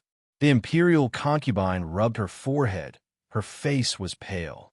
The maid beside the imperial concubine stole a glance at her, wanting to say something but didn't dare to. After some time, the imperial concubine seemed to have regained her composure. She then stood up. "Let's go back." The group of them left the hall. Another person walked out from behind the screen. He then picked up a brush and started writing. The next day, the sun had just set when Madame Chung stepped down from the ox cart. Someone came out to welcome her. When she entered the hall, she saw that the imperial concubine looked extremely haggard. The both of them whispered to each other before Madame Chung hurried out. The imperial concubine was extremely haggard. She was shocked when she saw her. The both of them whispered to each other for some time. Madame Cheng's face turned pale as she hurried out. Madame Chung arrived at a small alley and came to an old house. After some time, a middle-aged man followed her in. It was a cold day, and he was sweating profusely. He stared at the house for a while, but didn't enter. Instead, he turned into a tavern. The entrance wasn't big, and there were a few tables inside. Several customers were eating and chatting. Seeing that someone had entered, a woman rushed up to him. "What would you like, sir?" "Bring me a jug of wine and bring it to this table." The middle-aged man pointed to a table in the corner and said, "Bring me a few dishes. Mapo tofu, spicy chicken, and a bowl of lamb. How about that?" Seeing that the middle-aged man had agreed, the woman hurriedly called for the waiter to get to work. It looked like this waiter was her son. Without speaking much, she started serving the dishes one by one. The middle-aged man drank a mouthful of wine and asked, "Is there a good doctor nearby? I'm looking for a doctor." The woman continued serving the dishes as she spoke. "You're looking for Dr. E, right? He's really a famous doctor. He's kind and capable." "Capable? Is he a doctor passed down in your family?" The middle-aged man asked. "It's not passed down in my family, but he's really capable. The last time my second son fell ill, a few people couldn't treat him. But when he came, he applied some medicine and the illness was cured." The middle-aged man's heart skipped a beat as he took out a small piece of silver. "Lady boss, don't be in such a hurry. To be honest, my nephew isn't in a good condition. He's seen a few people, but none of them could cure him. I'm here to look for a good doctor. I dare not be sloppy when it comes to finding a doctor. Tell me everything. Don't let me be fooled, and I'll give you the silver." "Thank you. You'll definitely have a lot of children and grandchildren." The lady boss was so happy that her face was beaming. She hurriedly kept the silver and laughed. "He's capable. He's really capable. We've been neighbors for more than 10 years. Speaking of which, this person wasn't originally a doctor. When he was young, he fell ill and was saved by a village doctor. After that, he started learning from him. This person is eager to learn. Within a few years, his skills as a doctor were all used up. He even visited famous doctors one after another, and studied for 10 years. He only started treating patients when he was 25 years old. It's strange that he managed to cure every patient he saw. All these years, he saved at least 100 lives. Now that there's a dozen or so people around here, who doesn't know of his reputation? Then what's his specialty? The middle-aged man asked. He's good at treating children, especially smallpox and smallpox. I wouldn't dare to say that he's able to cure every single one of them, but at least 6 or 7 out of 10 would be able to cure them. The lady boss slapped her thigh as she replied. The middle-aged man didn't speak as he poured wine and ate his food. His eyes were fixed on the ox cart outside the shop. When he was almost done with his food, he saw a group of people walking out. In front of them was Madame Chung. She looked much better than before. Behind her was a man holding a medicine box and was speaking. The middle-aged man pointed at him. "Isn't that Dr. E?" "Yes." The lady boss looked at him and replied, "It's been over 10 years. I can even read his back." The middle-aged man stood up and followed behind. He noticed that the ox cart wasn't heading towards the Crown Prince's mansion. Instead, it was heading in another direction. The middle-aged man pondered for a moment before calling for another ox cart to follow. At this point, it was snowing again. The ox cart moved forward, and there weren't many people around. Hence, it wasn't difficult to follow the ox cart. The sound of the ox cart's hooves could be heard as they arrived at a mansion. The middle-aged man then said, "Indeed, they're heading back to their own mansion." After some time, an unmarked ox cart drove off. The middle-aged man then ordered, "Follow it." This time, the ox cart arrived at the Crown Prince's mansion. However, as soon as the ox cart got close, the door opened and the ox cart didn't see anyone inside. "What's going on?" "Oomph. How can you hide it from me when you're trying to hide it from me?" The Crown Prince's mansion has its own rules. Even if one were to enter, they would have to record their entry. How could they just let them in? The middle-aged man laughed coldly as he thought to himself. After waiting for some time and seeing that nobody was coming out, he turned around and disappeared into the snow.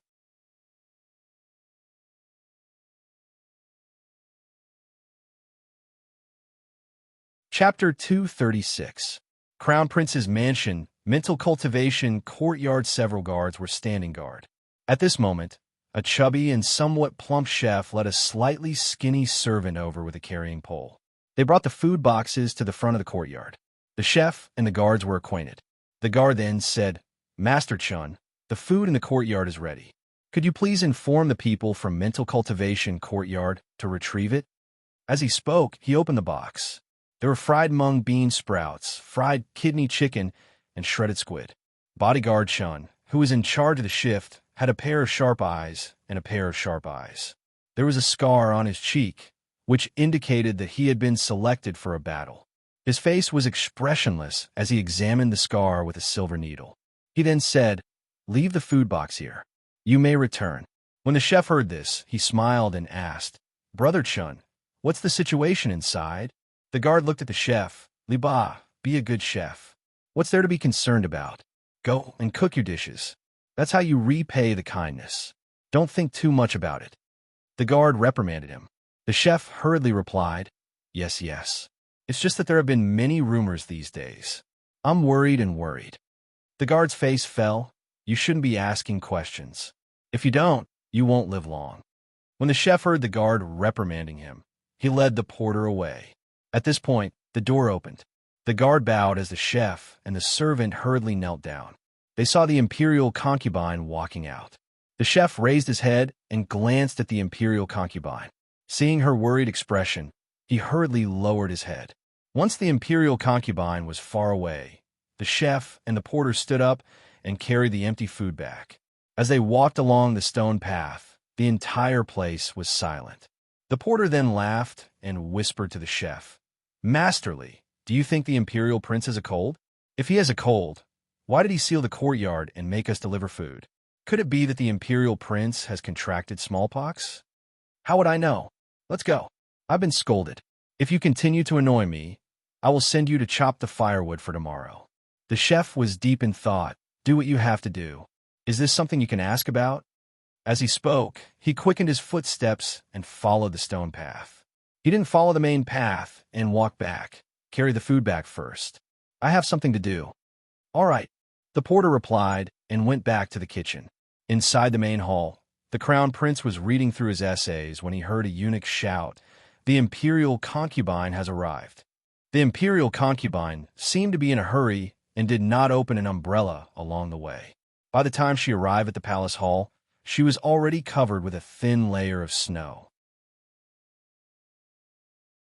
The maids had already noticed this and bowed slightly before hurrying over to serve her. The crown prince paused for a moment before regaining his composure. He then let out a deep breath and looked up at the imperial concubine before allowing her to sit beside him. He then spoke gently. "Didn't the imperial physician say that it's just a cold? What are you worried about? Don't worry." When the imperial concubine heard this, she said, "Your Highness, my son is fine. It's just that my mother has suffered shock. In addition to the fact that she is not acclimatized to the city, she has fallen ill. I wish to go home to take a look." As the Leondi spoke, her heart ached, tears welled up in her eyes. Choking with emotion, she took out a booklet and handed it over. A eunuch received the booklet and handed it over. The crown prince flipped through the booklet and looked at it for some time. He didn't know which line had touched his heart, but his heart ached. His eyes turned red as he said, "Concubine, if you wish to visit your family for a day, I shall allow it." "Thank you, Crown Prince." The imperial concubine replied before retreating. After some time, the imperial concubine set out on her journey. Several ox carts followed her, accompanied by several guards. Within an hour, they arrived at the Chung mansion. The Chung mansion was a newly bought mansion. Now that it had been renovated, it looked even more majestic. At this point, the Chung family received the news. Assistant Minister Chung and his wife led several men out to welcome the imperial concubine. The ox carts were followed by 2 men. Seeing that the imperial concubine had entered the mansion, the 2 of them walked another 50 meters before arriving at a tall wine shop. The 2 of them walked up the stairs and saw the waiter waiting for them. There were several people seated below, in groups of 3 to 5. The 2 of them then walked up the stairs. The floor was clean and tidy. Each of them took out 5 taels of silver and tossed it to the waiter. "Serve whatever you like. Serve some good wine." The waiter had finished serving the dishes. At this point, a middle-aged man pushed open the door and entered. He was dressed neither extravagantly nor cheaply. He wore a pair of cloth shoes and had a thick mustache. The both of them stood up. The middle-aged man then asked, "How's the situation?" "The Crown Prince's mansion is very strict. We can't even enter the heart-nurturing courtyard. We have to pick our food boxes and don't allow outsiders to enter or leave." However, the Crown Prince claimed that the imperial grandson had caught a cold. The imperial physician said the same thing. When a middle-aged man heard this, he chuckled.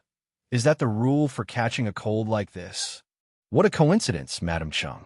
She was just visiting yesterday, and now she's sick. She's asking the imperial concubine to visit her. She's trying to cover it up, but it only makes things worse. Keep a close watch and follow any ox carts that come out." As he spoke, the middle-aged man walked down the stairs, leaving the 2 of them to enjoy their meal. Assistant Minister Cheng's mansion, back door half an hour later, an ox cart was seen leaving. Several men were standing guard from afar. When they saw someone leaving, they were about to chase after the ox cart. The middle-aged man stretched out a hand and stopped them. "Don't be hasty. The situation isn't right." Just as they were about to chase after the ox cart, they quietened down and continued to stand guard. Another half an hour later, several ox carts were seen leaving. From afar, they could see a woman with a veil over her face. Seeing this, the middle-aged man laughed coldly. They finally arrived. Their plan to escape almost fooled us.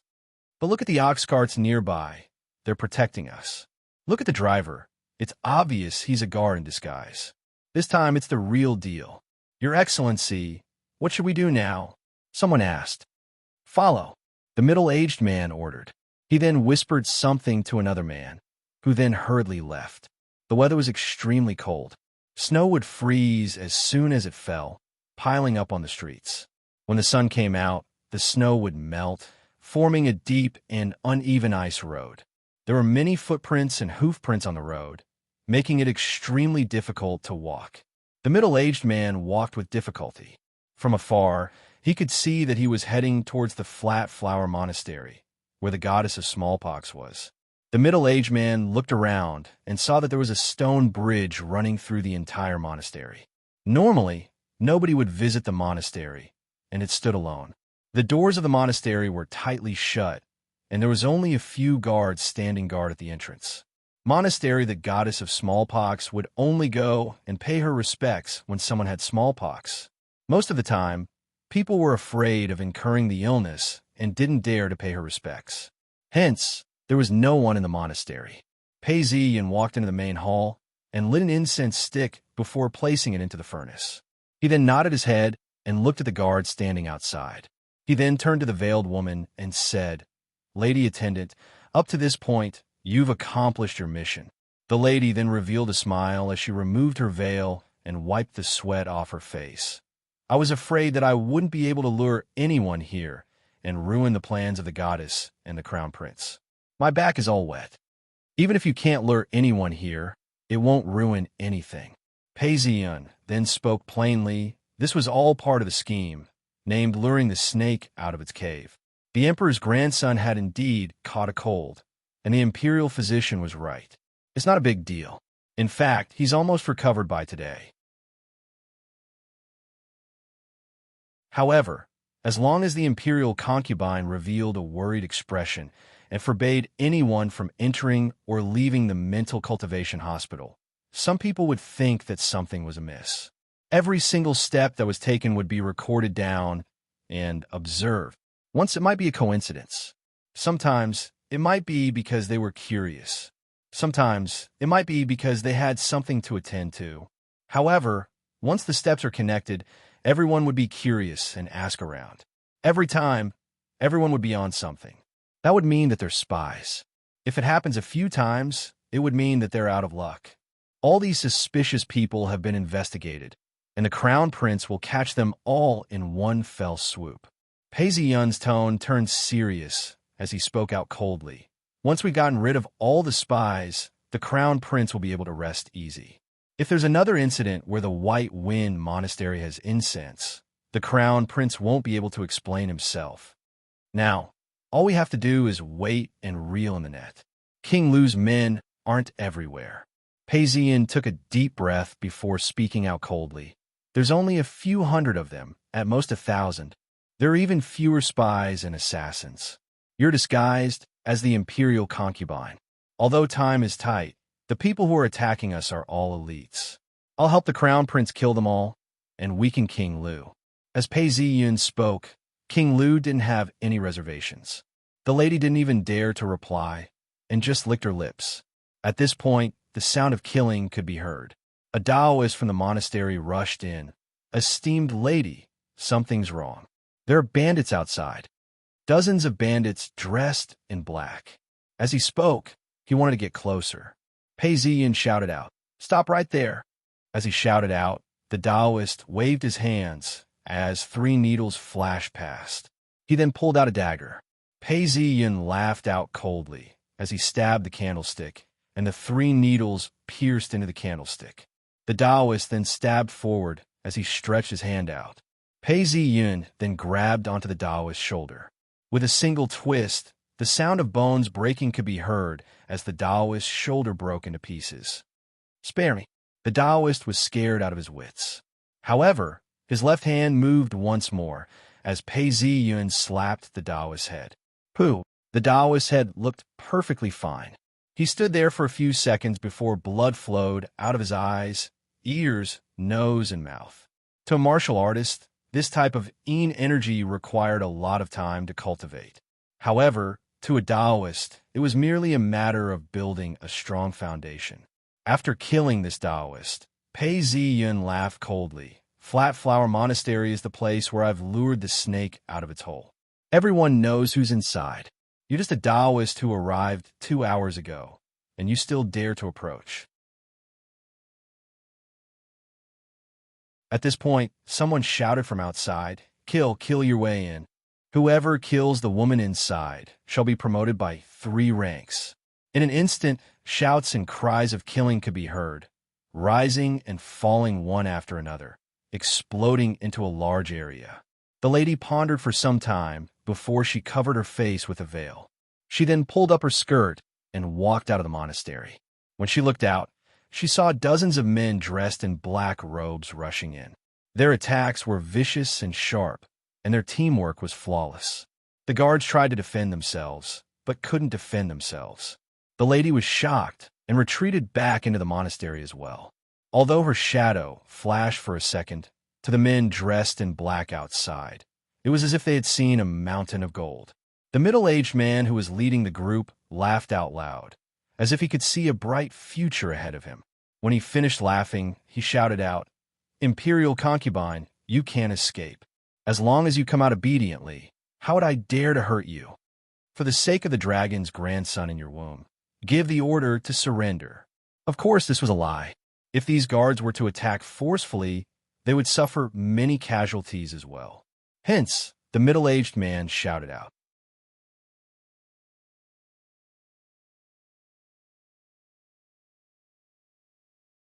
Chapter 237. Snow fell from the sky, and no one responded. The middle-aged man smiled and waved his hand. "Charge in!" Dozens of black-robed men shouted and charged into the hall. However, as soon as they entered, they felt that something was amiss. They did not meet any resistance. "Shoot!" A loud shout broke the silence. The guards were all armed with crossbows, and it was the most advanced 5-shot crossbow. Following the order, a sharp whistling sound could be heard. Poo-pee-you-pee-you. 7 to 8 black-robed men screamed in pain as they rolled on the ground. Blood spurted from their bodies as they screamed in pain. The pain was unbearable.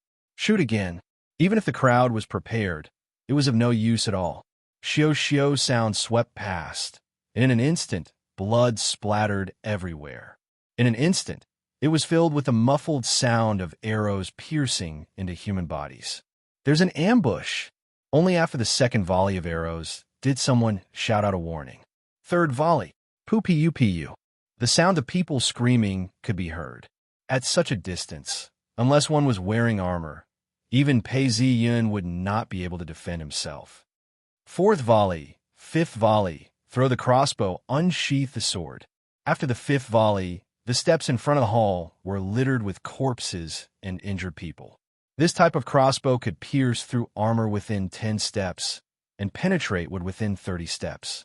The entire courtyard was narrow, and only 30 steps could be taken. Hence, after being hit by an arrow, a huge bloody hole appeared on the body. Fresh blood spurted out and flowed down the arrow tip. Some of the arrows pierced through their internal organs. They were in so much pain that they could not even scream. Their bodies twitched on the ground. The courtyard was silent. In the blink of an eye, more than 20 black-robed men had been killed. Only a dozen remained. Under such a terrifying situation, the middle-aged man shouted, "Get into formation, charge. With me around, we are invincible. With me around, we are invincible." The middle-aged man's shout awakened the black-robed men.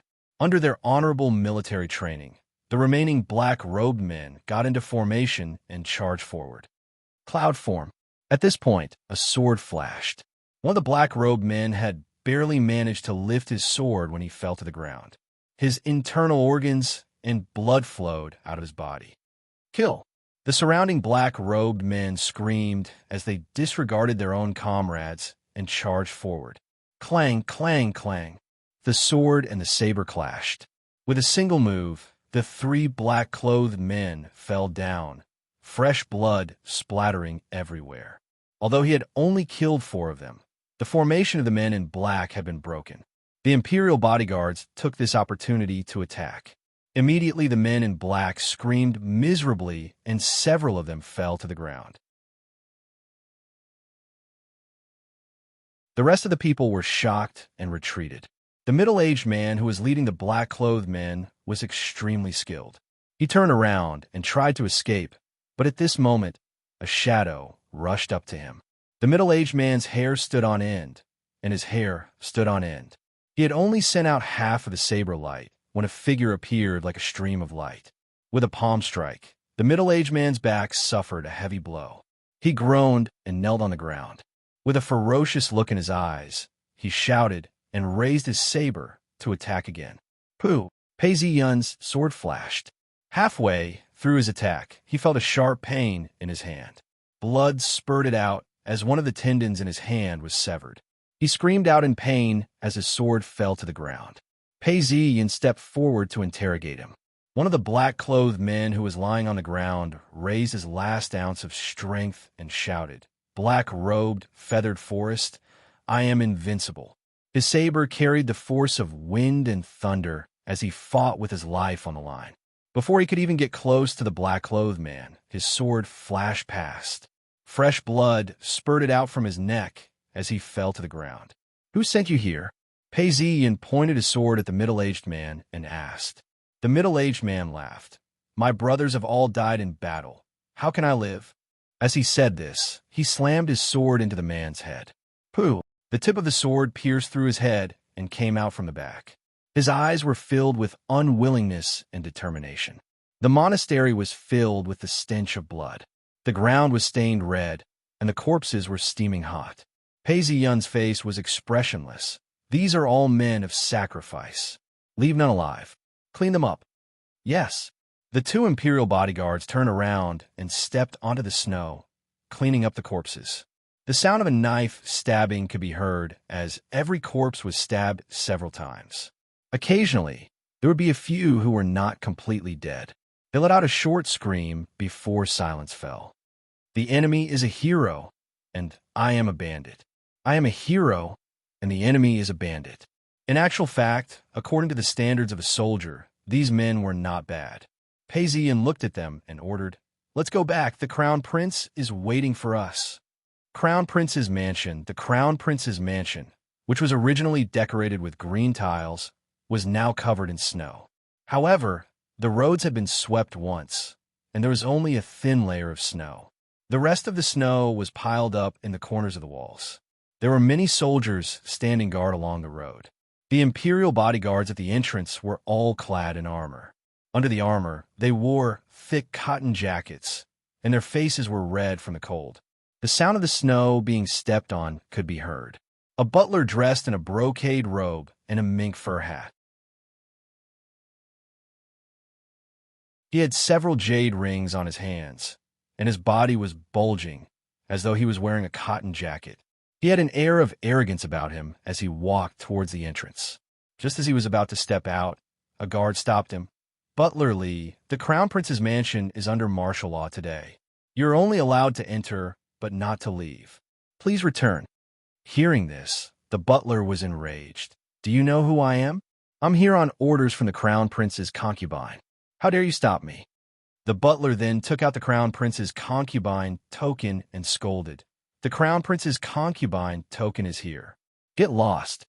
The imperial bodyguards looked at each other in dismay, their faces revealing a look of difficulty. However, they didn't dare to stop him. At this point, a cold laugh could be heard. "Buying supplies? Did you smell something and run away?" Butler Lee was shocked and angry at the same time. He turned around and saw Pei Ziyun leading a young lady into the mansion. He then said, "The Crown Prince has given his orders. Take this man down." "No, how can you take me down? I am the concubine's subordinate." The butler shouted out loudly, "Take him down." The butler was still struggling when one of the imperial bodyguards, who had fought with him earlier, slapped him across the face. A loud paw sound could be heard as the butler spat out a mouthful of blood. He fell to the ground, his eyes wide open, his face filled with disbelief. His clothes had loosened as well, and some banknotes fell to the ground. The butler's face was covered in blood as he struggled to pick up the banknotes. "Tie him up." Two imperial bodyguards rushed forward and tied him up.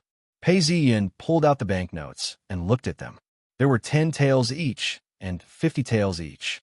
The most valuable banknotes were worth 100 taels each. Pei Ziyun then laughed. 7,300 taels. The Crown Prince only earns 20,000 taels a year. What capabilities do you have to be worth 7,300 taels? How many people have you stolen from the Crown Prince? And how much money have you received from outsiders? Take him down and lock him up. Pei Ziyin led the lady into the Crown Prince's study room. It was snowing at this point, and the Crown Prince's study room was filled with beasts. The room was warm, and yet the Crown Prince was restless. He was dressed in his usual robes, and would occasionally draw something on a piece of paper before erasing it. At this point, a eunuch reported, "Crown Prince, the Tao Master has returned." The Crown Prince's face lit up with joy. "Quick, invite him in." Pei Ziyun entered and bowed. The Crown Prince's face was flushed red. "Don't bow, sit. How's the situation?" "Crown Prince, we've managed to lure 43 people here. However, they were all death warriors and refused to surrender. They've all been executed, and not a single one of them survived." Pei Ziyin bowed as he spoke. "These people were extremely difficult to groom. Now that they're dead, I'm sure my brother will be heartbroken for a long time." The Crown Prince said happily. He then asked, "What about the traitors? Have you investigated them? I want to find them all and cut them into 1,000 pieces to appease my hatred." As the Crown Prince spoke up to this point, his face turned ashen. He was filled with hatred. "Your Highness, I've gathered all the names. The lady has recorded the names and confirmed that there are no mistakes." Pei Ziyin said. As soon as he finished speaking, the lady handed him the name list. "What?" The Crown Prince took a look at the name list and felt dizzy. Butler Li and a few others were sent out by the Crown Prince's concubine. One of them was even the concubine's closest confidant. "Crown Prince, when we returned, Butler Li wanted to take the money and escape, but was stopped by the guards." Pei Ziyin handed over some banknotes. "We found 7,300 taels of silver. Not only that, according to our investigations, Butler Li bought 3 plots of land outside the city. The land in the outskirts of the city is expensive and was worth 3,000 taels of silver. Other than that, there were a few other shops. As time was short, we couldn't investigate them one by one." The Crown Prince received the banknotes and nodded. His face turned ashen as he frowned and took a sip of tea. He tried to compose himself, but the veins on his forehead bulged, and his cheeks twitched. He couldn't take it any longer and slammed the table. "Bring him in. Crown Prince, please spare me. Crown Prince, please spare me. I've been wrongly accused. They've wrongly accused me." Butler Li started kowtowing as soon as he entered. "Wrongly accused? So much silver, so many land deeds, and so many shops. How could they have wrongly accused you?" The Crown Prince waved his hands in disgust.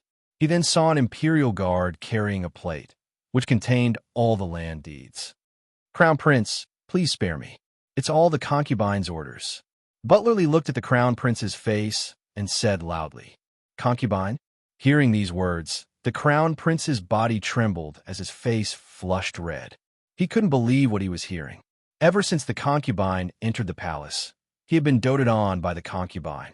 Could it be? "Crown Prince, don't listen to this man's provocation. You can't trust someone who would betray his master for money." Pei Ziyin looked at him coldly and said, "In order to prevent him from speaking ill of the Crown Prince, it's best to deal with him as soon as possible." Hearing these words, the Crown Prince understood and his expression changed. Even if the concubine was suspicious, he couldn't do anything about it now. If the Crown Prince and the concubine were so disloyal, how could he be the ruler of the country? Thinking about this, the Crown Prince's expression changed. He looked at Butler Li and slammed the table, his face contorted in anger. "Not only did you betray your master, you even dared to provoke the concubine and me. You've really reached the end of your life. Men, execute the family's punishment." The moment the Crown Prince gave his order, a murderous aura filled the room. Following that, more than 10 imperial guards rushed out and dragged the group of people onto the snowy ground. "Beat them." The imperial guards carried out the orders immediately. They slammed the wooden planks on the bodies of the men. In the blink of an eye, some of the men were badly mutilated. Moans could be heard everywhere. After a dozen strikes, some of the men fainted, but the imperial guards continued. Seeing this scene, most of the servants in the Crown Prince's mansion watched the execution. Seeing the cries of pain lessen, they were filled with fear and trembled in fear.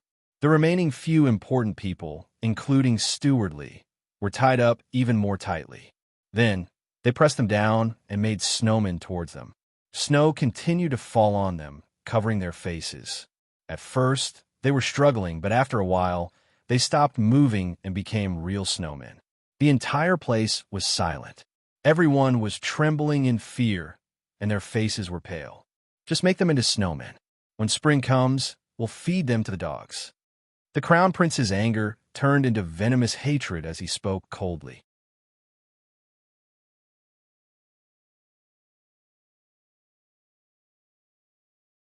Chapter 238. Crown Princess Palace. The Crown Princess used a pair of scissors to cut the window decorations. When she was done, a servant girl suddenly charged in and shouted, "Nyang Nyang, something bad has happened. Steward Lee and the servant girls that Nyang Nyang released have all been beaten to death." Clang! The scissors cut his finger and fell from his hand. Blood dripped on the window, dyeing it scarlet.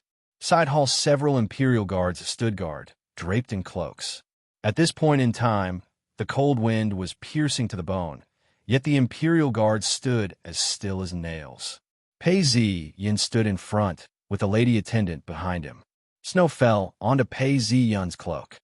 Perfected one. When the guards saw Pei Zi Yun, they all bowed and greeted him. Pei Zi Yun entered the hall and saw that several beast furnaces were burning brightly. It was snowing outside, and the cold was piercing to the bone. Inside the hall, he could only wear a thin layer of clothing. It was very warm. Pei Zi Yun was led by a serving maid into the hall. At this point, the Grand Princess was waiting for him. She was dressed in a thin robe, and a serving maid was carrying a mink fur coat beside her. Pei Zi Yun laughed. Indeed, no matter what era it was, people's love for beauty would never change. "Have you found out who the traitor is?" the eldest princess asked. "I've investigated everything." As Pei Zi Yun spoke, the female official stepped forward and approached the Grand Princess. She then whispered to her that this female official was sent by the Grand Princess. When the Grand Princess heard this, she stood up in surprise. The Crown Princess is involved. She is the Crown Princess and the future Empress. How could this happen? Pei Zi Yun then turned to the Grand Princess. The Crown Princess should be fine. Based on what you've said, she is the Crown Princess and the future Empress. If something happens to the Crown Prince, do you think she can escape? But the Crown Princess has been childless for a long time, and the Crown Prince's situation is not very good. These servants want to retreat and collude with outsiders. You're right. The Crown Prince is stubborn. No matter what, she's the Crown Princess. How could he not be close to her? These things can no longer be investigated. I will talk to the Crown Prince. The eldest princess sighed. I understand. The Crown Prince pushed the door open and entered with his concubine. The cold wind blew in from outside as everyone bowed. You guys continue speaking. I'll listen as well, the Crown Prince said, looking a little startled. The Grand Princess then changed the topic. Your plan to lure the snake out of its hole isn't bad at all. You've solved many hidden dangers. At the very least, King Lu's spies won't be able to find out any news from the Crown Prince's palace. This was planned by the eldest princess. If it wasn't for the eldest princess, how could it be so easy? These people have been hiding in the Crown Prince's residence for too long, and they have many connections. It's hard for the residents to investigate. Pei Zi Yun laughed and said, however, this is just to lure the snake out of its hole within the mansion. There are other ways to lure the snake out of its hole outside the mansion. It's just that this involves politics. These words were directed at the imperial concubine. The inner palace was not allowed to interfere in politics. Although the crown prince had not ascended the throne, the rules of the imperial concubine were the same. When Liang Di saw that they were talking about politics, she stood up and said to the crown prince, "Crown Prince, the harem is not allowed to interfere in politics. This concubine shall take her leave." Seeing that the imperial concubine knew the rules, the grand princess nodded her head. The crown prince then pulled the imperial concubine's hand and said, "Imperial concubine, it's very cold outside. You've always been intelligent, Why don't you listen and give me some ideas? If you catch a cold outside, my heart will ache. Besides, you're pregnant with the dragon's seed. Just listen. I will not blame you." The crown prince spoke softly as he held the imperial concubine's hand, refusing to let go. The imperial concubine struggled to get up, but was pulled back down by the crown prince. "Be obedient." The crown prince spoke. The imperial concubine's body had softened as she sat quietly by the side. The grand princess saw that the crown prince didn't allow the imperial concubine to leave the mansion and frowned. The crown prince then looked at Pei Ziyun and asked, "The bigger picture, does it involve outside the mansion? Tell me about it, and let me understand." Pei Ziyun stood up. "This will require the crown prince to take some risks. Could it be that we're going to lure the snake out of its hole like today? That's a good plan. Tell me about it." The crown prince waved his hands, a look of satisfaction on his face. With a famous scholar by his side and a beautiful woman in his arms, he was able to command the empire and settle all disputes. This feeling was great. The crown prince thought to himself, "Crown prince, during the Lantern Festival, are you going to represent the emperor and the people to express your gratitude?" Pei Ziyun asked. "If there aren't any problems, then yes. My father hasn't been feeling well recently, and I have to share his burdens." The crown prince replied, "What if the crown prince meets with an assassin? What would happen then?" As soon as Pei Ziyun finished speaking, the three people in the hall were shocked. The grand princess stood up and shouted, "No way." The crown prince frowned. "What Ziyun means is, you want me to set up an assassination? Who would be lured out? I feel that this would alert the enemy. King Lu would probably lie low and not come out of his cave. Crown prince, grand princess, please hear me out. The assassination is only the first step." Pei Ziyun spoke slowly. "What?" The crown prince frowned. The imperial concubine gently pressed on the crown prince's hands. The crown prince then realized that this was just a suggestion. Whether he used it or not, it was up to him. "Tell me everything." The crown prince has his own guards, and the assassins are arranged by us. Even if they were arranged by us, they wouldn't be able to get within 20 steps of the crown prince. This is just a precaution and won't hurt the crown prince. Actually, luring the snake out of its cave isn't a real assassination. As long as there's a reason and some commotion, that's enough. Pei Ziyun spoke plainly. "But what's the point? I can't even see how to lure the snake out of its cave." The grand princess asked, as though she was surprised by Pei Ziyun's suggestion. "Of course there is.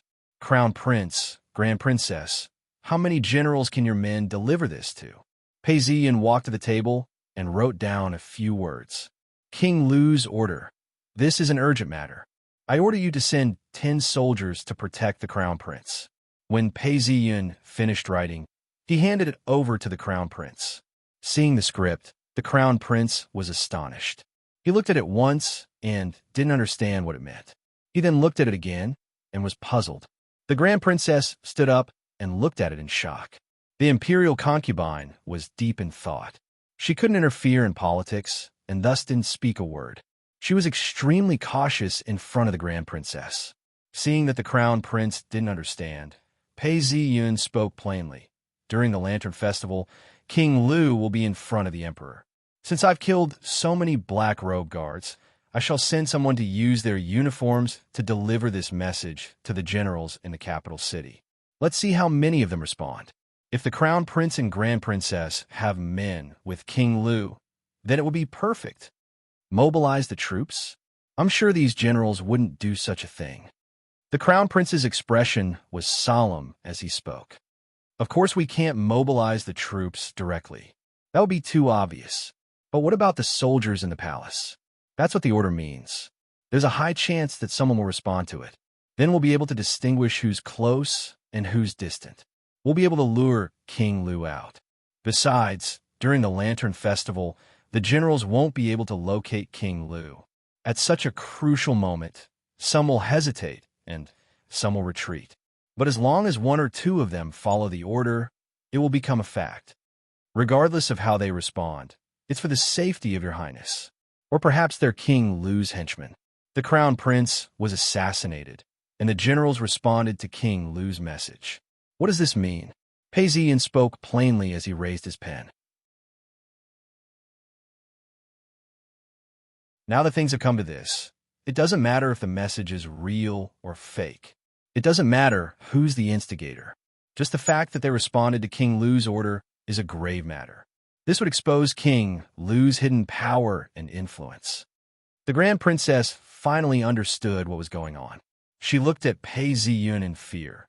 Even if King Lu isn't guilty, just this alone would make my brother unable to tolerate it. The officials wouldn't be able to tolerate it either. Pei Ziyan laughed and didn't speak immediately. In actual fact, this plan was learned from a certain emperor. That emperor was suspicious of the crown prince, and thus forged a message from the crown prince to the soldiers. Eventually, the soldiers obeyed the order and caught the crown prince in the act. If the emperor wanted to play this trick, it would be even more difficult to defend against it. However, the emperor would be shocked and might not believe it completely.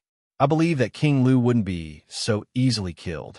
However, even if this was forged by an outsider, the generals would still respond to King Lu's message. The emperor would be shocked, and the officials would be even more shocked. Once this happens, it wouldn't just be the emperor's problem. King Lu, at the very least, would be stripped of his title and become a Canton prince.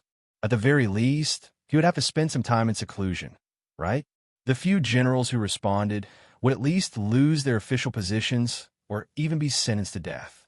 Pei Ziyan paced back and forth under the watchful eyes of the crowd. This plan of mine is to lure the snake out of its hole. It's not unreasonable at all, although it's somewhat sinister. However, as long as everyone thinks about it calmly, they will naturally understand.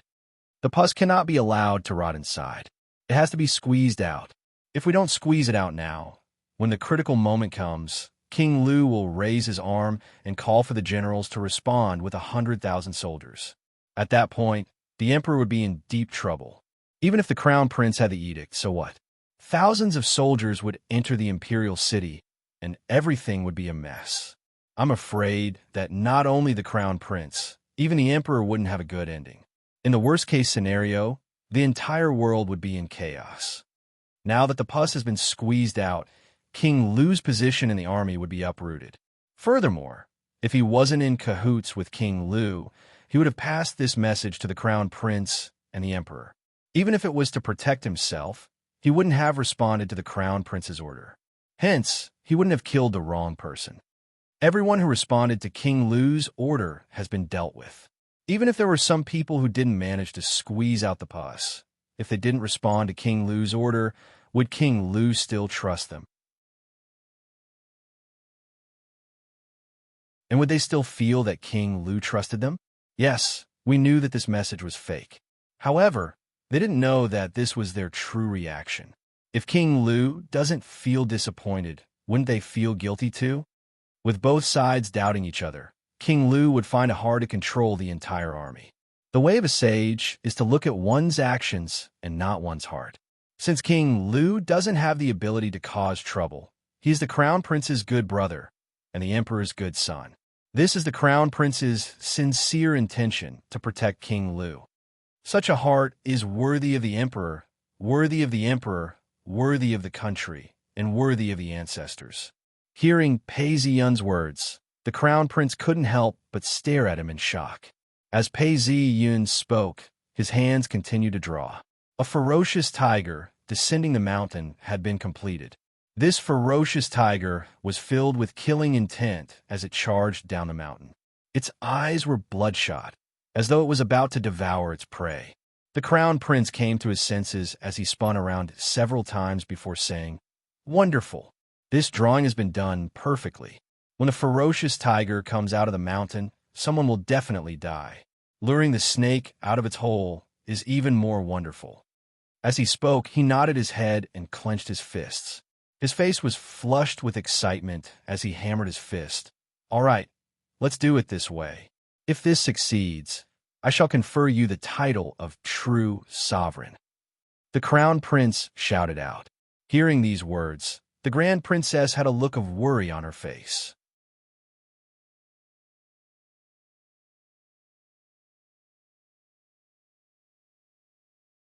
Chapter 239. Princess Royal Residence. It was snowing heavily outside the window, but the room was as warm as spring. Several stoves were burning brightly, and a few twin-wick lamps lit up the room. The young Canton princess was playing the song alone. Although it was only one person, the sound of the zither carried a lot of cheerfulness, as well as some anticipation, as if the dark clouds had parted to reveal the bright moon.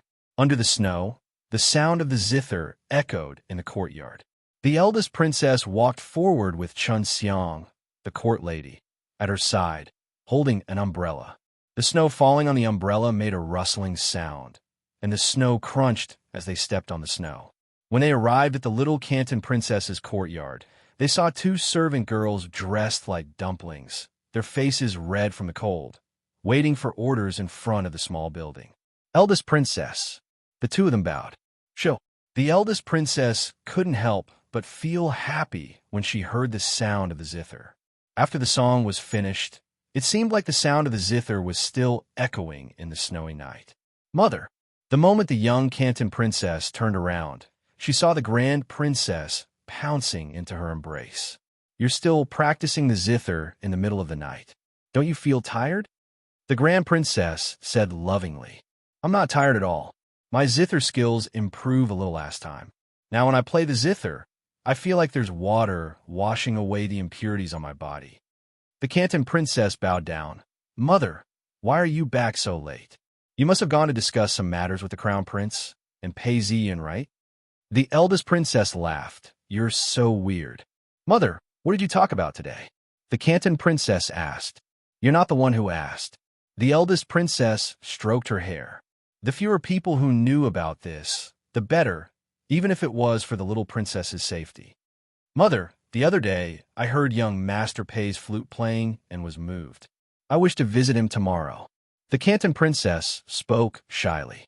No. Just as the grand princess was about to reject her, she noticed that she had lost a lot of weight. She then remembered the plan she had come up with today. After a moment of silence, she smiled and said, All right, but it has to be on the 15th day of the Lantern Festival. I will arrange it for you then. Thank you, Mother. Originally, Xiao Junju was only hoping in a low voice, but this time she was extremely happy. She threw herself into the eldest princess' bosom and kissed her. You little brat. The grand princess stretched out her hand and patted the Canton princess's face. Mother, don't pinch me. Ha ha. The room was filled with joy and laughter. The two maidservants outside looked at each other. It had been a long time since the Canton princess had been this happy and joyful. After a while, the grand princess came out.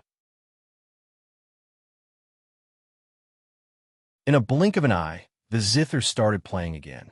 When she listened to it, she was filled with joy, but there was also a hint of melancholy. When the grand princess heard this, she was reminded of herself in the past, and her heart ached. She listened for a while more before asking, Does the Canton princess play the zither every day? Yes, I've invited a few famous teachers. According to them, she's progressing very quickly. In the past 1 or 2 years, she's already showing signs of being a great teacher. Congratulations, eldest princess, Chun Xiang hurriedly replied. The grand princess did not smile and sighed. If it was before, I would have liked it very much. But her passion for the zither is normal. Why is she so desperate? It must be because of Pei Ziyan's flute. Because she missed him so much, she wanted to play again. Hence, she's putting in so much effort to learn. Look at her. She's lost so much weight, and her fingernails have even turned black. Since ancient times, wisdom has always been hurt. Deep love doesn't last long. If it was in a novel, her infatuation would be touching. But when it comes to my daughter, I'd rather she'd never loved before and never met before. As the grand princess spoke up to this point, her heart ached as she couldn't hold back her tears any longer. King Lu's mansion, the king's mansion, was second only to the crown prince's mansion. It was originally a mansion of the previous dynasty. The emperor had allocated 200,000 taels of silver to renovate it and gave it to King Lu. The mansion was surrounded by a long stream, and there was a man-made lake within. It was surrounded by a rocky mountain, and there were many pavilions scattered about. Eunuch Liao walked along the corridors and walked past a pond before entering a hall. From afar, he could hear someone talking. When he entered, he saw that King Lu was in a good mood. His eyebrows were thick and his eyes were bright. He looked very easygoing as he spoke to a young master. Eunuch Liao was a 5th-ranked palace supervisor. Seeing him enter, everyone except King Lu stood up. Eunuch Liao greeted King Lu, who waved his hands. "Companion, you don't have to be so courteous. Apart from this time when you're away on a business trip, we've been seeing each other every day. It's not good to be courteous." "Greetings, Eunuch Liao." The young master in front of him wore a black crown and was dressed in robes that fluttered in the wind. His eyebrows were raised, and he had an extraordinary air about him as he bowed. Dark alter sex, Xie Chengdong. Eunuch Liao knew about this and returned the greeting. He said that he wouldn't dare to do so, but his eyes were filled with vigilance. This vigilance wasn't because of anything else, but because he was extremely proficient in martial arts. At first glance, the young master in front of him looked very clear, but upon closer inspection, the young master in front of him started to blur, as though he was covered by a layer of fog. This level of strength was terrifying. On the contrary, King Lu couldn't tell. Eunuch Liao had many thoughts running through his mind, but he suppressed them. He then heard King Lu speak. "It's good that you're back. We were discussing the rumors. Tell your companion everything in detail." "Yes." Xie Chengdong smiled. His smile was filled with sincerity and innocence. Personal matters are the hardest to explain. Other things can be explained, but how can one explain personal matters? Furthermore, the heart of a person is precious. It's important to strike at the weak spot and strike at the weak spot. The emperor wielded the 3-foot sword to conquer the world and fought countless battles. He was shot by arrows, wounded, and exhausted. When he was young, he didn't feel it. But now that he's old, it's obvious. In recent years, the emperor has rarely visited his concubines. His concubines have been absent for a long period of time. To a man, wouldn't that be a very regrettable thing? We started from this point, saying that the crown prince had an affair with one of the concubines. That's a sore spot for the emperor. Even if the emperor doesn't believe it, we've already planted a thorn in his side. Just thinking about it makes him feel uncomfortable. Originally, we even lured people from the crown prince's palace. First, we snitched on the White Wind Monastery. Secondly, we placed an aphrodisiac in the crown prince's pouch. Wouldn't the emperor be furious if we found out about this? Who would have thought that the crown prince had some luck?